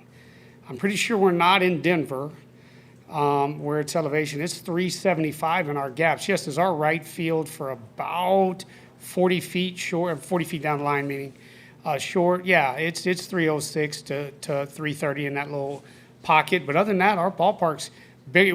We're not the smallest ballpark in the Southeastern Conference, by the way. We're actually the fourth, if you want to get into that. So we just, we don't bunt. We got 2 sacrifices on the year, which that's just our style. That's not knocking anybody else. We just teach our guys, we want you to try to hit the ball hard and elevate the baseball. You look at our ground ball rates and those kind of things. That's just the way we teach the game. Doesn't mean it's right, wrong, or indifferent. It's just what we do. But I don't think our ballpark plays, like I say, we're not the smallest ballpark in our league. Coach Lawrence Price with TNT Sports. Of course, you got a lot of fans and families coming from all over to see you guys, but we go back to Colby's family and seeing his parents go from Kansas back to Athens and almost getting rewarded to be here at the Men's College World Series. How gratifying is it to you as a coach to see that for his family? It's great. Colby left out one detail. His second to youngest brother was in the state finals in Dallas, Texas. Or I'm sorry, maybe that was in Round Rock. I don't want to misspeak. I can't remember where the tournament finals are. Somewhere in Texas. So he had one who was a brother that was in the high school state finals, and then he had they were obviously in Lawrence and then obviously in Athens. Yeah, just to get him here the Branches are phenomenal people. Kobe's been a leader for us the last 2 years. We could talk about Kobe. We do a whole segment on Kobe, but I'm just very, very happy for him and his family. Yeah, Coach, you mentioned, teaching your guys to try to hit home runs. A guy like Dylan Valantis has, one of the highest ground ball rates in the country. I guess, how do you attack that, knowing that your goal is kind of to hit the ball in the air? Yeah, we've obviously, we play in the Southeastern Conference, and we see Friday night guys every week that are really, really good, and they're going to have a chance to play in the big leagues. And here's another good one. This young man's got a chance to pitch, for a long time in this game. And you start trying to change the way you do things to, combat somebody. You usually get in trouble because your players aren't used to that. If all of a sudden we come out and start trying to bunt, probably not going to have a lot of success. Although we work on bunting, it's just not our strong suit. So, we have to go out and have a good game plan and hunt zones and hunt, areas. And quite frankly, you hope he makes a mistake. Noah Binick, 11.7, Coach. An interesting player to follow all throughout the season has been Caden Aoki. He's pitched in a multitude of different roles for you guys. He's got over 45-plus power conference starts to his name, but you guys have used him as a closer, as a bulk reliever, and recently as a starter. Can you talk about his impact and just stability in your pitching staff? Yeah, he's got 74, 75 innings. I can't remember off the top. 100-plus strikeouts. For a guy who's going to top out at 91, maybe. Now, I don't know if the wind's blowing in, we might get a 92 out of him. But it shows that velocity, you don't have to have, 95-plus. Pitching still matters for some guys. Caden's going to hit edges. He's got 4 pitches that he will throw literally anytime, any count. We don't hesitate to call any of them. Full count, bases loaded, slider. Full count, bases loaded, curveball. Full count, bases loaded, two-seam. Full count, bases loaded, change. Doesn't matter. We'll throw them anytime, any situation. I think that's what makes Caden so unique. Because he's made so many, Power 4 conference start, very, very slow heart rate out there. You guys know how important that is for a guy to go out there with confidence in the slow heart rate. And that's what, Caden brings a lot to our team. He's, you see that some in the big leagues, a really good player. We signed a guy one time, Carlos Correa. He was okay when I was with Minnesota. No, he's really good. And I told our GM after about a month of Los being with us, I said, whatever we're paying him, he's worth that in the clubhouse, right? You know what I mean? Like he's leading, he's helping, and that's a little bit of Caden Aoki too. That young man's just as valuable in the clubhouse as he is on the mound. Another one from Noah. Yeah, Noah Bieniek, 11.7 again. Coach, can you give us a status update on Dylan Vigu? Yeah, Dylan's fine. Dylan would have pitched Game 3, would have started Game 3 for us if we would have went to Game 3 against Mississippi State. Yeah, you get hit in that shin, you get the real cool big knot on your shin, and then it looks like somebody spray painted your leg a couple days later. But typically, you can play through those kind of things. You're going to be a little sore, but no, Dylan's fine. Dylan would have started Game 3 for us on whatever that would have been Monday if we would have got there. Yeah, Kirk Bowles, Houston Chronicle. Do you plan to start Joey on Saturday night? And you could describe his style of pitching. Yeah, I'm not going to give you a scouting report on Joey. I'll let everybody else do that. But yeah, Joey will go for us. Joey's come a long ways. You look at him. I think he's grown a lot. Not only on the mound and in the game. He's had another guy we've got who's got over 100 strikeouts, and yeah, just really, really good competitor. He's that guy who doesn't want to be taken out of a game at any time. So no matter what the score is or what's going on, and just really, he's a true grinder out there. Take one from the back. Yeah, Coach. On Joey, I was looking. I think it says he has 7 pickoffs this year. What's the strength of his move just to have that number be so high? Yeah, there's different ways to pick guys off or control the running game, right? You look at it.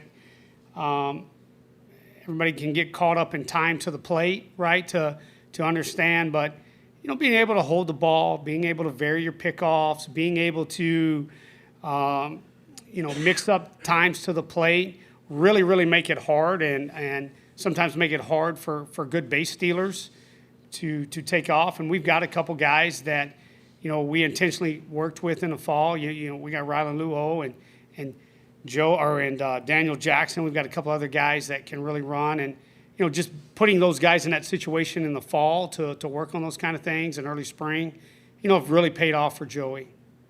We'll take 2 more questions, one from the back. Not that you need the advice, but I'm just curious if you heard from Jay Johnson and Dave Van Horn this week about your experiences up here and their experiences and all that. No. Lawrence Price with TNT Sports. Coach, I got to talk to Coach Fitzgerald at Kansas earlier this year, and he talked about the transfer portal and his process. Of course, you guys share some time at DBU. Can you talk about your process when it comes to, of course, you don't want to give away your secret sauce, I feel like, but can you talk about what's your process like when it comes to transfer portal targets? Maybe I'll answer it this way, right? Because I can't get into what we do, but I think just not that anybody needs advice on it, but I'll just tell you what we do. We are very intentional and focused on what we think fits in our ballpark and what we think fits our style of coaching. We don't care where they play so much, meaning I don't care if they're at Davidson, Michael O'Shaughnessy or where. It's not like they've got to be a power four.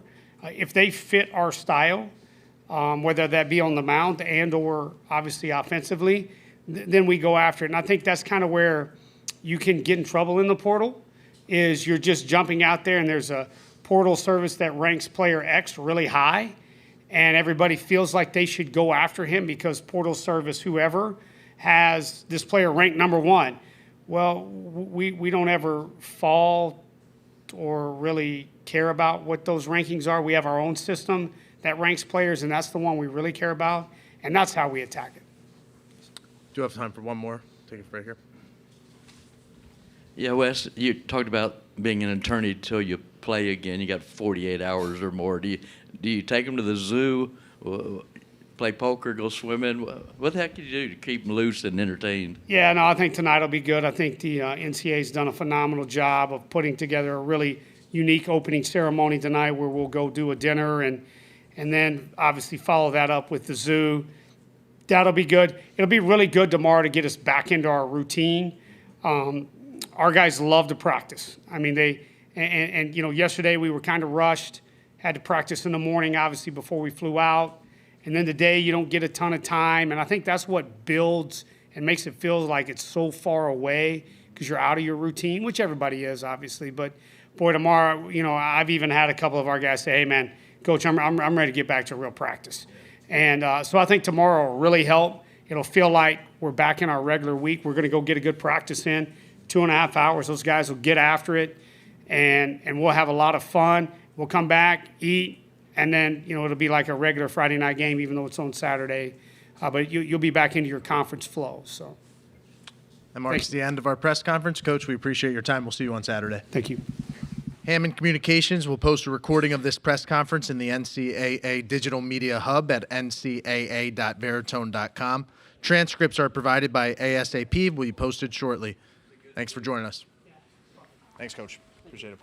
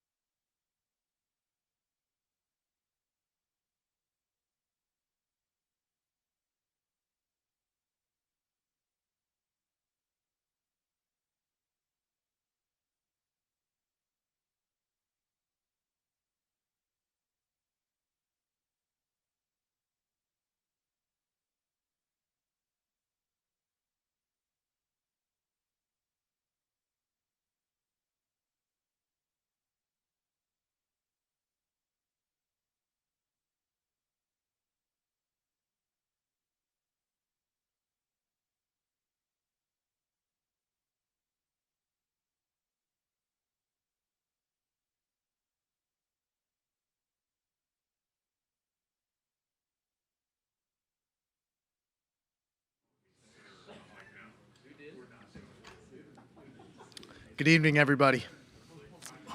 As a courtesy to your fellow media members, the coaches and student athletes, please silence your cell phones at this time. Also a reminder that recording press conference video on your cell phones is prohibited. We have 2 mic runners in the room. Please wait for the microphone to reach you before asking a question, and at that time, provide your name and media affiliation. If anybody is joining us on Zoom, you can use the raise hand function if you have a question. We'll address questions in the room first, and then take questions from Zoom if time permits. Now joining us are members of the Texas Longhorns, head coach Jim Schlossnagel, and student athletes Luke Harrison and Carson Tinney. Coach, we'll start with an opening statement from you before opening up to questions for the student athletes. Thank you.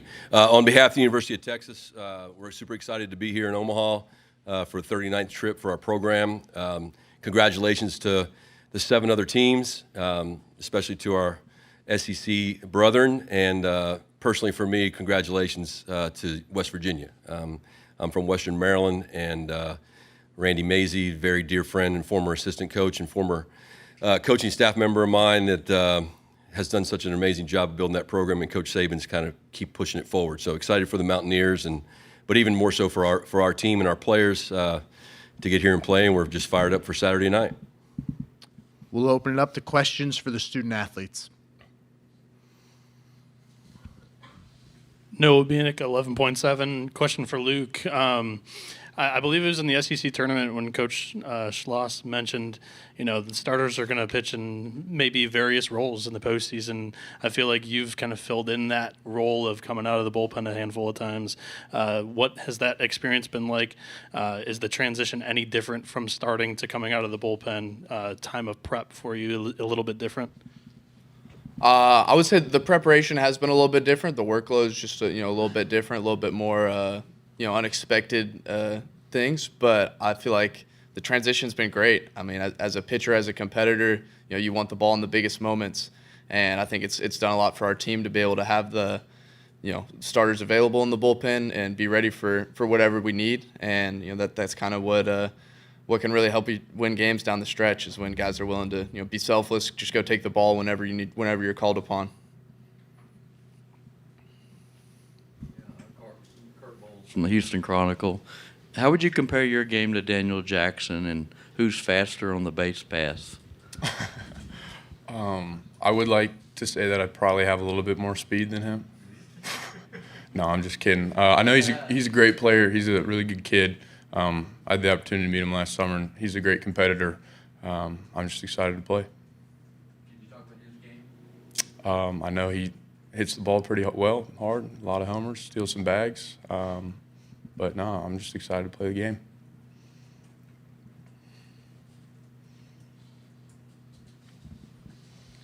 Noah Bieniek, 11.7. Question for Carson. This pitching staff has been very talented, and the man kind of running the show from the coaching point of things is Max Wiener. What's it been like working alongside that man this year with Texas? It's awesome. I've learned so much from him just about the game and how to lead a pitching staff. He's given me plenty of opportunities to be in control of the pitching staff, and I think he does a great job of communicating how that works. There's a different vocabulary at Texas, and I think that our pitchers succeed because of the things that Max allows them to understand. He's very wise and very knowledge-based, and he's just a wizard. He's the most interesting man I've ever met. Zachary Sim, Orange Bloods. Luke, for you, and then Carson as well. Your experience with the College World Series, what is that? Have you had a conversation with the pitchers and what the experience is like? And then, Carson, have you had a chance to kind of talk with Ashton and Timo, just what their experiences were with Stanford and LSU, and what it looks like for y'all as y'all go through the prep and trying to block out the noise and all the distractions? Yeah, I think that's something that we've done a great job of, is letting the guys who have been here and who have played here, just let their voices be heard. Hear what they have to say, what they see out of the teams and the people who have done well here, and I think we've done a great job of taking in all of the fun, the excitement that comes with being here in Omaha, but also understanding that our job's not done; it hasn't even started, and we gotta stay focused, but also take in everything. I think that's been the message: is have so much fun, enjoy it while you can, but you got to focus on what matters when it matters. And it's great to be here. It's great to be sitting next to this guy and not across the way from him this time. And it's good to have this guy here too. But yeah, fired up. Yeah, no, like you said, I'm extremely grateful to be here, but the job hasn't even started. I think something we talked about a lot is that there's a lot of things that can be outside noise, but at the end of the day, it's the same game you played when you were a kid. It's the same dirt and grass you're playing on, and the same ball you're using. So not making it, I guess, bigger than what it is. Like, we're playing the same game and we have the same mission. Noah Binick, 11.7. Question for both of you guys, Luke and Carson. Carson, you catch him. Luke, you saw him as a freshman. Dylan Volantis has just rose into becoming one of college baseball's biggest star arms. Luke, what have you seen from him in his progression since freshman year as, your closer and now, a weekend starter? And then Carson, same thing for you, catching him. Yeah, I think the biggest kind of evolution for Dylan, obviously all the physical tools have been there, and the mental ability to take the ball and go throw strikes and not be intimidated or distracted, that's always been there. But I think the biggest growth for him has been just his maturity away from the field. There were some times early last year where it was like he was a kid, because he was an 18-year-old kid coming onto campus, and he definitely needed some guidance. But just to see how far he's come in terms of taking care of himself and his daily preparation and his routine, it's been really cool to see, and I'm very proud of him for that. I would honestly just second what Luke said. Even since the fall, I think he's grown significantly in his maturity.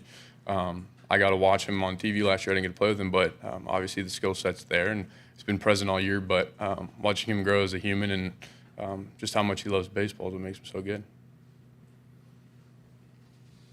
Yeah, Luke, Kirk Bowles from the Houston Chronicle.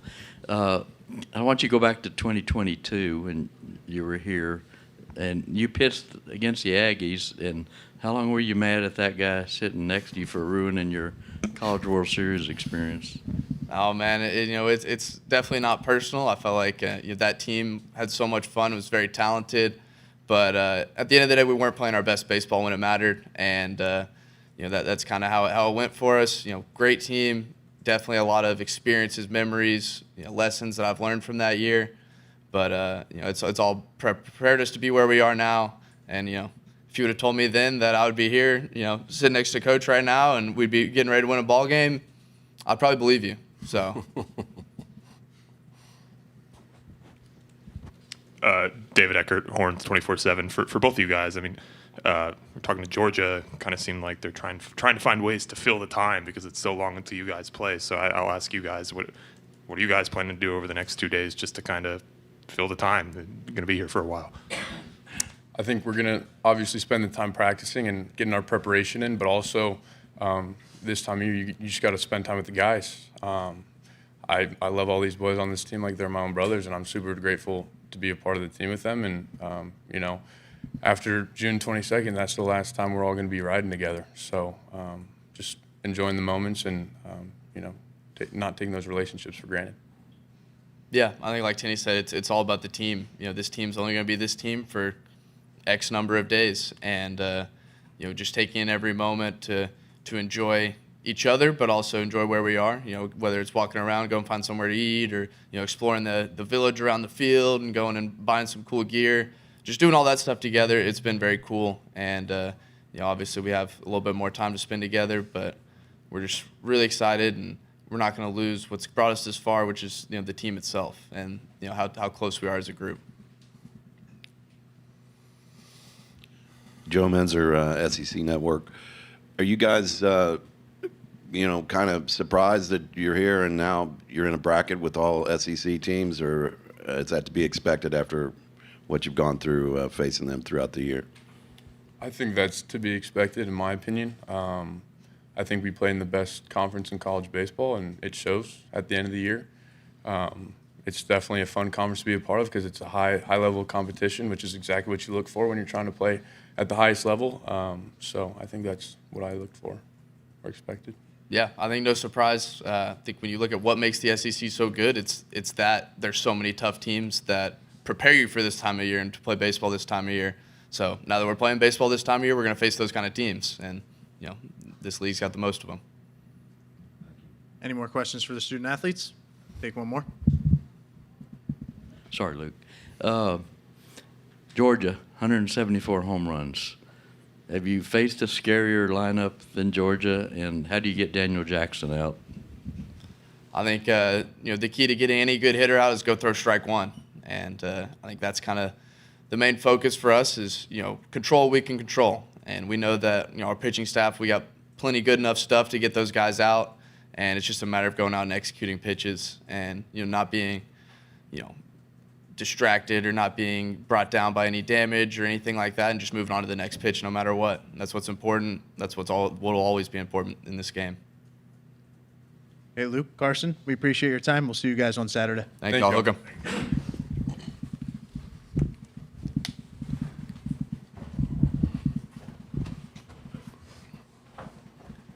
Thank you, guys.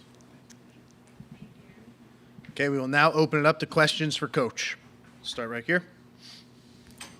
Noah Bieniek, 11.7. Coach, last time you were in Omaha coaching in the College World Series, you were wearing a different color. You look great in burnt orange, I must say. But just a statement on overall this season, because you did have to go back to College Station. Now you're here in College World Series. And I assume you've mentioned in previous press conferences that you come to Texas to win the College World Series, to win a national championship. What has been the statement that you've been telling the group of guys this week now that you're here? Well, I mean, we planned on winning a national championship at TCU and A&M too. It just didn't work out. It's certainly at Texas. The fact that this is the 39th trip, the expectation. It's a bad season if you don't finish it in Omaha. And certainly, they've won 6 national titles, and we continue to win national titles in different sports. Just won back-to-back in softball. So the standard is very high amongst all of our head coaches. I certainly know what the assignment is. The message to our team is really, we're prepared. The question about the SEC teams, I mean, we're certainly we haven't played Georgia this year. They proved themselves to be the best team in our league throughout the stretch of the season, including the conference tournament. Wow, what an accomplishment for them to do that. So they're certainly on a heater, but it's never about the best team. It's only about the team that plays the best. If it were about the best teams, over the course of a season, UCLA and Georgia Tech would be here. But baseball happens, unfortunately, or fortunately for, West Virginia and Troy and everybody else. So, long story short is you just have to play well, and you have to be able to handle all the distractions and everything that comes with Omaha, which is mostly all great, but it's not necessarily always conducive to winning baseball if you're not focused on the task at hand when the time is called for. So we're excited to be here. I'm excited to represent Texas, and we know the assignment.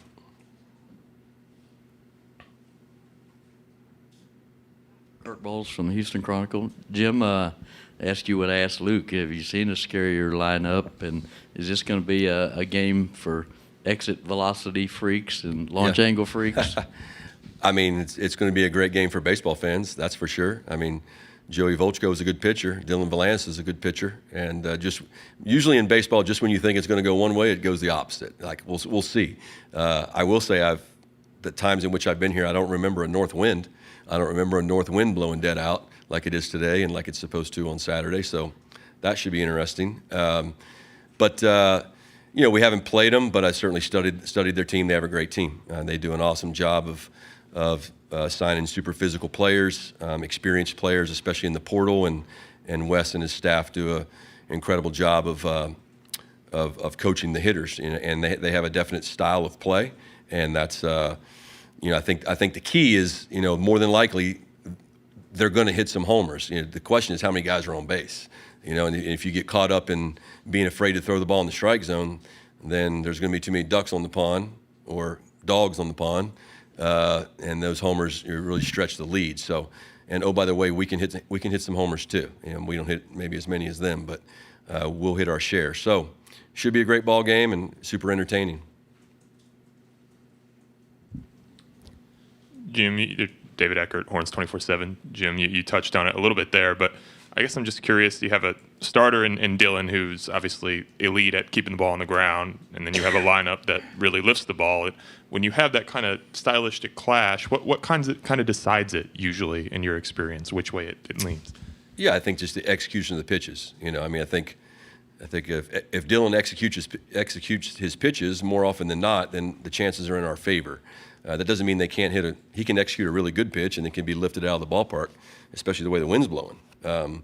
But if he doesn't, then he'll get banged around. The same thing on the other end, So it's just a matter of, the 2 out hitting. And I think if you start thinking about those things, you make it more than actual baseball, which is pitching, defense, and timely hitting. And so we can't get caught up in anything other than that. It's just, throwing strikes and playing good catch. Zachary Sim, Orange Bloods. Coach, you talked about defense. How does the team look so far in y'all's one practice and walkthrough? And obviously, y'all have some practice tomorrow on a dirt field. We didn't get we only get 50 minutes out there, and they don't let you be out there with cleats. So you're kind of the infielders are on skates, trying to get used to the field. So we'll go to a grass and dirt field tomorrow and get as many ground balls as we possibly can. And I think we get some maybe before the game. I'm not sure, but.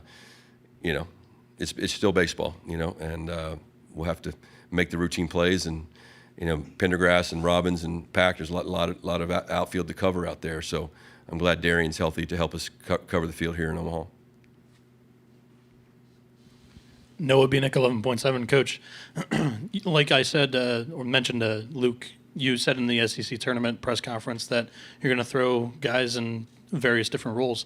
How much of that is you leaned on his experienced leadership or left-handed matchups against some left-handed bats? Yeah, it was some of the matchups and maybe analytics, but it was more about the person. In those moments, especially in the regional, and then in the super regional. When we had to get the big out, I think the bases were loaded, like in a 7-1 game, and he got the last out of the regional against Santa Barbara against the center fielder Owen Kelly, really good player. So that's why we did what we did in the conference tournament. I think that was a horrific taste for us to have to go there and play one game and lose. But at the same time, we had a purpose to what we were doing, and then it showed up positively against in the regional, in the super regional, especially Oregon's really good. I mean, they're certainly deserving to be here and a very SEC-like team. So it's a good experience for Luke, and we'll have to win these games one at a time. And for the most part, anybody and everybody's available to pitch to try and stay out of the losers bracket. Noah Darling, College Baseball Central. Coach, noticed you checking your phone maybe a few times before practice. Can you just speak to the challenge of maybe recruiting the transfer portal during all this? Yeah. I mean, it is what it is. I mean, I think when you're here, you're trying to keep up with everybody else who's at home, and if you're a team at home like we were last year, you're trying to get as many knocked down as you can before the teams from Omaha get home. So it's certainly a challenge. I think that's the case in other sports. I think, I'm on the board of the ABCA, and I know there's going to be conversation this weekend and moving forward about, where do we put the transfer portal? What does that window look like? Should it be after Omaha? Is that the best thing for all the teams, or is it the best thing for the student athletes? So there's no easy answer for any of those things. I saw Wes checking his phone too, by the way. But yeah, I mean, in this league, like, we all recruit for the most part the same players, and so everybody's going to get their fair share, I guess. But it's definitely really competitive, and we have Zoom calls scheduled when we're not playing, and that's just part of it.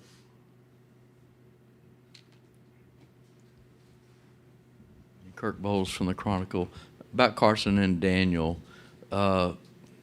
what you've seen from Carson, is that the guy you thought or knew you were going to get, and has he even exceeded your expectations? Daniel played last year, and I actually got to shake his hand earlier when we were doing the media stuff, and very impressive young man, good eye contact, good handshake, and we had just a real brief conversation. But he certainly had an amazing season and very deserving of the Golden Spikes Award or whatever he's going to win moving forward. But yeah, Tinney has been incredible. You never really know till you coach him. He's caught really well. He's gotten better as both a defensive and offensive player. But where he's really grown is as a leader on our team. And he takes a lot of pride in playing at Texas, and that's no disrespect to Notre Dame.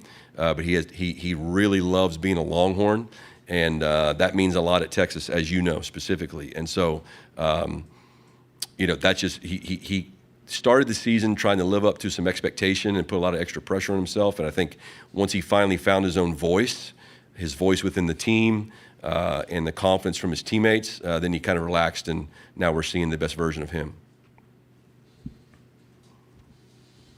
Noah Bieniek, 11.7. Coach, back-to-back freshman pitcher of the years with Dylan Volandis in relief, and then this year it's Sam Cozart. Can you detail Cozart? Just because I know, first off, he's a massive freshman, and second off, I know he comes from a big-time baseball family. He does. It starts with his parents. He's got incredible parents, not just because they're baseball people, but they have faith is a big part of their life, and Sam is really, portrays that and lives that out in his everyday life, which is super impressive. He's mature beyond his years. He's already a leader within the program, not just the team. And when guys like Luke and Ruger and Max and probably Burns and those guys move on to whether it be pro ball or graduation, Sam's going to be right there in the middle of leading our team, not just our pitchers, but our team. He's that kind of human being, and he's really done a great job. Max has obviously done an awesome job with him, but as I say always, the best players I've ever coached have the perfect combination of confidence and humility. He's confident that he can do the job and throw the ball in the strike zone, but he's humble enough to be coached and humble enough to know that he doesn't know everything, so he's constantly searching for ways to get better. And that's certainly, got to keep him healthy, get those guys back here next year, and it's got a chance to be a pretty cool, 1-2 punch in a weekend rotation, because he's certainly going to be a starting pitcher for us, as he did to start the year this year. David Eckert, Horns 24/7. Jim, I know you've kind of alluded to maybe some stuff going on in the bullpen health-wise. Do you have a full complement down there, or are you working minus some guys right now? No, I mean, other than Grubbs, we're in a really good spot. I think, a few guys were just a little sore that we thankfully didn't have to go to a third game against Oregon. But everybody's had a really good week. Crossland's, he wasn't banged up, but he threw really, really well this week. So we're super excited about getting him out there.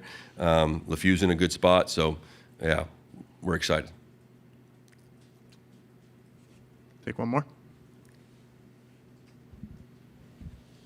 What kind of impact can the running game have, stolen bases, situational stuff, in a game like this between two teams that are seemingly pretty evenly matched?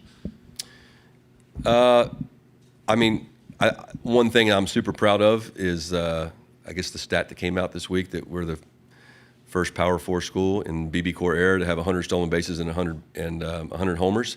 That's awesome. I think if I'm an offensive player, I would want to play in that offense. To be even a guy like Tenney has double-digit stolen bases, and so I think our goal is to be able to play any brand of baseball, regardless of the conditions. And if the wind's blowing in and you can't hit a homer, then you got to be able to score runs in some form or fashion. If the wind's blowing out, or you're in a smaller park, or you get one right, then we can swing. We're not going to hit as many homers as Georgia. They're not going to steal as many bases as us. I think both teams are really good defensive teams. Neither team uses the bunt too much. I know Branch will a few times, but you can't bunt it over the fence, I don't think. So we'll probably let them have those unless it's a certain situation. But regarding our team, we want to be an all-encompassing offense every year. And I think those are the ones that are toughest to prepare for. So if they give us something, we'll take it. Take one more. Noah Bieniek, 11.7. Coach, Adrian Rodriguez really transformed his body in the offseason, switched positions from third base to shortstop, has a huge super regional for you guys. Can you talk about his impact on this year's team? Well, he's the most courageous player that I've ever coached. And because he's been dealing with a hand issue since last year at Missouri, we thought we had it fixed. It's better, but it's still not 100% to the point where he can switch hit and be fully who he is. And so hopefully this summer we can get that figured out, because he's a 12 to 15 homer player.